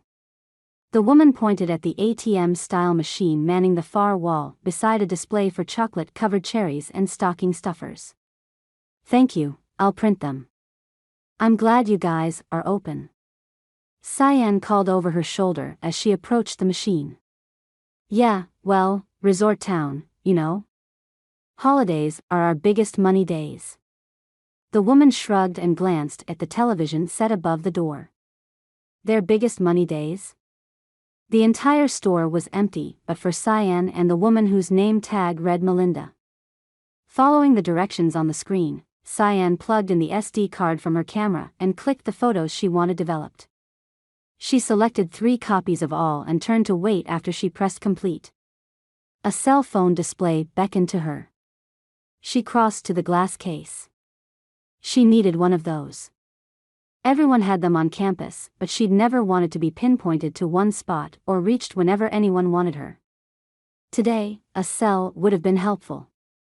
Her mom could have called her, if there was reception, or something. She pointed to a bright blue Samsung and called out to Melinda. Do these get reception out here? Melinda ambled to stand across from Cyan. She studied the mini phones. Yes and no. I mean, here in town, sure, but in between, you're looking at sketchy bars. But like in Missoula or Bozeman, the signal is clearer than a landline. You can't even tell you're on one. The minutes get kind of expensive and the text messaging is kind of outrageous, but they're convenient. I'd like to get one. Cyan pulled out her wallet. She didn't really have the time to set up a whole account, but when she was stressed, spending money calmed her nerves. And there was no way Walgreens had enough chocolate Santas to satisfy her stress-spending binge. With the cell phone in her bag and the pictures in the envelopes she'd purchased, Cyan could put her plans in motion. She'd never felt more empowered. And at the same time, more vulnerable. Thank you, Maria, so much. Cyan waited for her parents to pass her and load into the car before turning back to her longtime companion. She pressed the greeting card-sized envelope into her hands. Can you keep these for me? I already delivered the ones I needed to, but, you know, I've seen too many spy movies apparently. And you know how my parents are. I've been trained by the best to be suspicious. She laughed, pushing against Maria's fingers. Don't open it. Just hold it for me, in case. Maria met her gaze, no questions on her lips, but plenty piling up in her eyes.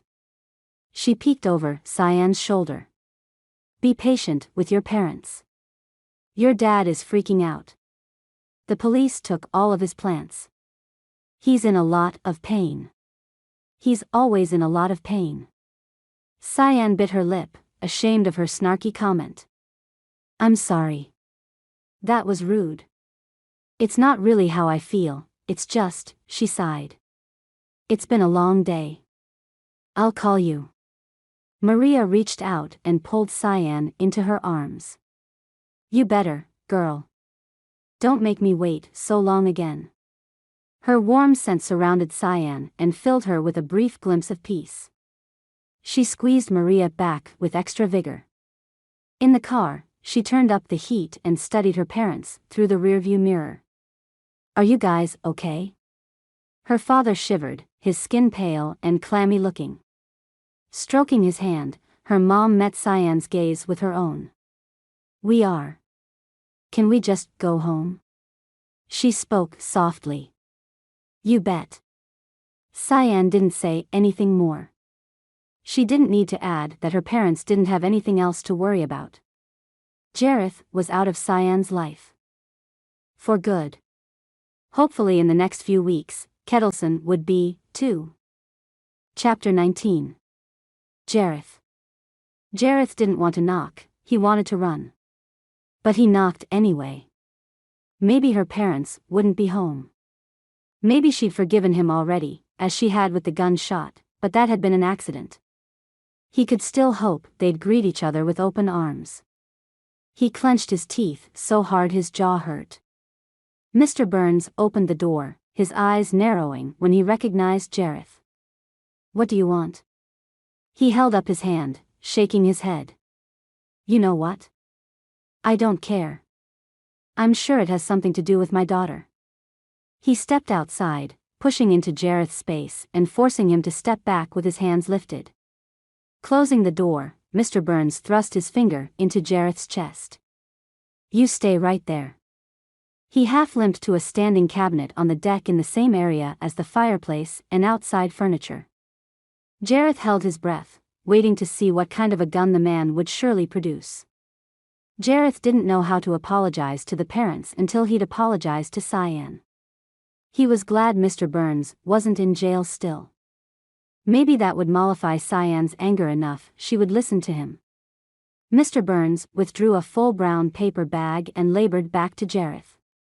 Mr. Burns tossed the package and Jareth caught it reflexively in his arms. Here, you'll betray someone for only 20 grand? How about 50,000 to get out of her life? She doesn't need you. Jareth's shoulders slumped. Wow, the 2 times in his life he'd touched that much money and they weren't because of anything good he'd done. He sighed. Yeah, I'm sure that's how it looks. Lifting his chin and trying not to break down, he fought for integrity, for his own self-worth he'd hidden for so long. You tell Cyan I'll be around until she wants to talk. I don't want or need your money, or anyone else's for that matter. He pushed the heavy bag from him, ignoring it as it tumbled to the damp deck, because Mr. Burns didn't reach for it. That was the closest he'd ever been to that much money. He wasn't a sellout, especially since Cyan didn't have a price tag, she was priceless. He wasn't even tempted. As soon as he had the chance, he'd drop off the rest of the cash Kettleson had tossed at him. Certainly not to the Kettleson ranch, but to a place that could do some good with the ill-gotten gains. He glanced through the window for a chance at even a glimpse of her blue hair. Forgiveness would be evasive, just as he deserved. 4 weeks later. Jareth didn't really care which rock salt the lady wanted to sell him. Just give him the dang salt. He smiled tightly at the woman standing behind the counter while she explained the difference between ice melts and rock salt. Is this for Briar Ranch? She waited for an answer, her eyebrows lifted in expectation. Lips pressed together, Jareth nodded curtly. I'm sure Mr. Briar would prefer an ice melt. They're much safer for concrete and grasses and such. The road salts are harsher than he would want. She pointed to the side aisle of the trading post store. Ice melts are down aisle 3. I'll call my boss. He said rock salt. Jareth turned toward the phone booth out the front doors. He'd heard rumors that the booths were going to be a thing of the past soon because of cell phones. Nate just got one, so when they were close to towns, with reception, he could call Emma.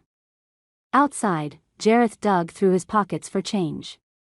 In 4 weeks the town had removed its holiday decorations and replaced it with wishful signs of spring.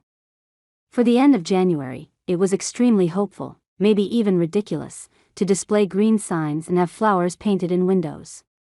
Would you like to use my phone? The woman's voice broke through Jareth's search. He snapped his gaze to her face. Recognition dawned. Maria. Hello. He glanced behind her and down the street, looking, hopeful for a glimpse of Cyan. She's not with me. Maria held out a small phone and pointed at the buttons. Push the numbers and then that green button to connect the call. She watched him, her gaze penetratingly painful. Oh, she? I'm not. He let this bumbling trail off and dialed his boss's number. The rest of the Montana trails had opted to work at a ranch just east of Clearwater County, but Jareth? He couldn't leave the area Cyan lived in. He couldn't bring himself to be that far away. She hated him, but he couldn't hate her. Not for anything. He finished his call and gave the phone back to Maria. Thank you. Okay, cowboy, you don't know who I'm talking about, I'm sure. Would you happen to know who made an anonymous donation of $18,000 to the Humane Society? She tucked the phone into a side pocket on her purse and crossed her arms. He shifted in his boots, tucking his hands into his back pockets. How is she, Maria? Her questioning expression altered to concern. She's Cyan. After the incidents in December, she's been closed off, but triumphant. She's back at school and should finish up her master's this spring. Cyan wasn't even in the area. That information burst painfully in his chest. She'd left him. Without any indication that she forgave him. Nothing. He truly had committed the unforgivable. That's good. I'm happy for her. Let her know I said congratulations. He nodded, longing to tug the brim of his hat down to cover the tightness around his eyes. I'm sure you'll see her at break, if you're still in the area. She smiled, as if she knew something. But she couldn't. She didn't know all of it, if she was encouraging him with Cyan. No. I won't. I'm the reason her dad was arrested. He bit off the shameful words, embarrassed to declare it, but unwilling to hide the truth any longer. The truth hurt to say out loud. Maria's laugh rebounded off the cement blocks of the building. No, that's not true. Burns is his own reason why he was arrested. He has more than enough money to get a legal prescription and to grow that stuff in other places, or to at least grow it legally. She shook her head. That man believes the government is out to get him, and he's the one who brought the police down on him. They won't see it that way. Jareth closed his eyes and leaned his head back. Great. Just great. That's his fault, Jareth, not yours. Because of information you gave Cyan, she got pictures of Kettleson on his hunt and turned the photos over to the Fish and Game Department. Their investigation was very thorough and unexpected. The severity of his poaching earned him a felony charge. Didn't you hear about that? Maria cocked her knit cap-covered head to the side. It was in all the papers. Needless to say, Cyan is feeling pretty good about doing something for those animals. No, ma'am. I didn't know. Should he be elated at Cyan had accomplished her goals, or feel betrayed that she was mad at him for doing the exact same thing he'd done? Okay, well, kind of the same thing. Okay, really different things. Forget it. He couldn't be happier that she'd succeeded. He rooted for her even as she hated him. Maria's face softened and her voice lowered. I know she misses you. I talked to her last week and she's melancholy. Did she say she misses me? Because I guarantee she hasn't forgiven me. Cynicism burst across Jareth's chest. He'd messed up so badly, nothing would fix it for him now. Even her parents hated him. She will in time. There's no harm done. Her parents needed the wake-up call. Trust me. I worked for the Burns for 15 years. They're similar to children in that they think they can do whatever they want, and only think about the consequences when they're forced to deal with them. She shrugged, her matter-of-factness refreshing. Fortunately, they're good people, so they don't do anything to harm others, but the pot nonsense isn't the first time Burns has done something he shouldn't. Where is Cyan staying? Jareth could write her a letter or send her a package. He'd visit, but he wasn't going to go that far without some kind of a truce offering, something he could give her without preamble. She and Sherry have a place on 19th Avenue. I think it's called Macintosh Court. Like the apple. She glanced at her wristwatch, and then smiled perkily at him. I hope you get to see her. I've got to get going. Dogs won't feed themselves. I sure wish I knew who donated that money. I'd give them a huge kiss. She winked and turned, her snow boots bright pink against the gray concrete bordered with white drifts of snow. Was it coincidence his boss had told him the job would be ending in a couple days? Was it coincidence that Maria had been there? That he'd run into her? Cyan didn't believe in coincidences. Yet Jareth didn't believe in the kind of forgiveness he needed to see her again. The least he could do before he left the area was fix things with her parents. He at least owed Cyan that. He owed himself that much. The entire Montana Trails group was expecting him to join them in 3 weeks. Jareth had that long to fix the things he needed to. He had to, before he could feel he was worth more than horse crap. His trusty truck rumbled up the snow-packed drive. At some point those in the Northwest just learned to accept living amongst the snow, rather than going mad as they plowed piles from one spot to the next. Parked a bit back from the house, Jareth gulped air like he was underwater. Gagging down a porcupine would be easier than the pride swallowing he was about to undertake.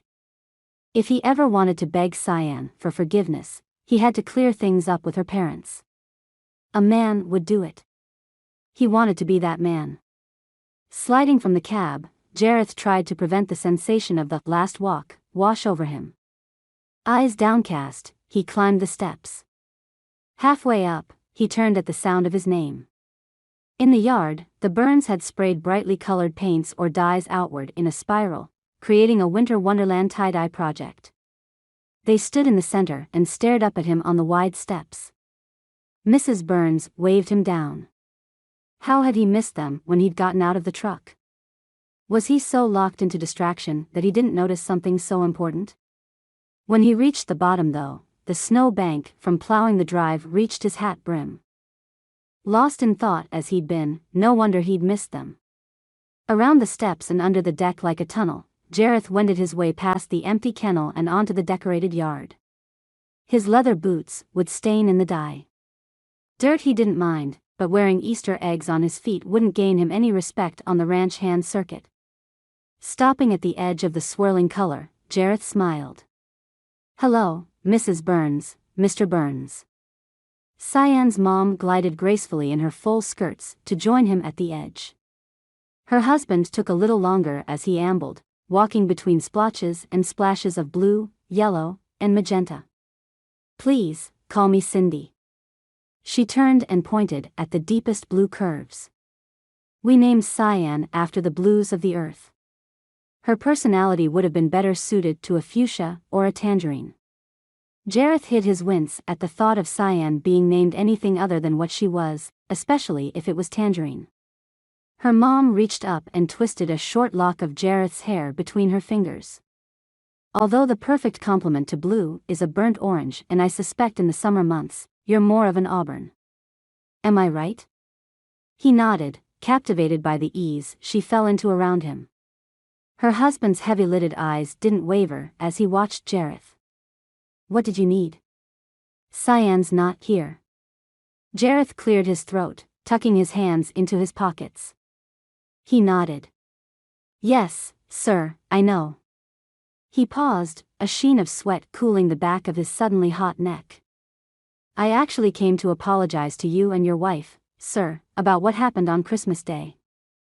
I was the one who told Kettleson about, well, I told him and, I don't like excuses, but I thought it would make him back off of Cyan. He wanted you not to press charges for Cyan getting shot." "You mean, for you shooting her?" Mr. Burns narrowed his eyes, crossing his arms over his chest. "You didn't want to be held responsible for your actions, is that right?" "No, sir, not at all. I didn't mean to shoot Cyan. It kills me that I did. It kills me that I even gave into the pressure of the bounties that Kettleson offered on the pelts. Cyan loves the wolves. I would never intentionally hurt her, sir." If Jareth had a second chance with Cyan, he'd spend the rest of his life trying to prove that to her. And most likely an eternity proving it to her dad. "Gulliver, leave the boy alone." Mrs. Burns rested her hand on Jareth's arm. "There's been a storm brewing between Cyan and Kettleson a long time now. It was only a matter of time. Yes, we were angry at being arrested, but to be honest, I think it's what my husband needed." She glared at her husband when he grunted and looked off to the side. Cyan was mad and hurt, but she was so excited and she got evidence against Kettleson. She wouldn't have been able to get that evidence if you hadn't told her. She also would have been here when the police came. She wasn't. I'm grateful for that as well. Jareth didn't know what to say. She forgave him. Was Cyan's father going to shoot him? The uncertainty of a few seconds spread before him like a trail he'd never traveled. What did he do? Samson barked, his tail whipping back and forth as he approached Jareth, nuzzling his knee and upper thigh. He'd obviously been rolling around in the colorful snow as patches spotted his coat with color. Jareth reached down and rubbed behind Samson's ears, the only place on his body not decorated with dye. "Cyan didn't take him with her?" Mr. Burns replied, his voice gruff. "There's no room on campus. She'll be home soon and can see him every day, if she wants. It's amazing how attached she grew to him. She asks about him all the time." Mrs. Burns smiled. "He's been helping us call in the spring. The spring equinox is just around the corner. Dear, it's not working. Spring won't be here for another 2 or 3 months. Mr. Burns studied the sky, his hands stained with blues and greens. Another sharp bark and then Samson crouched, his body rigid as he watched the edge of the woods. The hair on the back of his neck stood on end and his growl rumbled from deep in his chest. In a split second, he took off like a shot, before Jareth could figure out what was happening. "Samson, wait." A grayish body moved under the boughs of the pines, just off the lawn, then another. Samson's colorful fur looked like a rainbow streak as he sprinted toward the wolves.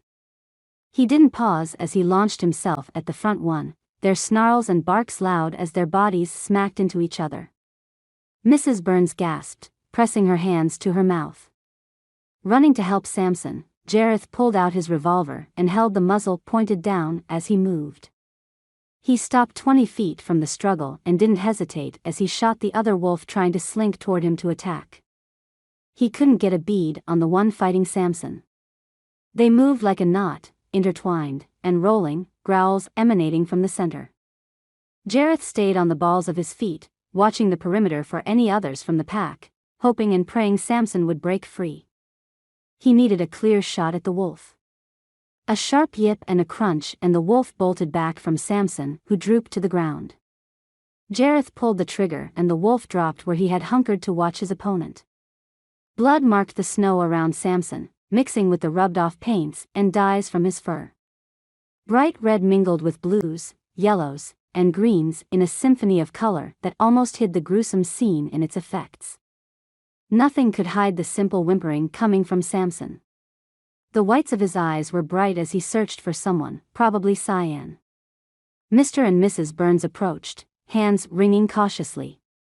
Tears coursed down Cindy's face as she sought Jareth's reassurances. "He's going to be okay, right? I can run and grab some poultices." "No. Don't." Jareth crouched beside Samson, but the blood was too thick and his chest barely moved with breath. Tendons and flesh hung from the side of his neck. Blood matted his fur. Samson closed his eyes, but the soft whimpers continued. Jareth had seen that before. One of Jareth's cats, when he was growing up, had been hit by a car. He'd watched that animal die over 4 hours, in absolute pain. No one was around to help him put the beloved feline out of her misery. He recognized a death wound when he saw one. Samson's not going to make it. "I need to," Jareth didn't say the words. He knelt in the bloody color around Samson, stroking the top of his head and softly humming. With his free hand, Jareth aimed the gun at the side of Samson's head. As if he knew what was going to happen, the dog slowly opened his eyes and met Jareth's teary gaze with his own, as if to say, "It's okay, I'm good." Jareth pulled the trigger, his own body jerking with the sound. Cyan's parents turned into each other, their sobs low and contained. 2 wolves. And Samson. How would Cyan ever forgive him now? Jareth washed his hands in the laundry room downstairs. He didn't dare go anywhere else with his blood and dye-ruined clothes. Dirt and mud crusted the bottoms of his jeans, and he couldn't get the dirt from the creases in his palms or knuckles. He'd buried Samson and marked the grave at the head of the trail Cyan walked her dog on. The wolves he'd tossed into a shallow grave and covered them with dirt and rocks. The frozen ground had been hard to work through, hopefully the graves held through the ground thawing in the spring and early summer.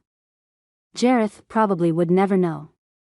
A knock on the door announced Mrs. Burns's arrival. "I brought you some clothes you can wear. The ones you have on need to be cleaned." She held out a neatly folded stack of pants and a shirt with soft, wool socks. "Thank you." He didn't tell her he had all of his clothes in the bed of the truck. They were walking carefully around each other as it was. "I appreciate what you did. That couldn't have been easy. I know it wasn't easy to witness." She sighed, her eyes still swollen from the emotional incident a few hours before. Jareth squirmed under her inquisitive gaze. "Not a problem, ma'am." He dried his hands and loosely accepted the clothing. Mrs. Burns took his free hand in hers. She searched his face. Do you like the real Cyan, or the one she's always trying to hide behind? The real one? How many Cyans were there? Or better yet, how many did Mrs. Burns know about? She scoffed, rolling her eyes. Come on, you know there's the one that we see, and then there's the one who eats meat, and has a fake tattoo she claims is real. She cries when she's happy and mad but shows no emotion when she's sad, at least to anyone not close to her. My daughter never shares her real feelings, because she doesn't know quite who she is yet. She's like her father, always trying to be bigger and more than the perfection they are. Sadness drew her eyes down at the sides. Jareth nodded, his throat tight. Yeah, I love everything about her. Where had love come from? He wasn't quite sure he was ready to admit that to anyone. He needed to break down just what exactly he was feeling before he spouted it out to the world. Her smile reached her forehead, lifting everything in its path. Love? I just thought you liked her. So did I. Grinning at his own revelation, Jareth turned his back to begin unbuttoning his shirt. We don't stand in the way of love around here. She patted his back, moving to the door. We'll tell her about Samson. She needs to understand we love her despite her bacon habit. She's worse than her father. Like I can't smell when he sneaks meat. Mrs. Burns chuckled as she ducked out the door. The clock above the door read 3 in the afternoon. If he hurried, Jareth could get to Bozeman no later than 8:30. He had time to figure out just how in love he really was. He'd never been in love. What the heck was he supposed to do with it, if she didn't want anything to do with him? Beg. He would beg. And if that didn't work, maybe he'd take up spraying paint in the snow. Chapter 20. Cyan. Sherry burst into their shared living room, panic-induced hand flailing and startling Cyan. Oh, crud. Cyan. Tommy's out. I can't find him anywhere. Cyan shot upright. You're kidding me, right? Your tarantula is running around unchecked? She grabbed the nearest magazine and rolled it into a tube. I swear, Sherry, if that thing comes near me, I'm killing it. Swatting it across the room. She lifted her feet, tucking them beneath her but on the couch. Wasn't it bad enough that she shared her apartment with Sherry and all her bugs? Why did she have to deal with a hairy spider that was bigger than her hand? She shivered, eyeing every cranny that looked too small, but she knew otherwise. That spider hid in all kinds of things Sherry gave it to play with. Honestly, the spider didn't scare her. She'd held him a couple times. But teasing Sherry was the only thing that made her happy anymore. Sherry gasped. You are not. Just tell me if you find him. He won't hurt you. Closest thing I've had to a boyfriend in ages. She lifted a towel on a chair and searched along the walls. Cyan's cell phone beeped. My parents are calling. I'm going across the street for some coffee. Find him or I will. She ended on a sing-song, high pitch. Sherry waved her off and Cyan answered her cell as she pulled on a large coat. It wasn't the snow that was a problem in Bozeman. No, the wind driving through your clothing and skin all the way to your bones was. She could handle the drifts of white as they piled around car tires, but when the wind tried stacking the snow around her feet she'd had enough. Hey, Mom. How's it going? Cyan crossed the street as fast as she could, missing her mother's hello with the wind fuzzing up the call. Sorry, Mom, just a second. Slipping into the warm interior of the campus coffee shop, Cyan slid into a private booth and focused on her mom's voice. I said, hello. How is your research going? Cyan's mother made weekly calls to Cyan, either out of responsibility or duty, or maybe she really was interested. Cyan didn't care. She liked the connection more and more. She hadn't always. But lately, anything that tied her closer to the area made her feel less alone. Even with Sherry in the same apartment, she couldn't help feeling as if she was missing something. Research is fine, Mom. Just working on my paper. Of course, she couldn't tell her mother that everything had stalled since leaving home. No word from Jareth had left her anger in limbo. She wanted to move forward, wanted to just stay mad at him, but she couldn't. He hadn't done anything on purpose. She knew that. She needed closure though, one way or another. How could a guy like Jareth have figured out a man like Kettleson? The man was notoriously heartless. Jareth couldn't be further from that type. I need to tell you what happened today, but first I want you to understand something. Her mother took on a tone that told Cyan to brace herself. Cyan raised her eyebrow, staring out into the swirling drifts of snow as they danced around street posts and mailboxes. Okay, I think I'm ready. Your father and I need you to be yourself. We don't care that you eat meat. Her mother spoke firmly, as if she expected an argument. Shock rippled through Cyan. How'd you find out? Her mother laughed. You're not as great at deception as you'd like to think. Your clothes smell like a butcher's shop, and I know what bacon smells like after being married to your father for over 25 years. The man has tried to hide his pork addiction for so long. But it's most noticeable after a huge bout of pain and pain relievers. He kind of gives in and eats to make himself feel better. She sighed.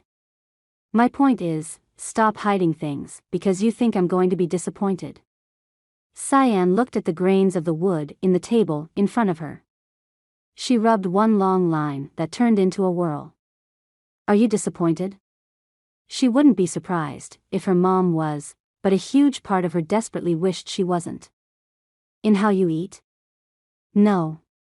That you hide your true self from us? Yes. But I understand. It can't be easy having parents like us.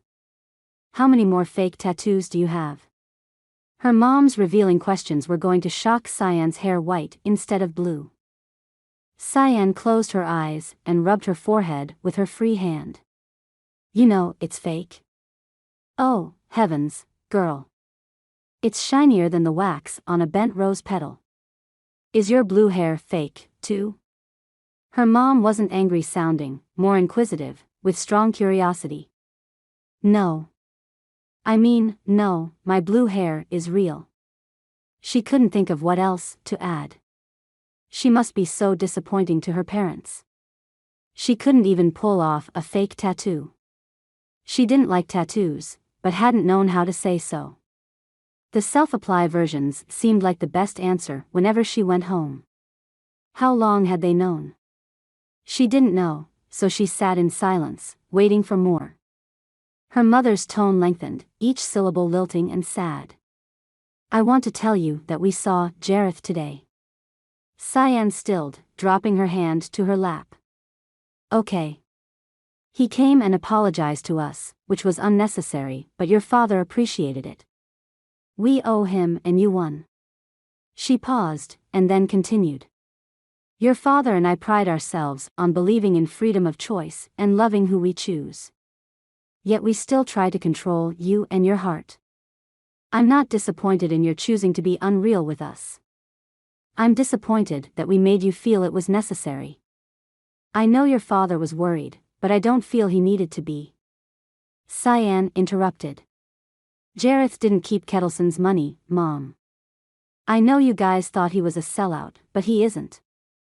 He doesn't have money, but he won't give up just anything for it. Her desperation to stick up for the man revealed just how much she'd forgiven him. I know.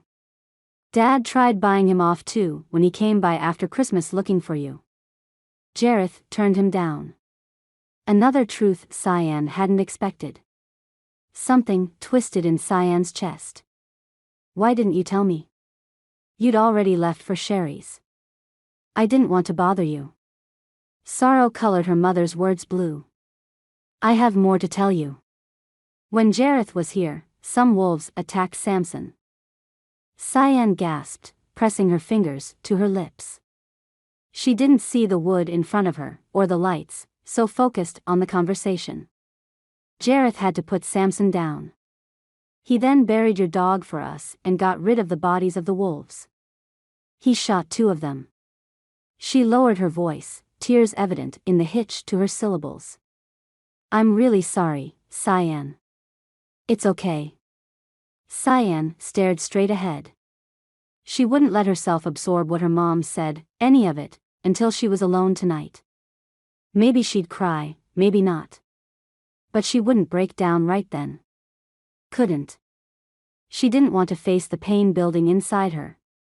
It's okay, she said again. Wow, well, this has been a revealing conversation.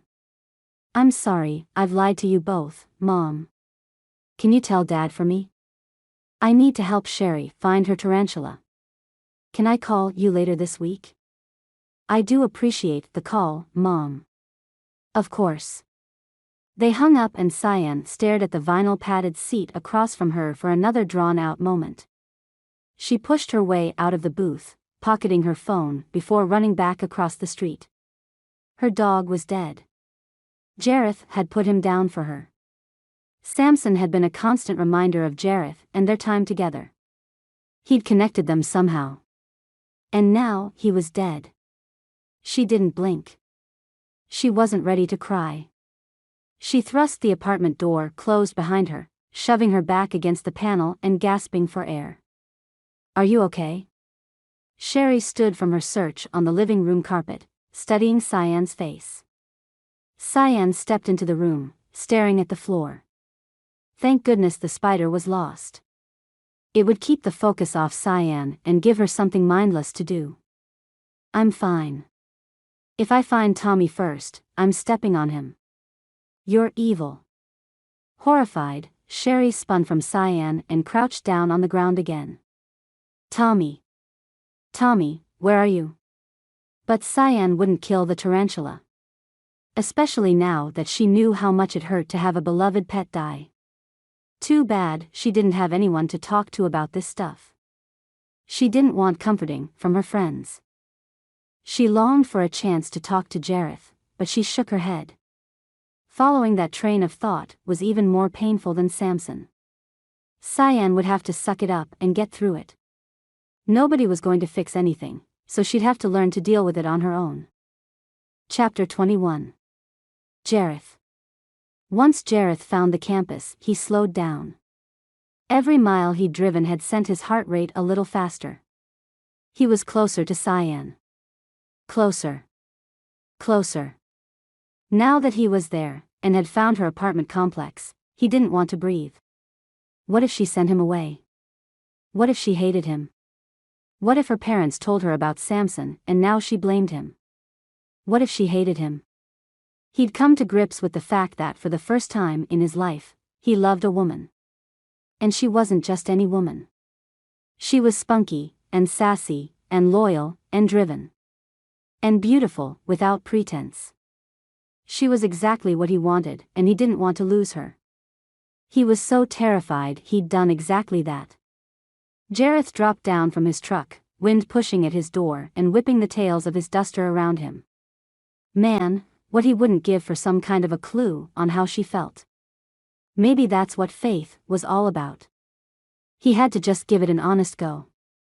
Give it all he had. If he lost her, then he never had her. But oh, if he could get her to forgive him. Standing crooked, 10 feet from the front door, a sign declared, "Save our wolves, vote 294. Blue curtains decorated a large window, providing the perfect backdrop for bug stickers, one with a red center, one that stated, "Bugs aren't bad." Jareth stopped, half turning back to his truck. He could still leave. He could always look back on this time of his life and pretend she would never have forgiven him. Then she wouldn't have the chance to reject him. But, no. If he left, she wouldn't have the chance to forgive him and hear the apology she deserved.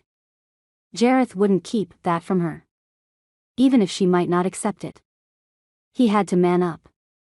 He could do it. Knocking on the door between the stickers of the cartoon praying mantis and the ladybug with long lashes, he wiped his hands on his jean-clad upper thighs. Would she be home? Or would he be stalking her from his truck for a moment of her time? The door opened, revealing a stressed-out girl with tangled hair sticking out at odd angles and dirt on her cheek. Yeah. Is Cyan here? Jareth couldn't remember exactly, but she had to be Sherry. Rakia had the long black hair and sharp slap. Sherry focused on his face, her eyes widening.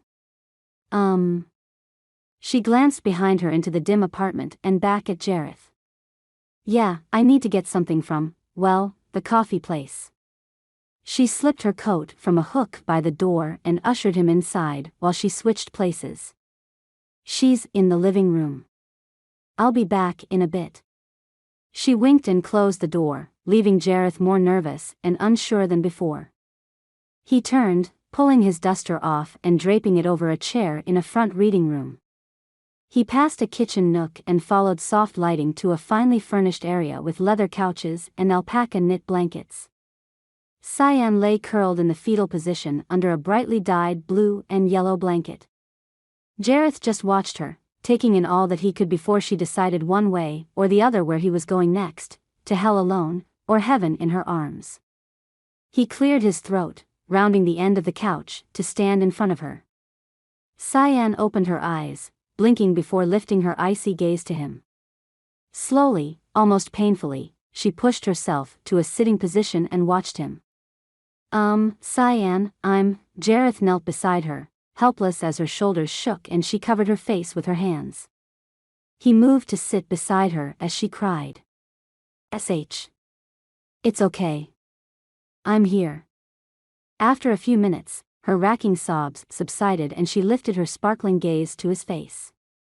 Her whisper yanked out his heart. "You killed my dog." She hiccuped. "Thank you." Speechless and more than a little confused, Jareth rubbed her shoulder, reveling in the heat of her body beside his. "I'm sorry, what?" Cyan shook her head, wiping at her moist cheeks. "No, I mean, you saved him from more pain, thank you." She looked down. "And thank you for burying him. My parents were more attached to him than they let on and they don't handle death well." Jareth gently turned her face to him with his fingertips. "I killed 2 wolves, Cyan." Brutal honesty. That was all she was getting from him from then on. No matter how much it hurt. "I don't care." She stared into his eyes. "I know they must have been hungry or something. I mean, you did it out of self-defense and to protect Samson." Her voice hitched on his name and she swallowed. "That's not hunting or unjust killing, Jareth. It's not illegal for a reason. You are exactly how I wish all hunters were. Thank you. I'm sorry for your dad and mom." Jareth had to hurry, get his apologies in while her benevolence held. Her laugh startled him. "Stop saying you're sorry. I lied to you, too." She sniffed, sobering quickly as she continued confessing. "I lied to you and worked on getting evidence against Kettleson. You gave me enough, I was able to hang him with it." Her lips twisted with bitterness. "Not that it helped me," she glanced at him, then away. "Cyan, you should have told me. I would have helped you. He offered me a lot of money to try to get you to change your mind about pressing charges. No excuses, I'm sorry to be so greedy, so blind." He wiped his face with his hand, disappointed in himself. "Maria told me about the donation. That was huge of you. You're not greedy or blind. You're sweet." She searched his eyes, laying her hand on his. Jareth shifted next to her, turning his hand over to claim hers. He didn't want anyone to know that it was him that gave the money. The knowledge embarrassed him and he avoided her gaze. "Why did you come, Jareth? And, please, say it wasn't just to say you're sorry." Again. A smile blossomed then faded as sadness again claimed her joy. Did he have what it took? She deserved more than him, but he was selfish and didn't want her to be happy without him. He looked at their hands. "I realized I'm falling in love with you." "You are?" Her eyes widened. "But I eat meat. I have blue hair. I fight for animals' rights. Anne. You're perfect. I eat meat, too, remember? My favorite color recently changed to blue. He reached up and twisted a blue lock between his fingers, gazing into her equally blue eyes. Your flaws happen to be what makes you my ideal match. He winked. I'm a contradiction. She sighed, but didn't alter her focus. Sounds like us. But I don't think that's forbidden, do you? We don't have to match on everything. His voice grew husky. 'Cause I don't care. I love you. I love you, too. She whispered shyly, leaning into him. Elation swelled in his chest. He lifted her face to his and their lips met, joining together over their newly proclaimed love. His eyes closed and he melted into the moment. She crept her hand up his inner leg. Jareth's eyes snapped open. Cyan wasn't normally forward like that. He pulled back and glanced down at his lap. And froze. A spider the size of his hand crawled up his leg and over the inner side. Cyan followed his horrified gaze with hers. She sighed and leaned to the coffee table, reaching for a cup. She scooped the tarantula up and stood, taking him to a room in the back. Jareth finally caught his breath and he pressed his hands to his chest to make sure his heart was still intact. Cyan returned, sitting beside him and smiling. He glanced sheepishly at her. I should have saved you. I don't need to be saved. I need to be kissed. She tossed her hair and sent him a challenging look. Jareth straightened in his spot.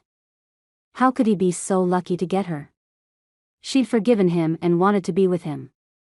Her strength astounded him and he never wanted to let her go. I can do that. I'm good at that. He wouldn't stop showing her how much he cared, as long as she'd let him. Epilogue. Summer. Cyan. Cyan's final semester had ended and she'd graduated with honors. Riding in the truck next to Jareth, she didn't know how to tell him about a recent decision she'd made. She bit her lip and peeked at him from under her lashes. His hand rested on her knee and he whistled softly to the song on the radio. She inhaled deeply. Jay? I have an idea. I think it'd be fun. Yeah? He shot her a glance and then looked ahead again to the road. They were almost to Nate's house in Taylor Falls. She wanted to ask him before he took her up to her parents' place for the summer. I don't want to hang out with my parents over the summer and see you in between jobs. I think I want to apply for that position with Fish and Game and be a field specialist. She scrunched up her lips and nose. Would he go for it? Would he understand why she wanted to do it? Where would that put you? He anxiously flicked his gaze between her face and the road. I mean, we already have jobs set up for the rest of the year, but if you let me know where it's going to be, I'm sure I can leave the group and go wherever you are. Love pummeled her worry. He wanted to be with her just as much as she wanted to be with him. Well, I can go pretty much anywhere as long as I'm doing the research I need to finish. I could go where you go. She held her breath, waiting for some sign that he was excited. She was ready to move on with their relationship, ready to stay out of her parents' place for good. Really? He pulled over on the shoulder of the road, coming to a stop under the shade of a large bull pine. Turning to her, he took her hands. You want to be with me? Even though I have no idea where I'm going to be? He studied her face. I don't want you to be unhappy, Cy. I won't be. I love the outdoors and I love what I get to do. Anne. I love you. She shrugged, nothing more important than that. I don't want to see you every few months like Emma sees Nate. I can't handle that. I just got to see you again and it's only been 8 weeks. She shook her head. I can't. And since I don't have to, I won't. She nodded her head shortly. That was that. He chuckled, then his face sobered. Yeah, I know. I don't want to miss out on time with you either. Nate. Nate said Emma has been sick a lot. He wants us to take a lower-paying job closer to Taylor Falls this summer so he can be home more. She's weak and he doesn't like it. His expression brightened. But on the bright side, we might be able to work on Bella Acres this winter. Nate's animals are starting to take off, thanks to Stephanie and Hannah. Sounds like a really good herd. Cyan smiled, her heart happy but sad. If Emma didn't get better, where would that leave Nate?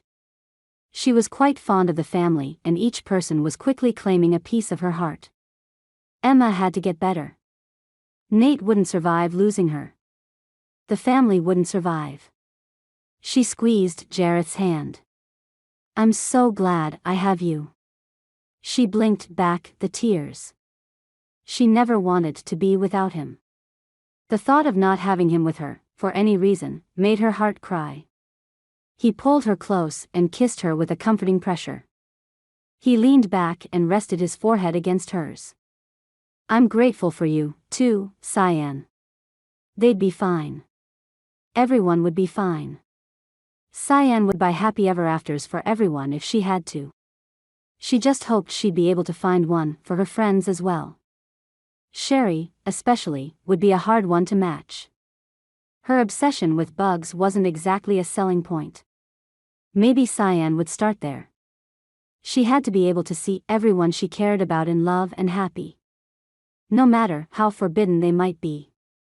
Cyan is such a strong woman. I'm glad she found someone like Jareth. And Samson.